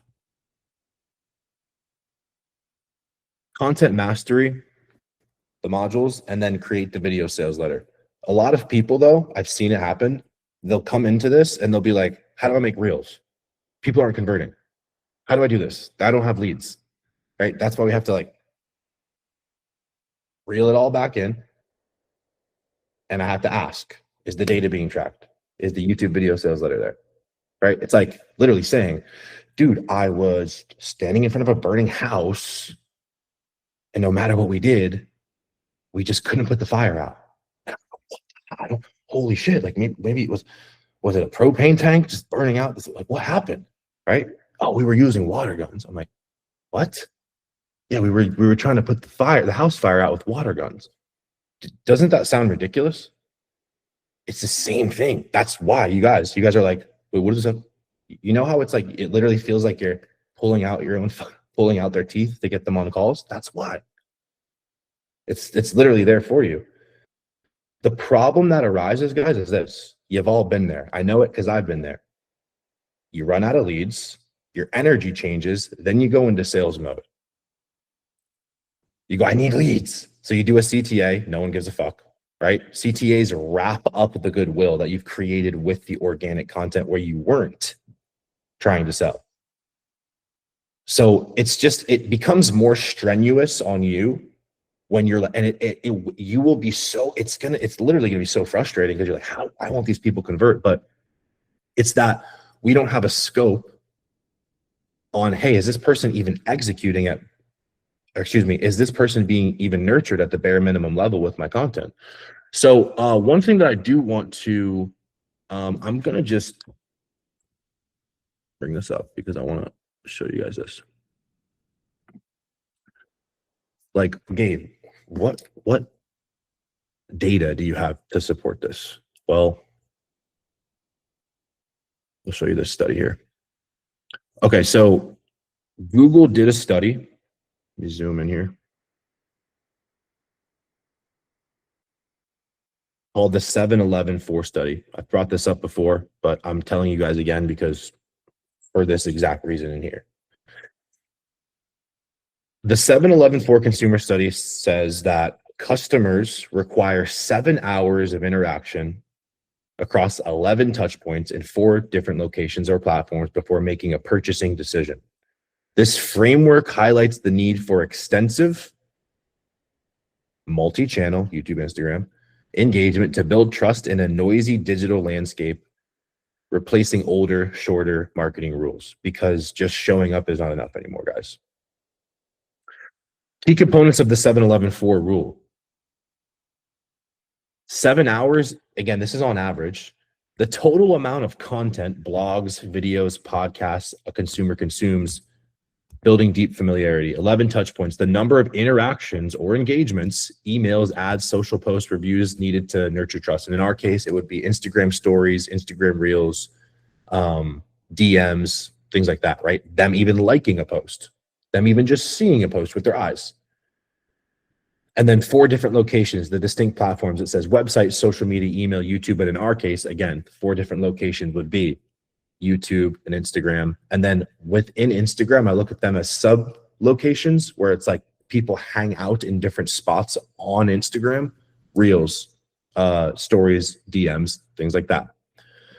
Why 7-11-4 matters. Increased consumer research. Modern buyers are more thorough, sometimes utilizing over 10 sources before purchasing. Trust building. Replaces the rule of 7 to reflect that longer, deeper engagement is necessary for conversion. So it used to be like they need to see you 7 times, but now it's like 11 times 7 hours. Omnipresence. Success requires consistent messaging across multiple channels. All right. And what that means is you're saying the same thing in your Instagram as you are on your YouTube, and there's congruency throughout the entire process. So let's just think of this, for example, right? If you were to make 2 reels a day and 6 Instagram stories. Instagram stories are what? Longest 60 seconds. And then reels are, let's say you make all minute videos. Let's say you post 1 video a day, 60 minutes, right? Or excuse me, 1 video a day, reel, it's 60 seconds. That's 1,800 seconds. The math behind that, I don't have to do it to tell you that's not even an hour. All right, maybe an hour, 1 in a month. So think about that. Instagram stories too. I mean, think about it. If you just look at my Instagram stories, how much time, and look, they're not even available anymore. So look, they're gone. Just these, how much time is a prospect spending on my Instagram stories today? They may look at this for like 4 seconds, 5 seconds. Okay, so cool. We're up to 30 seconds. Nice. We're making progress, right? It's just because this isn't enough, right? Why do I tell you guys to CTA your VSL? Why do I push people to YouTube? Because when they get to YouTube, I'll go with my studio here.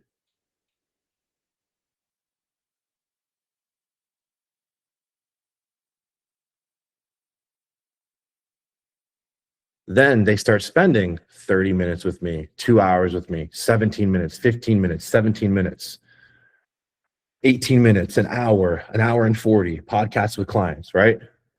Do you see how the time is now starting to really build up with the prospect? That's why I can't be like, yo, what the fuck? Why didn't they convert? Time, touch points, right? It takes nurturing of the client, and no matter what it is. It doesn't matter what service it is. It doesn't matter what market you're in, right? So this is the main idea, right? Is using YouTube as the #1 sales asset to push people to, right? And if you're not this is the problem that a lot of people run into. Brad, I'll answer your question in this way. The problem that people run into is, guess what? They're doing this, right? I'll explain to you. They go, okay, I'm posting top of funnel content. Oh, but fuck, what about TikTok? Okay, I should post on TikTok too. And Gary Vee said you could get leads off YouTube Shorts. So let me post there too. There goes 9 hours of your week. You never made the YouTube. You're not spending time on Instagram stories. And then you're trying to piece everything together. And like, okay, I'm going to try to make sales, but like I'm getting enough attention. This is why we have to very first, this is what keeps business owners fucking stuck for years, just so you know.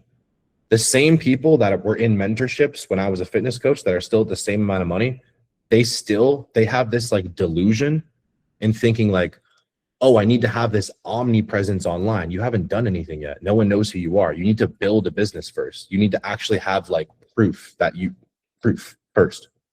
One of my favorite Alex Hormozi quotes is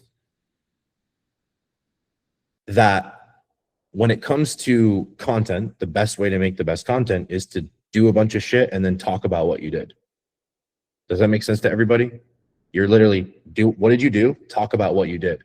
So guess what? And this isn't meant to be confrontational, but if you really look at your life, what are we really talking about? That's why I'm saying it doesn't mean that, oh, if I didn't have the most spectacular fucking life and blah, blah, blah. We're talking about leverage here, guys. Leverage. What is the best use of your time? What is the best use of your time? People think because they see other people on other platforms that they need to focus there. You need to make money. That needs to be your focus. You need to make money, guys. It's very, very important. I promise you guys, if you're not making sales, you're going to hate this fucking business. And if you're not making sales, it's because you are not focused and you probably have an ego and you're entitled, like in the best way. It's not that it's bad. It's just, it happens because we're not really taught how to build things and have delayed gratification. That's not what we're taught. So like when we're putting in all this effort, we're usually trained to be like, hey, we go to a job, we get paid. Even the gym, guys, the gym has a pretty short feedback loop, right? You can go in the gym. If you feel a good pump, you're like, oh yeah, like I'll come again tomorrow, right? But how about the reels? You're making reels and Instagram stories like, oh, this shit isn't hitting. I'm not getting leads. It becomes discouraging, doesn't it? But think about it. What do most people do? They go, all right, fuck it. I need to do day trading. Yeah, that's it. Because I saw some other asshole make money doing that. Oh no, it's that I need to sell low ticket instead. Oh no, it's that, right? It's TikTok shop, right? Again, it's like you're building it. My favorite way of looking at it is like those two guys that are digging underground towards the diamonds. And the one is digging full speed towards the diamonds and the other one's right there. And then he turns around. It reveals, this business will reveal a lot about you because it actually shows like, are you actually in it for the value to give people value? Or are you just in it to make a couple bucks? Because I just want to say this, like anyone could do it. Like you guys could hard sell anyone, make a couple bucks. I know coaches that have done it. It's just that we want the content to be like evergreen. So when I say evergreen, it's like we want every single video, how you want to look at it is like every single video is a salesman for you. Every video is a salesman. You're just making more salespeople and they're going out and they're getting your leads for you, right? Now, if you were to look at people like, we'll talk about the video, YouTube video stuff in just a second. But the best way that I like to explain this is looking at people like thermometers, right? And if a person is a thermometer, let's just say 0 to 100 degrees Celsius, just keep it simple. 100 degrees would mean that they've paid you money and the money is in your payment processor. So if someone's at 100, that means that they literally are a client. People come into your funnel at different temperatures. Some of you guys in this program right now have been following me for 2+ years. So maybe I just suck, but like that's too long, right? And I'm saying that because I'm getting those people converted now, but what about how was I fucking keeping the lights on and paying my bills before? It's because I was getting those people that were ready then. Is that making sense to everybody? If the content's not there, they're never getting nurtured. If we don't try, we're never going to convert them.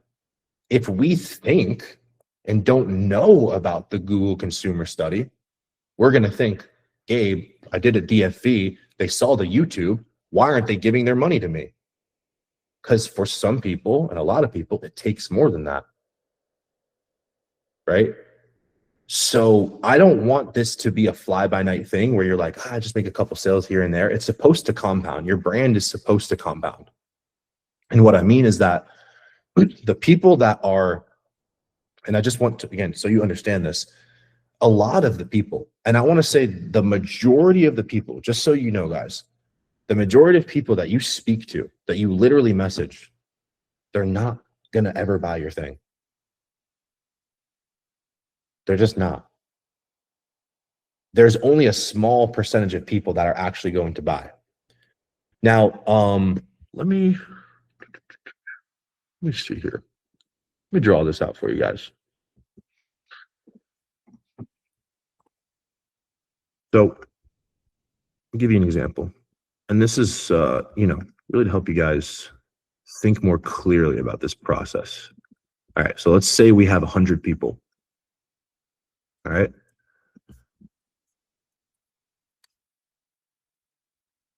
And we break it in half. 50 and 50. Now the 100 represents 100 people engaged, right? This means anything that is like, a message, a comment, a story view, a follow, that would be a point of engagement.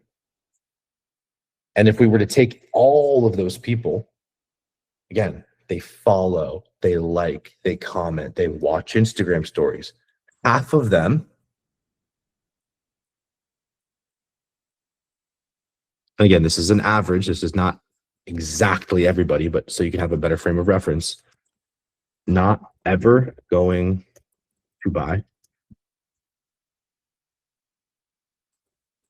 not your ICP.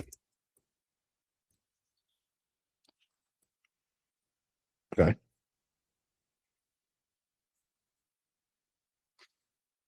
So we can all take a deep breath. Half the people that you engage with aren't ever going to buy, and they're not your ICP. In fitness, it can be hard.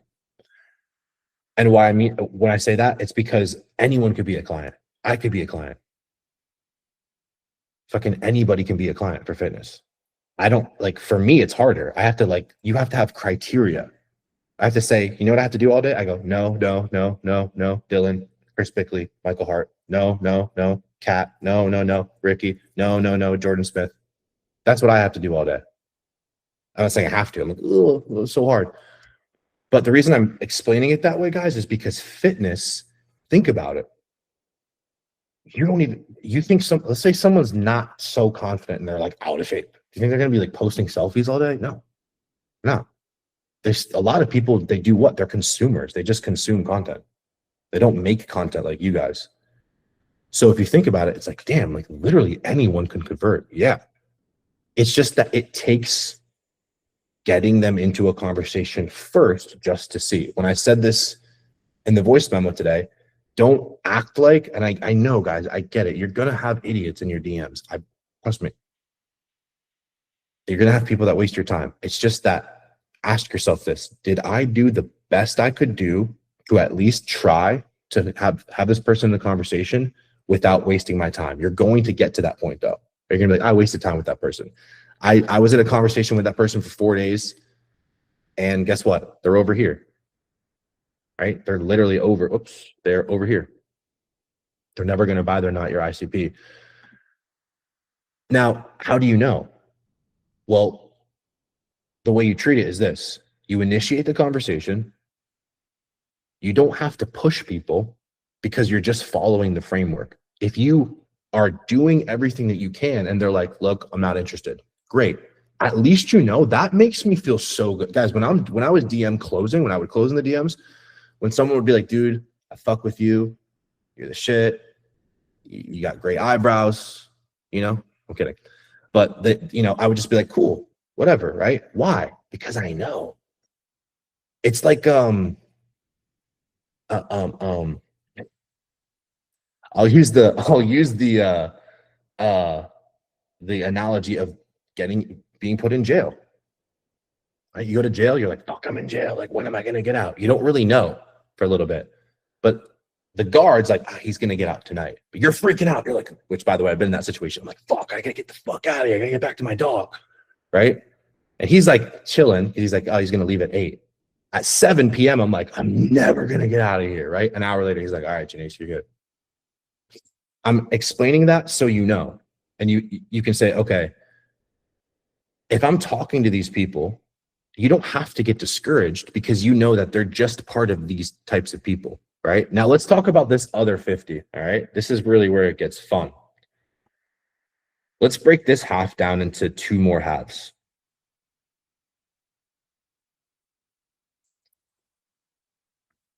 This can also be like percent, you know what I mean? Obviously, since it's 100, whatever helps you look at this easier.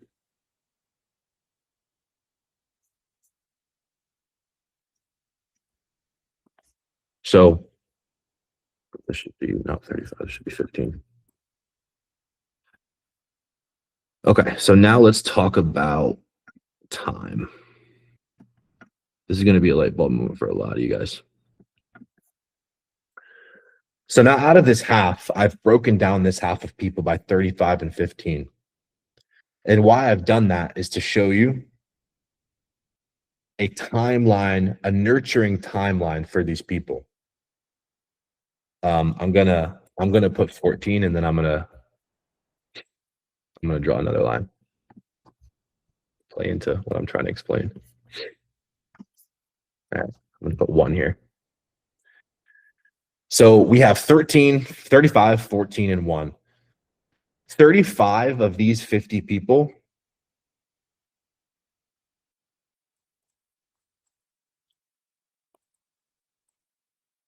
see,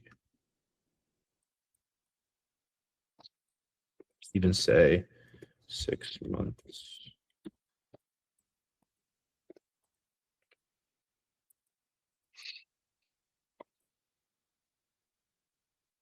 Just down a little bit. Okay, so you can probably conclude where we're going with this.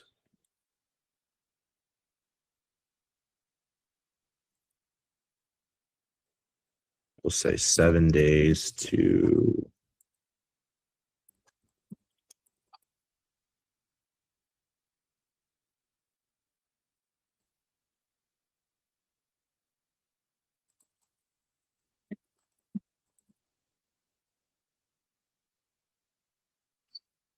I have to write this.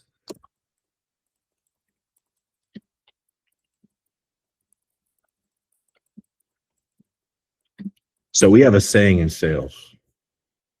You guys will like this one. And it's that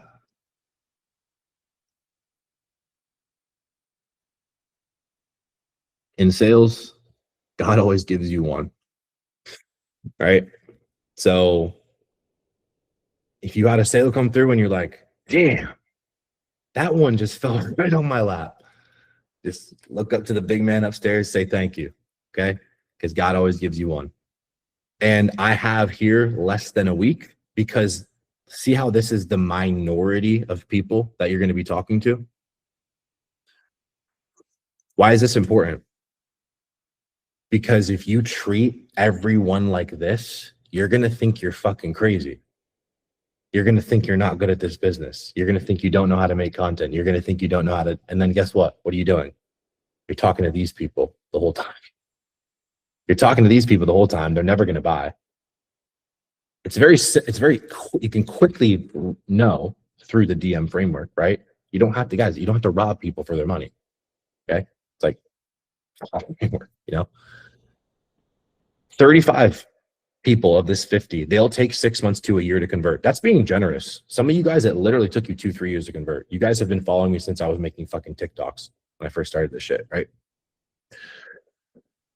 And then less of you converted between 7 days to 6 months. And then there's a small amount of you that followed me less than a week, 2 weeks, 3 weeks, 4 weeks, maybe a month, and you converted off of that. Chris Bickley, I think it was over 2 years. There you go. Bradley says, I think it was 4 days. There you go. Right? Which I appreciate you guys saying that. So this is just to show you guys that you're not fucking crazy. It's just the fact that you are converting such a small amount of people every week and month that if you don't know the data, you're not going to know where you're at. You're going to think, does this business even work? Now think about how fucking crazy this is. Let's just break this down, right? A lot of you might be here. A lot of you were here, well, I'll say like before you started the mentorship. But this is where a lot of people are before they start the mentorship, right? They go in and they do this. I'm gonna pick a different color here. Green. So they come in and they kind of do this, right? They're like, I think I'm starting this Instagram thing, right? And they go reels, reels, reels. And maybe they do it for a week, or the real hardcore guys, they'll do it for 16 days, right? And then they dip into Instagram stories, right? But they're like, they're not getting a lot of views, right? They don't know about this. They think views equals money. They don't know, right? So then they're like, I don't really want to talk to people, right? And then they never make a YouTube VSL. They never make a, anything. And then they're like, well, I learned that DMs, you have to convert people. And then the whole time they're talking to these people. They get one of these people and they're like, this business works. And then they're over here the whole time because they don't know how to talk to people. And then guess what? The way that these people, see how it says 35 here? If these are your buyers,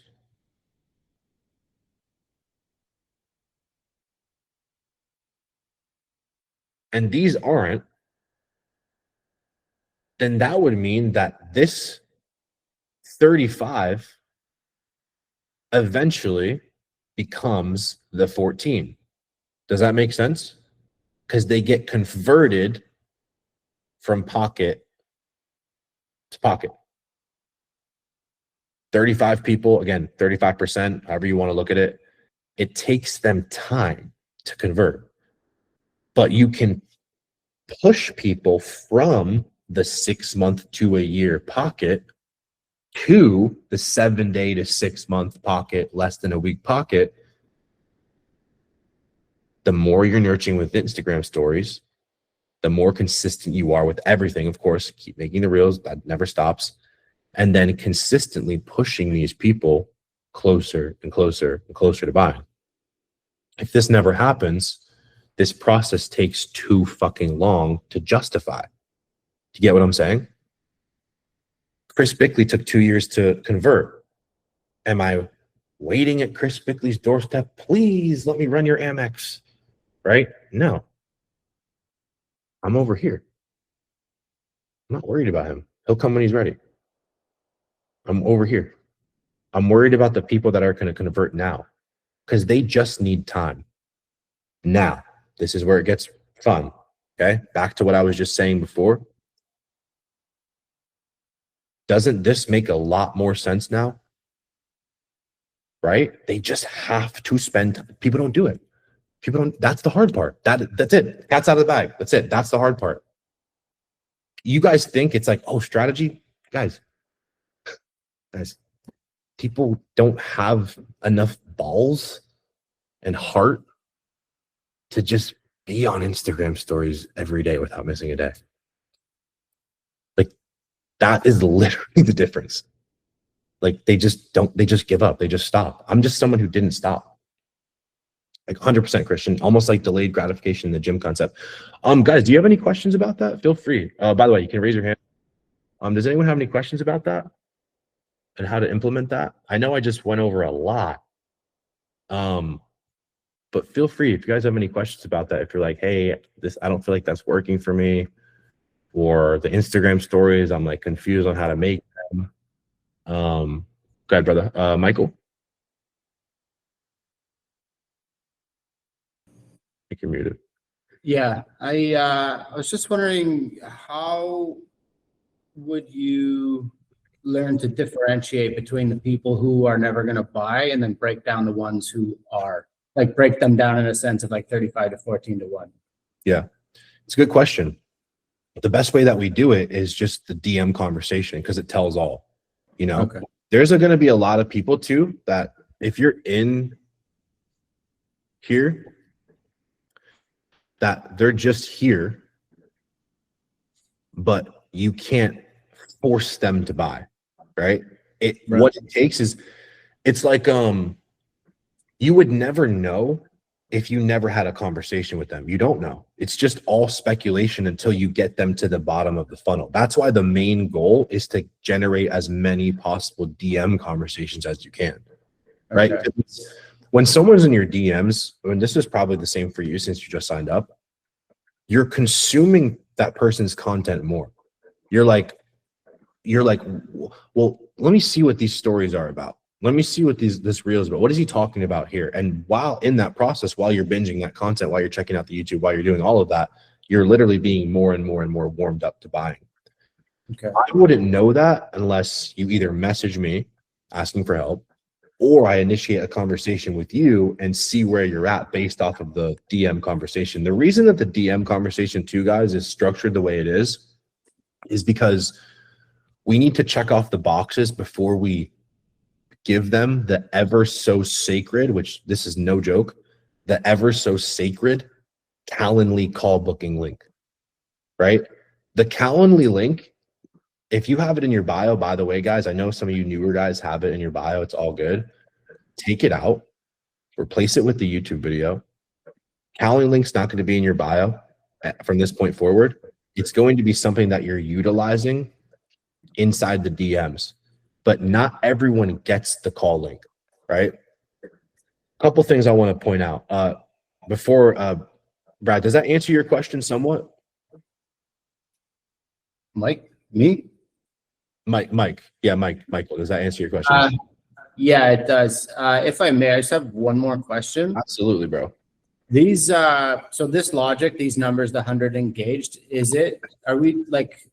I to assume this is based on 100 people that say like, I don't know, that are new followers down the road at some point? It would be like 100 people that you engage with, right? So like not all the people that like, follow, even still, guys, there may be people that you message and they never ever respond. That would be one of those people. They would be in that majority. Does that make sense?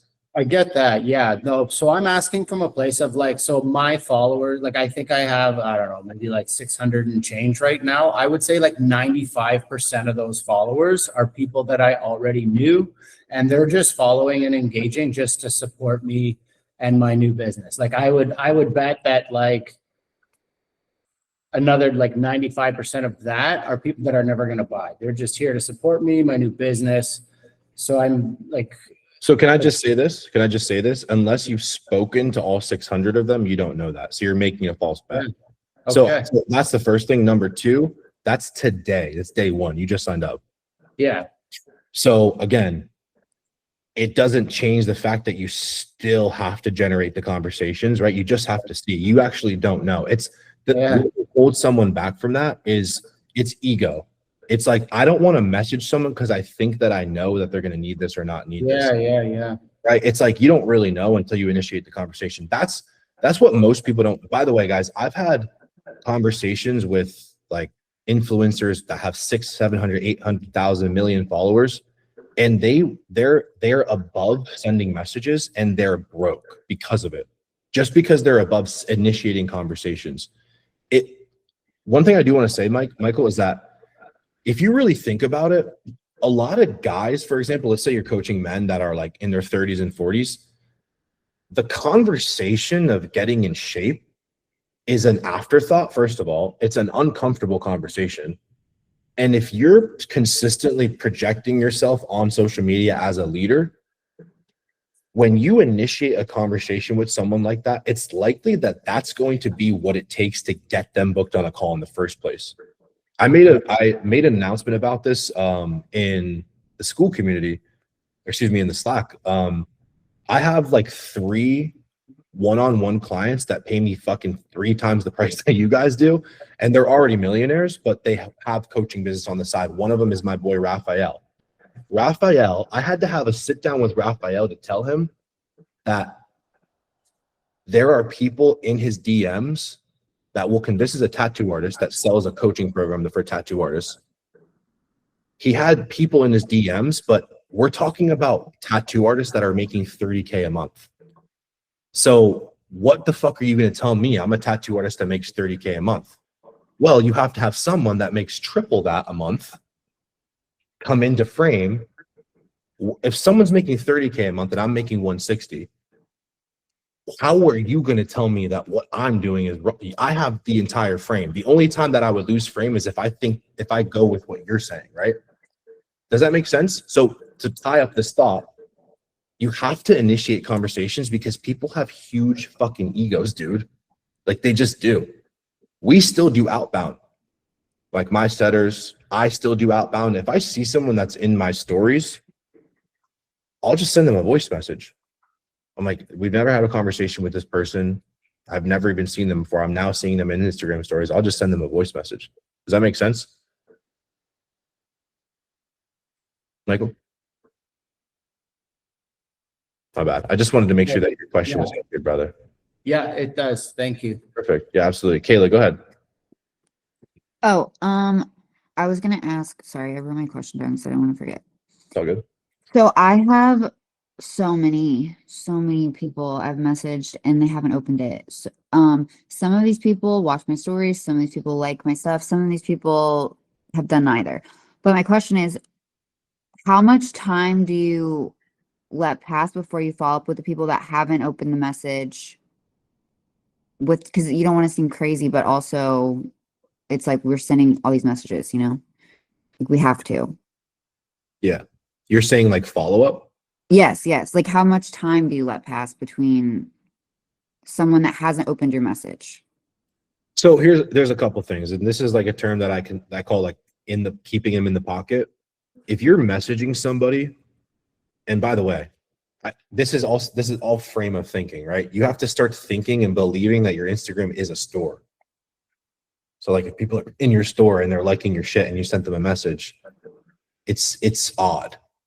You have in my experience, is it crazy to call them out on it? Hey, I see you in my stories. That's what I tell you guys to say, right? As in wherever you found them, right? Hey, I appreciate the follow, or hey, see you watching my stories. What's up? Comment, compliment, what's up? There is a method of a couple things, right? And I'm saying for the people that are engaging back, because we sometimes have people that are about to buy, or they get on calls, you have a conversation with them or you don't, and you send a message to them and they're still fucking engaging with you, but they're not responding to you. What I would do is a couple things. You don't know why they didn't open that message. You don't really know. Assume that they're ignoring you. You can also assume that they're busy, right? What I would do in this scenario, and then again, this is also barring the fact that you have your consistent DFVs bringing in new leads. And then, because you don't want to look at those conversations as a waste, because it's not a waste. What I would do is I would unsend the message, unsend them. If they never responded to your first message, unsend the message and send them a fucking voice memo. Send them a voice memo. And by the way, I just want to say this. At any time in the conversation that you can early on in the conversation send a voice memo or do some sort of connection point with them that's beyond just sending them the message, it's always going to play a huge difference in their conversion. So keep that in mind. Like the best way to do it is to unsend messages and just resend it again. I do that all the time. Another thing that you can do is if people aren't responding to your messages and you sent them a message, you can like their last message. Before that though, I just want to say this. A lot of the reason that this happens, guys, barring the fact that you just sent them a message and they just never responded, follow-up only becomes follow-up when you stop keeping that person in the pocket. So when you send a message to somebody and you're in a conversation and you're going back and forth, you send one message, it's 5 minutes back and forth, right? And then you send a message and then they stop replying. What do? Do you go, I'm just going to let them simmer? Really what you should do is if you're having a conversation with someone, they're in the middle of the script, right? Where they're like spilling out their pain. You send them a message. And then again, guys, people have lives. They're not going on Instagram to buy your shit anyway.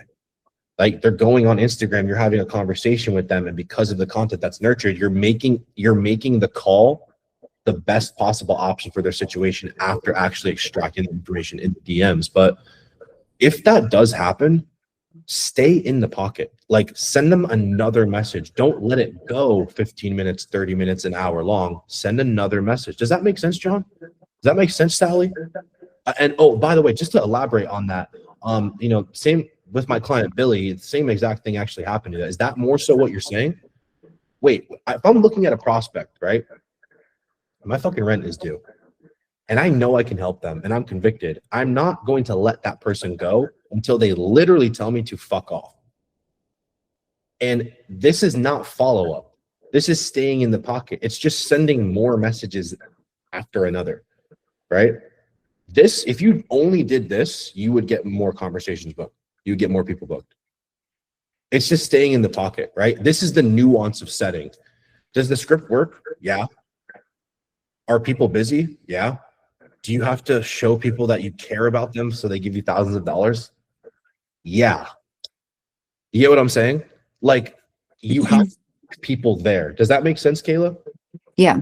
Also, Like I've had, because I have done this, like the people that have responded that have been responding to me, like some people have poured their entire hearts out to me and they're just not ready for coaching. So it definitely works. I just think I need to keep them.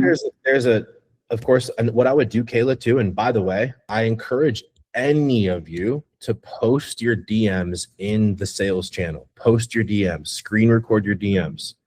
If you think that, I just want to say this, think about it. You suck at DMs, and then you're like, okay, I'm going to send my DMs in the group, and I'm gonna have Gabe take a look at them. If other people see that you're struggling in the DMs, it doesn't make you bad. It makes you smart. Because if no one's going to ask questions, no one's going to show their DMs, you're going to learn faster than they are, and then you're going to make sales. So like, that's one thing I do want to say. Like, I am saying all of this, Kayla. I haven't seen a single DM though. There's so many nuances of yours. There's so many nuances in DM. You could have fucked it up 3 minutes into the conversation, and then we're like, oh, why aren't they answering me? Because you missed something. You said something, right? There's just nuances to DMs. The way that we want to look at it though is like, we want to keep them in the framework. Keep them in your frame. Like, oh, I want to do this and I try this and blah, blah, blah, blah, blah. And for example, Jerica asked about a client that said, I think I just need a diet plan or I just need a workout plan. How many times have we heard that? You don't know what you need. I'm the professional. You know what you think you want, right? But you don't really know what you need to get in shape, because if you knew, you would be doing it. You would get in shape, right? If someone's coming off and this and the game and this happened and blah, blah, blah, it's like, ooh, goals, pain, tie down. Yeah, I mean, Johnny, do you want me to help you with this? Simple question. No. All right, bye. You know what I mean? Yes. Got it, man. So this is how it works. A lot of people don't do this for two reasons. I'm going to say this too, because I know that a lot of people do this. And if you do this, again, this is something to tighten up. You let DMs go too long without a response from you. Like if someone's in a conversation and you're like, I'm just going to take a look. It's like, dude, you have that person right there. You have to get them booked as soon as you possibly can. You get what I'm saying? So a big aspect is like staying on top of your DMs and making sure that those people that are right there are getting booked. So there's nuances to this DM process, but you have to understand a couple things. Keeping people in the pocket. Another thing too, Kayla, is you have to have an abundance of lead flow to hold frame. Does everyone know what that means? If you don't have an abundance of lead flow, you're not going to be able to hold frame in conversations because you're going to be holding on to people. It's like someone saying, posting a reel, and for example, I had a friend, he'll like send me his reels and he'll be like, yo, is this good? I go, brother, I don't think you understand this business. Like, you sending me one reel doesn't fucking do anything, right? It's like you have to post a lot of reels. You have to get a lot of data, right? You have to get a lot of reps in. And the reason I'm saying that is because a lot of people play this game of scarcity where they have a little bit of leads and they're like, I don't want to fuck this conversation up. It's because you're not following the full process to bring in more leads. Does that make sense? It's that you're just holding on to the people that you have and you're like, fuck, I don't have enough people to talk to. But it's only scarcity mindset. It energetically changes the way that you sell. I see a lot of coaches do it. They're not giving value. They're trying to sell. You know what I'm saying? That's a big part of it. So another thing too, I want to say, Kayla, everything that I just went over has so much to do with them responding. You're making the stories. People, when I'm talking to people, if it's a prospect, they would be dumb to keep me waiting. They would be dumb to not respond. It's just like, that's the way I look at it. It's like, hell, all right, I'm talking to someone else at that point. All right, I got my setters onto somebody else at that point. So again, it is creating again, the way I look at it is like, when I first started this business, as soon as I knew, and I was like, okay, people get converted because you keep showing face every single day and you push them closer to buying every time they see your face. I'm like, that's all I needed to know. That's all I needed to know. You're telling me that I could beat other business owners by showing up more in a higher quality way with more value? It's not easy. It's just that most people won't do it. You know what I'm saying? Like they won't go there with their content. Hopefully that answers your question, Kayla. Alex, did you have a question? Yeah. Yeah, thanks. Got you, bro. Alex Mitchell. Yeah, I had a question, but you basically answered it along the lines of that one. So What was it? I'm just curious. it had to do with you reaching out to people who are interacting with your stories that you haven't possibly made a touch point with yet. Yeah, 100%. I do It's want kind to of say, your way of going about it. yeah, 100%. And I want to bring this up. Just gonna bring a random DM. Hold on, let me look here.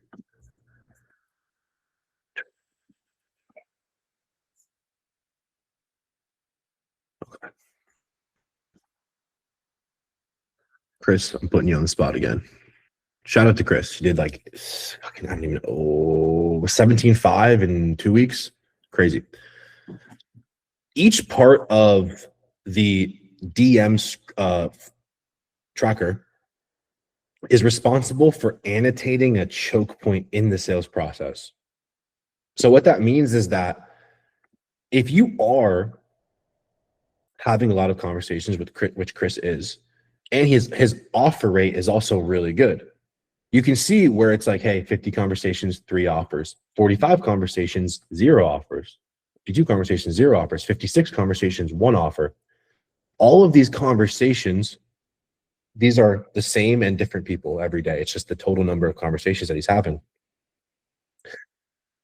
It usually looks like on the days that he sends more DMs, crazy thought, he gets more calls booked. But let's just say, for example, that he was sending all of these DMs, and then all of these were like 0, 0, 0, 0, 1, 1, 0, 1, 2, 1, 0, 0, 0, 0. That would be a red flag, right? I would say, well, he's sending DMs at volume, but he's not even booking 2, 3, 4 calls a day. Excuse me, not even offering these call links.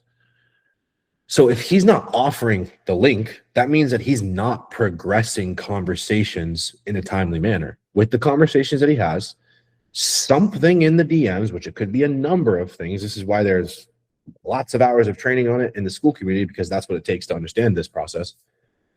But if something's going awry in the DM process, we will know based off of that choke point.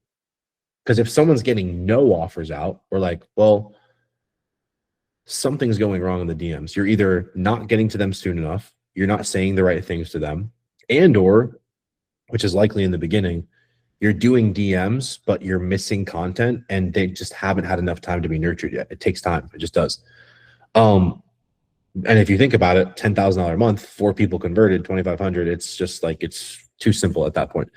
Now, next to the DM tracker or the call links offered is the call link scheduled, because there's a lot of times where we don't want to do this. We don't want to be in this scenario, but there's times where we send our call link and then we book less people, or excuse me, less people schedule in than we send the call link. But also you have to keep in mind that like you send this call link, maybe something happened with this person, right? And then he books a call the next day. 0 offers, 0 calls scheduled, right? 1 offered, 1 call scheduled. Trying to find, look, 5 calls offered, 3 scheduled. Now, a couple things that I'll annotate here, and this is just to point this out. show rate looks a little off just based off of these numbers. Because if it's like 4 people, 3 people showing up, 3 people, 1, 2, right? 2 people, 3 people, 2 people. It's like, what's making these people not show? But if you think about the space between the schedule and the call, what's in between that? It's the call reminders. It's hey, your call's later today, your call's at this point, right? Or maybe they didn't know that it was supposed to be a Google Meet call, right? Or maybe you forgot to get back to them in a timely manner. But if you look at it in a matter of, right, 1, 2, 3, 4, 5, that's 5 people that Chris signed and did close to $18,000. Or yeah, it was 18,000, 19, something along those lines, right? 5 people, guys. 5 people.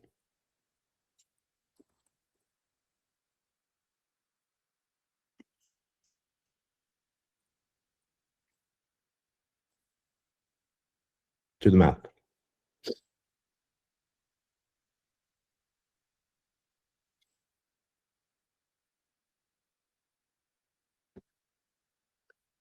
Just give me 2 minutes.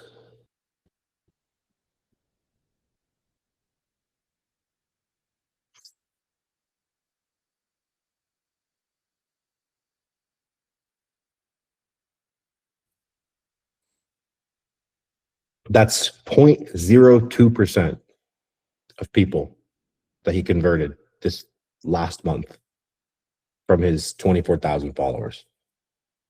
So if you really think about it, and guys, transparently, this is why you can't, like, you gotta just be kind to yourself. That's the best way I can put it. Like, don't beat your fucking self up. Don't beat yourself up. Understand that, like, high ticket is a game of attrition. We're playing with big numbers, guys.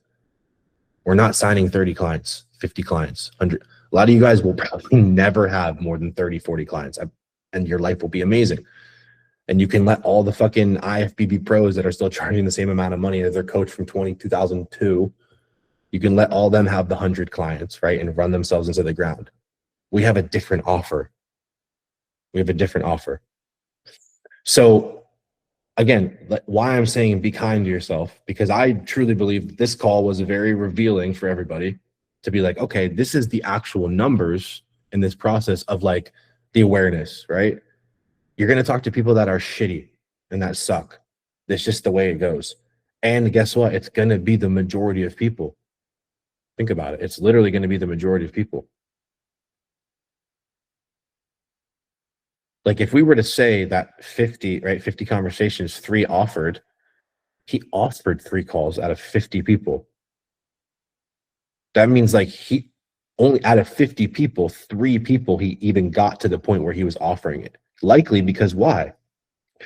He's talking to the one guy that has the fucking, blank profile picture. He's not a lead, right? Maybe he is, right? But we didn't know that until we had the conversation. And then there's another conversation that you're having with, and he doesn't respond. And then there's another conversation where he's like, I'm not interested. But then as he keeps sending messages, you have this group of people in the beginning of the day, right? It's like you have this group of people, and it's all day, right? But you have this group of people, big chunk of those people fall off. Maybe out of those people too, you never know. It just because they're not ready to buy right now doesn't mean that you're like, fuck off. You're part of the 50 that Gabe was talking about. I'm blocking you, right? They could just be here. All right. If Chris Bickley takes 2 years to convert, and then I'm like, yo, dude, why haven't you bought my shit yet? You're a jacked. You should be building your business with me. It's like, okay. Yeah, so are you going to buy it? It's like, it's just, it would be like, no. Like, it would fucking scare him away, right? He'd be like, I'm not interested. And then I would lose the sale. That's why I'm focused here. Because these people, they're going to, like, people are on their own timeline. But I don't play by that. I just go, okay, how can I convert people as quickly as humanly possible? nurture them more, give them more value, make more YouTube videos, make more stories, make more reels, but actually focus on the quality of it, have more conversations. I don't like to say that it's as simple as doing more, but in the beginning, it kind of is. Because when we're talking about $10,000 a month, we're only talking about 10K a month. I know you guys haven't, if you haven't made 10K a month, you think it's a lot of money. I promise you, you'll make it and you'll be like, dude, what the fuck? Why was this even my goal? Why was this my big goal? You're going to make 10K a month very soon and you're going to be like, what the hell? So when you get to 10K a month, when you get to 20K a month, even 30K a month, that's really where you're like, okay, I can't just focus on just the numbers, like just the reps, like just posting. Because then the best part about it and what I love about this business is like, it's the same thing with fitness, right? If you work out for a year and you track your food and you track your training and you have your steroid log or whatever, right? You're like, oh, okay, I did all of this. I have the pictures to literally, I looked like that. I was on this compound. I was doing this diet. Did this show. You have data to support the inputs of the outputs. You have data that supports that. You can actually call the shots on like, I'm not doing barbell squats. I'm doing Smith machine now. Oh, well, I'm not going to eat oatmeal. It bothers my stomach. I do sourdough bread. This drug gives me a bad side effect, so I'm going to take this instead. Data. It's all data. Data. How do we collect the data? You fucking do the reps. You get your fucking hands dirty, right? Gets messy. I say this on every group call, but I'm just going to say it again. Beater car analogy. Your business will not be a Ferrari day one, week one, even month one. When you're making bread, you're going to be making 10K a month. You're going to be like, oh, my business is a little wonky. Yeah, that's why you only make $10,000 a month. Does that make sense? Right? That's why you only make 10K a month. When you increase the efficiency, more reps is part of it. More content is part of it. Yes, part of the reason that Alex Hormozi makes more money than all of us is because, yes, he posts more, but his content's also better. And he also has way more street cred than the average person. So someone remind me of this, new client, Heather. Shout out to Heather. She's from Hong Kong, which is fucking crazy. But she said, the weight of your words is held. She was like, oh, I found this quote in one of your trainings. I'm like, what's the quote? And she said, the weight of your words is held by the strength of your personal brand. And what that means is that the strength of the brand that you've built, if you think about like strength, if you were to build strength, you go into the gym and you lift heavier weights. And then every day you lift heavier weights, you max out, right? You get stronger. How do you build a strong personal brand? You lift the weights, you get the reps in, you make the content, you lift heavier loads. And what that means is like higher leverage. You're now, instead of you being like, what DFEs work, you're tripling down on all the DFEs that have worked. And that's the only content you're making, right? What have I been doing in DMs that's fucking up the conversations? You did it for 30 days. Now you're not doing it anymore. Boom, 20K a month. People think it's like, oh, what do I need to do different? This is the system, guys. This is the same fucking system. I am not shitting you to get to over 100K a month. I am not shitting you. The only difference between like you guys and like, we'll say 30K a month, 40K a month, why I'm saying it like this is because it's up to the CEO. It is literally up to the CEO. It's probably not going to be feasible for a guy that has a wife and kids to be redlining his fucking self to 30K a month and being like, oh, now I need to bring a setter. Now I need to bring a closer. Now I need to bring a CSM on. For you guys that are in the 20K club, we talk about all of that because you make more money and you literally physically cannot do more things. That's what you'll grind yourself into the ground. That's why we leverage the business by having other people join in. So, any more questions before we hop off, guys? Feel free if you're not clear on anything. I know I went over a lot. just a couple housekeeping things, guys. I really, really want to encourage you. First of all, I just want to say that, I know this business is not easy ever, because it really is never easy, but I always say it's worth it, because it is. I've seen what this business has done for my life.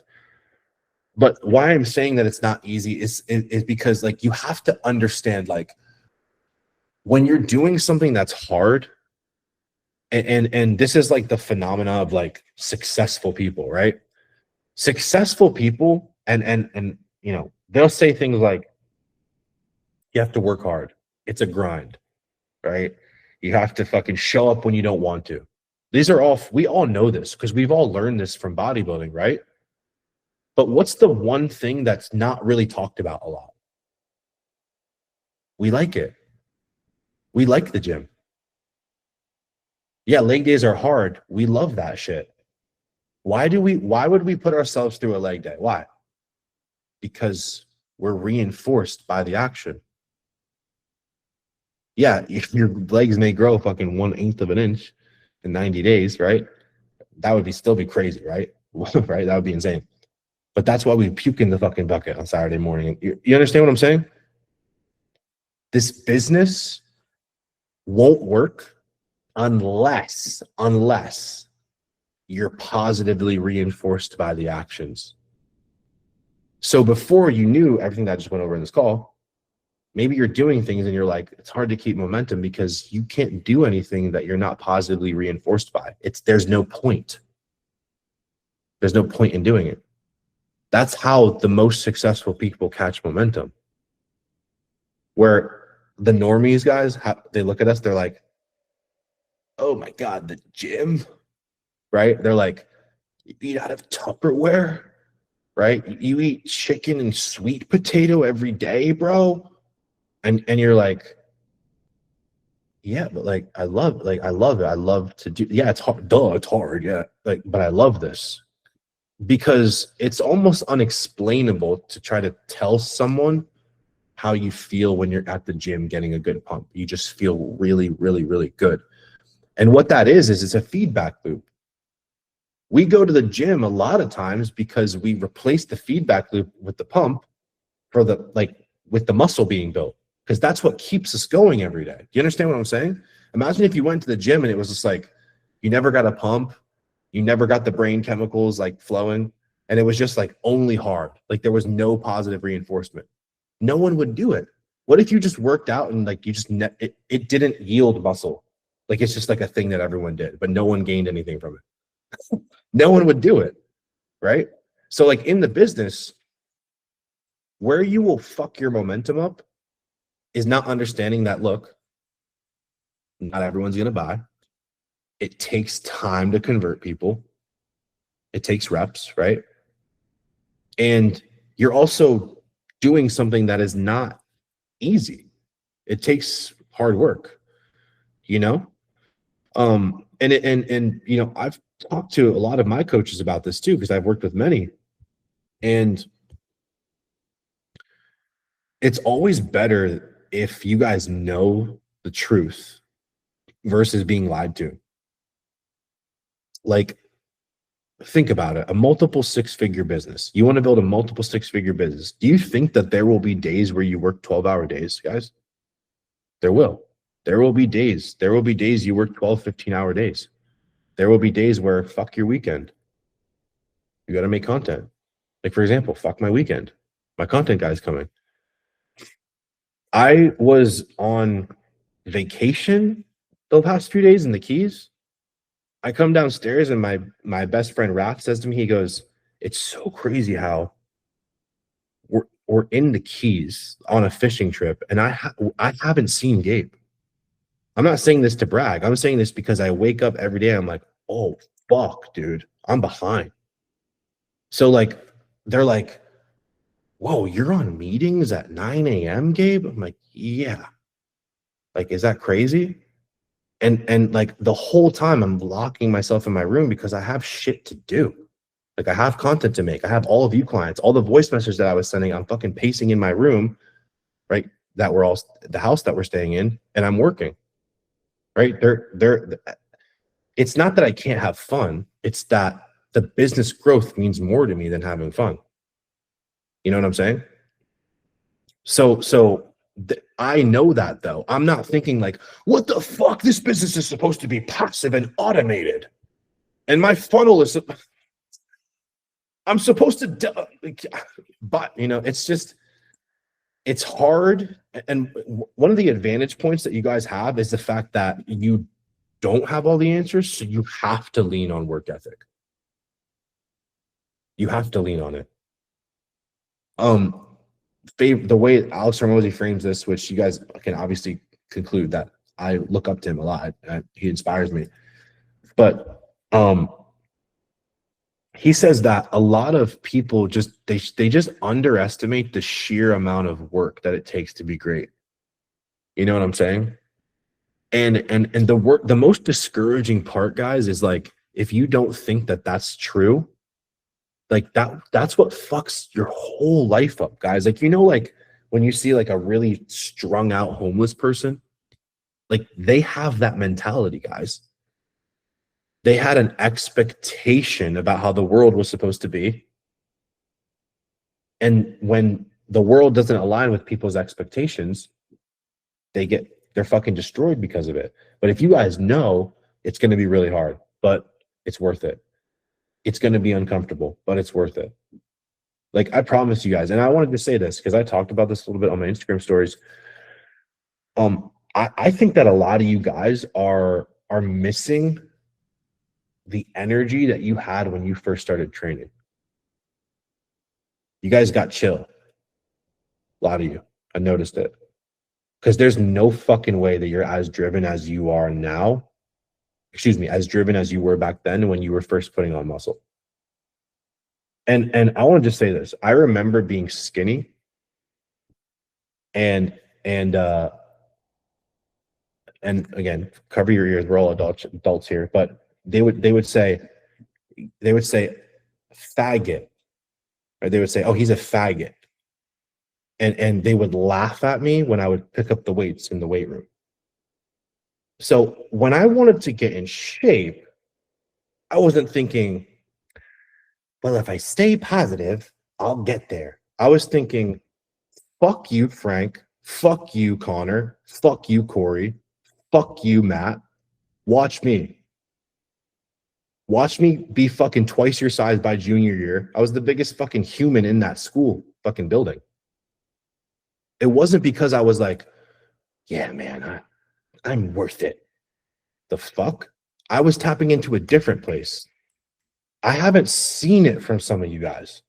I just haven't seen it. Sometimes I see it come out where I'm like, oh, he's ready to play today. She's ready to play today. But then it's like you forget. You literally fucking forget the mentality that was required to even get where you are now. Like now. Everything that has happened in your life and the mentality that was required to just be fucking still living.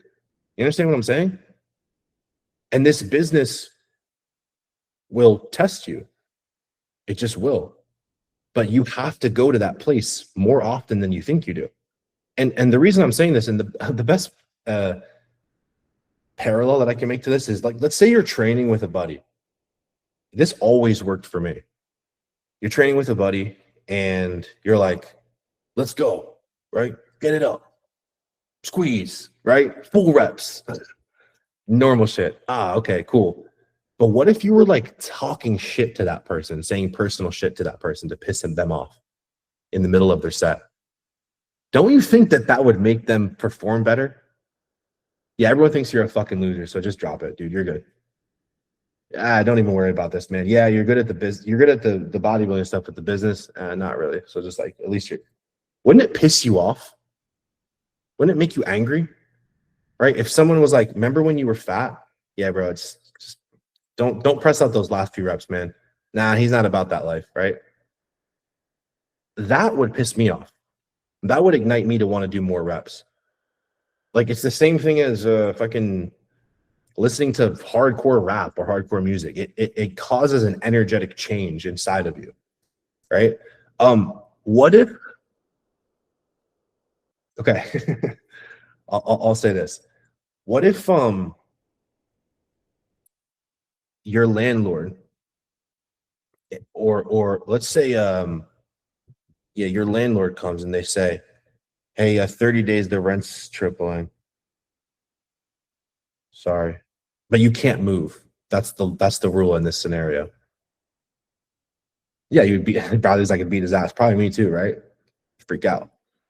But what would you do though? What if he's like, oh, you have to leave? What if your significant other left you tomorrow? What if your dog died? What if your sick family member that finally passed? What is the fucking energy that you would bring to your day? What if someone else was crying to you and pleading with you and you knew that they were fucking their life up, but they really needed your help? How would you talk to that person? You would probably be stern. You'd have to be empathetic, but you'd be stern, right? You'd be like, I understand what you're going through, but you cannot be a little bitch right now. You have to fucking act. You have to. Have you guys ever talked to yourself like that? Boom. Boom. A lot of you guys are not your own best friend, and you're not your best advocate. And if you think about a good friend is not telling you things that you want to fucking hear. So if you're only telling yourself what you want to hear, well, guess what? You're only going to get that. But if you tell yourself the truth, that's what actually activates change. Who here has been in a conversation with a good friend where you got into a blowout and they came back and apologized to you later? Dude, you were right. You were a dick about it, but you were right. That's exactly what I mean. Is like in your life, you have to be that way with yourself. You have to be a real friend to you. You get what I'm saying? And when you don't do that, it makes life so hard. You know what I mean? It's like it's almost like you're like walking through a fog, you know? So guys, we're gonna pick this call up on Monday, okay? These calls have been going a little late. I literally do not care, but I just, so you guys know, they're usually 6 to 7, but you know, it's 20 minutes to 8. Sometimes they go a little longer. I do have to hop off now because I have a one-on-one in 23 minutes. But if anybody has any questions, I really want a couple things. Encourage you guys to ask questions in the Slack. You can message me anytime. Also, feel free, guys. Like, you can ask the questions in the group. Like, no one's judging you. Everyone wants to improve. And if you can I'm telling you guys this, and I hope to see more of it this week. If you guys can really I know it's hard. I'm not saying this to offend anybody. I'm saying this because to give you insight. If you let your ego hold you back, you're not going to be great. Like, it's okay, guys. A lot of people that are in this group right now are literally at 0. Like, don't compare your chapter to like some of my best clients, which, by the way, my best clients have been with me 6 months minimum. Like, just so you guys know that. If you guys haven't even been doing the business for 6 days, that probably is giving you a light bulb moment to be like, it just takes time to be great. Go ahead, Leon. Hey, I wanted to say thank you for your time and hanging out extra, because at this point it's really a donation of your time, and that's really inspirational as far as like how to really base my time in the business and, you know, go from there. I think it's a really good example, so just thank you for it. Yeah, absolutely, bro. I appreciate that. I actually want to say something about that too. Like, I was talking to my mom about this the other day, and if you think about the most finite resource, it's time, you know? And for example, like with your clients, what you're really selling to them and what I'm really selling to you guys is my time. Because like, I can't ever, you guys notice, if you haven't, this is the only thing I've done from 6 p.m. to 7:45. I'll never get that time back. I'm not saying I want to, but the reason I can justify is because I know I made an investment, right? I invested my most valuable resource into another human. That's what causes impact. When you can give your time away to people, that finite resource, that's the best gift that you can give them. So keep that in mind, guys. Like, I know it may seem like it's like you have to move really fast, and like you guys, you actually you have to stop and smell the flowers. You know what I mean? And you have to understand, like, guys, people are looking at you to lead, whether you like it or not. Even before you ever made a single Instagram post or Instagram story, if you guys haven't noticed, if you're the most muscular person in your group, in your sector, at your job, in your family, do people not ask you advice all the time? Do they not constantly reference you when it comes to building muscle and physique and powerlifting and body? People are always, they're like, what's Tanner going to do? What's Tyler going to do? What's Michael going to do? What's Kayla going to do in this situation? Because they look to you as a leader, right? They want someone. We look for people a lot of times, guys, to validate the way that we feel, because it's not that we do need permission from other people, but there's a lot of times where it takes someone else saying it and doing it and being a leader for us to feel like we have permission to be ourselves. You know what I mean? Like, I can say that, I can attest to that. Like, all the people that I followed ever, that I've looked up to, it's people that have made me feel like I could do anything. It's people that with their content have empowered me, you know? So again, same thing that you're doing with your clients, guys. With that being said, I'm going to hop off now just so I can get prepped for this. But if you guys have any questions, like I said, I encourage you guys to post in the Slack channel, ask questions. Another thing too, a few of you guys have had some sales that I didn't know about. Again, I highly encourage you, just post your wins in the in the Slack communication channel. Fuck, those fucking two words are way too similar. Post your wins in the Slack for a couple of reasons. Everyone else on the mentorship will see that you're making sales. It inspires them. It puts them in a good headspace, whether it's competitive or whether it's, they're congratulatory, whatever it is. Regardless, it's just important to do so. Number two, I want to continually show people that are following me, that are prospects, and that are other coaches, that this mentorship is producing every single day.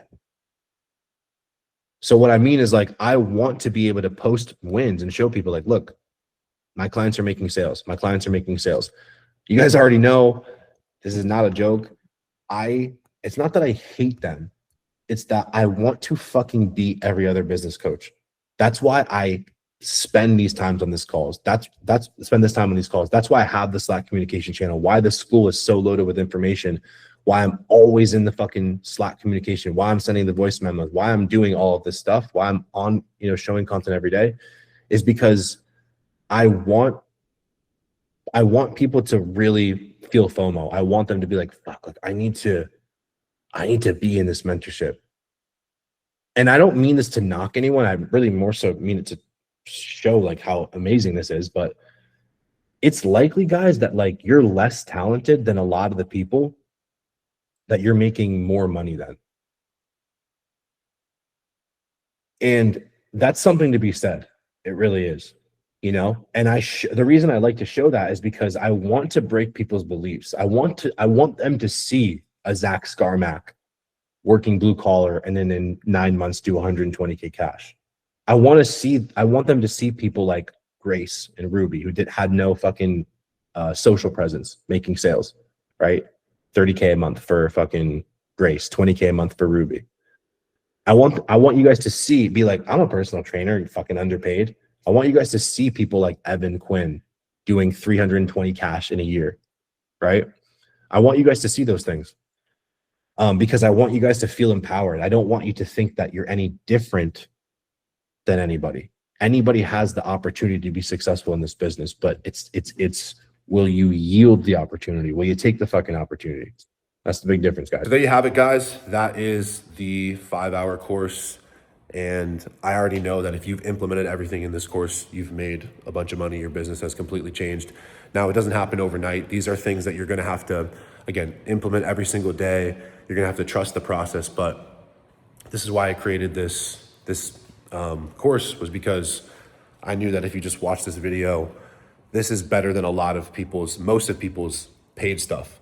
And I genuinely believe that. So like I said, if you have any questions, you can message me on Instagram. I'm more active there. And yeah, I hope you guys like this, and now go make a bunch of money with your business.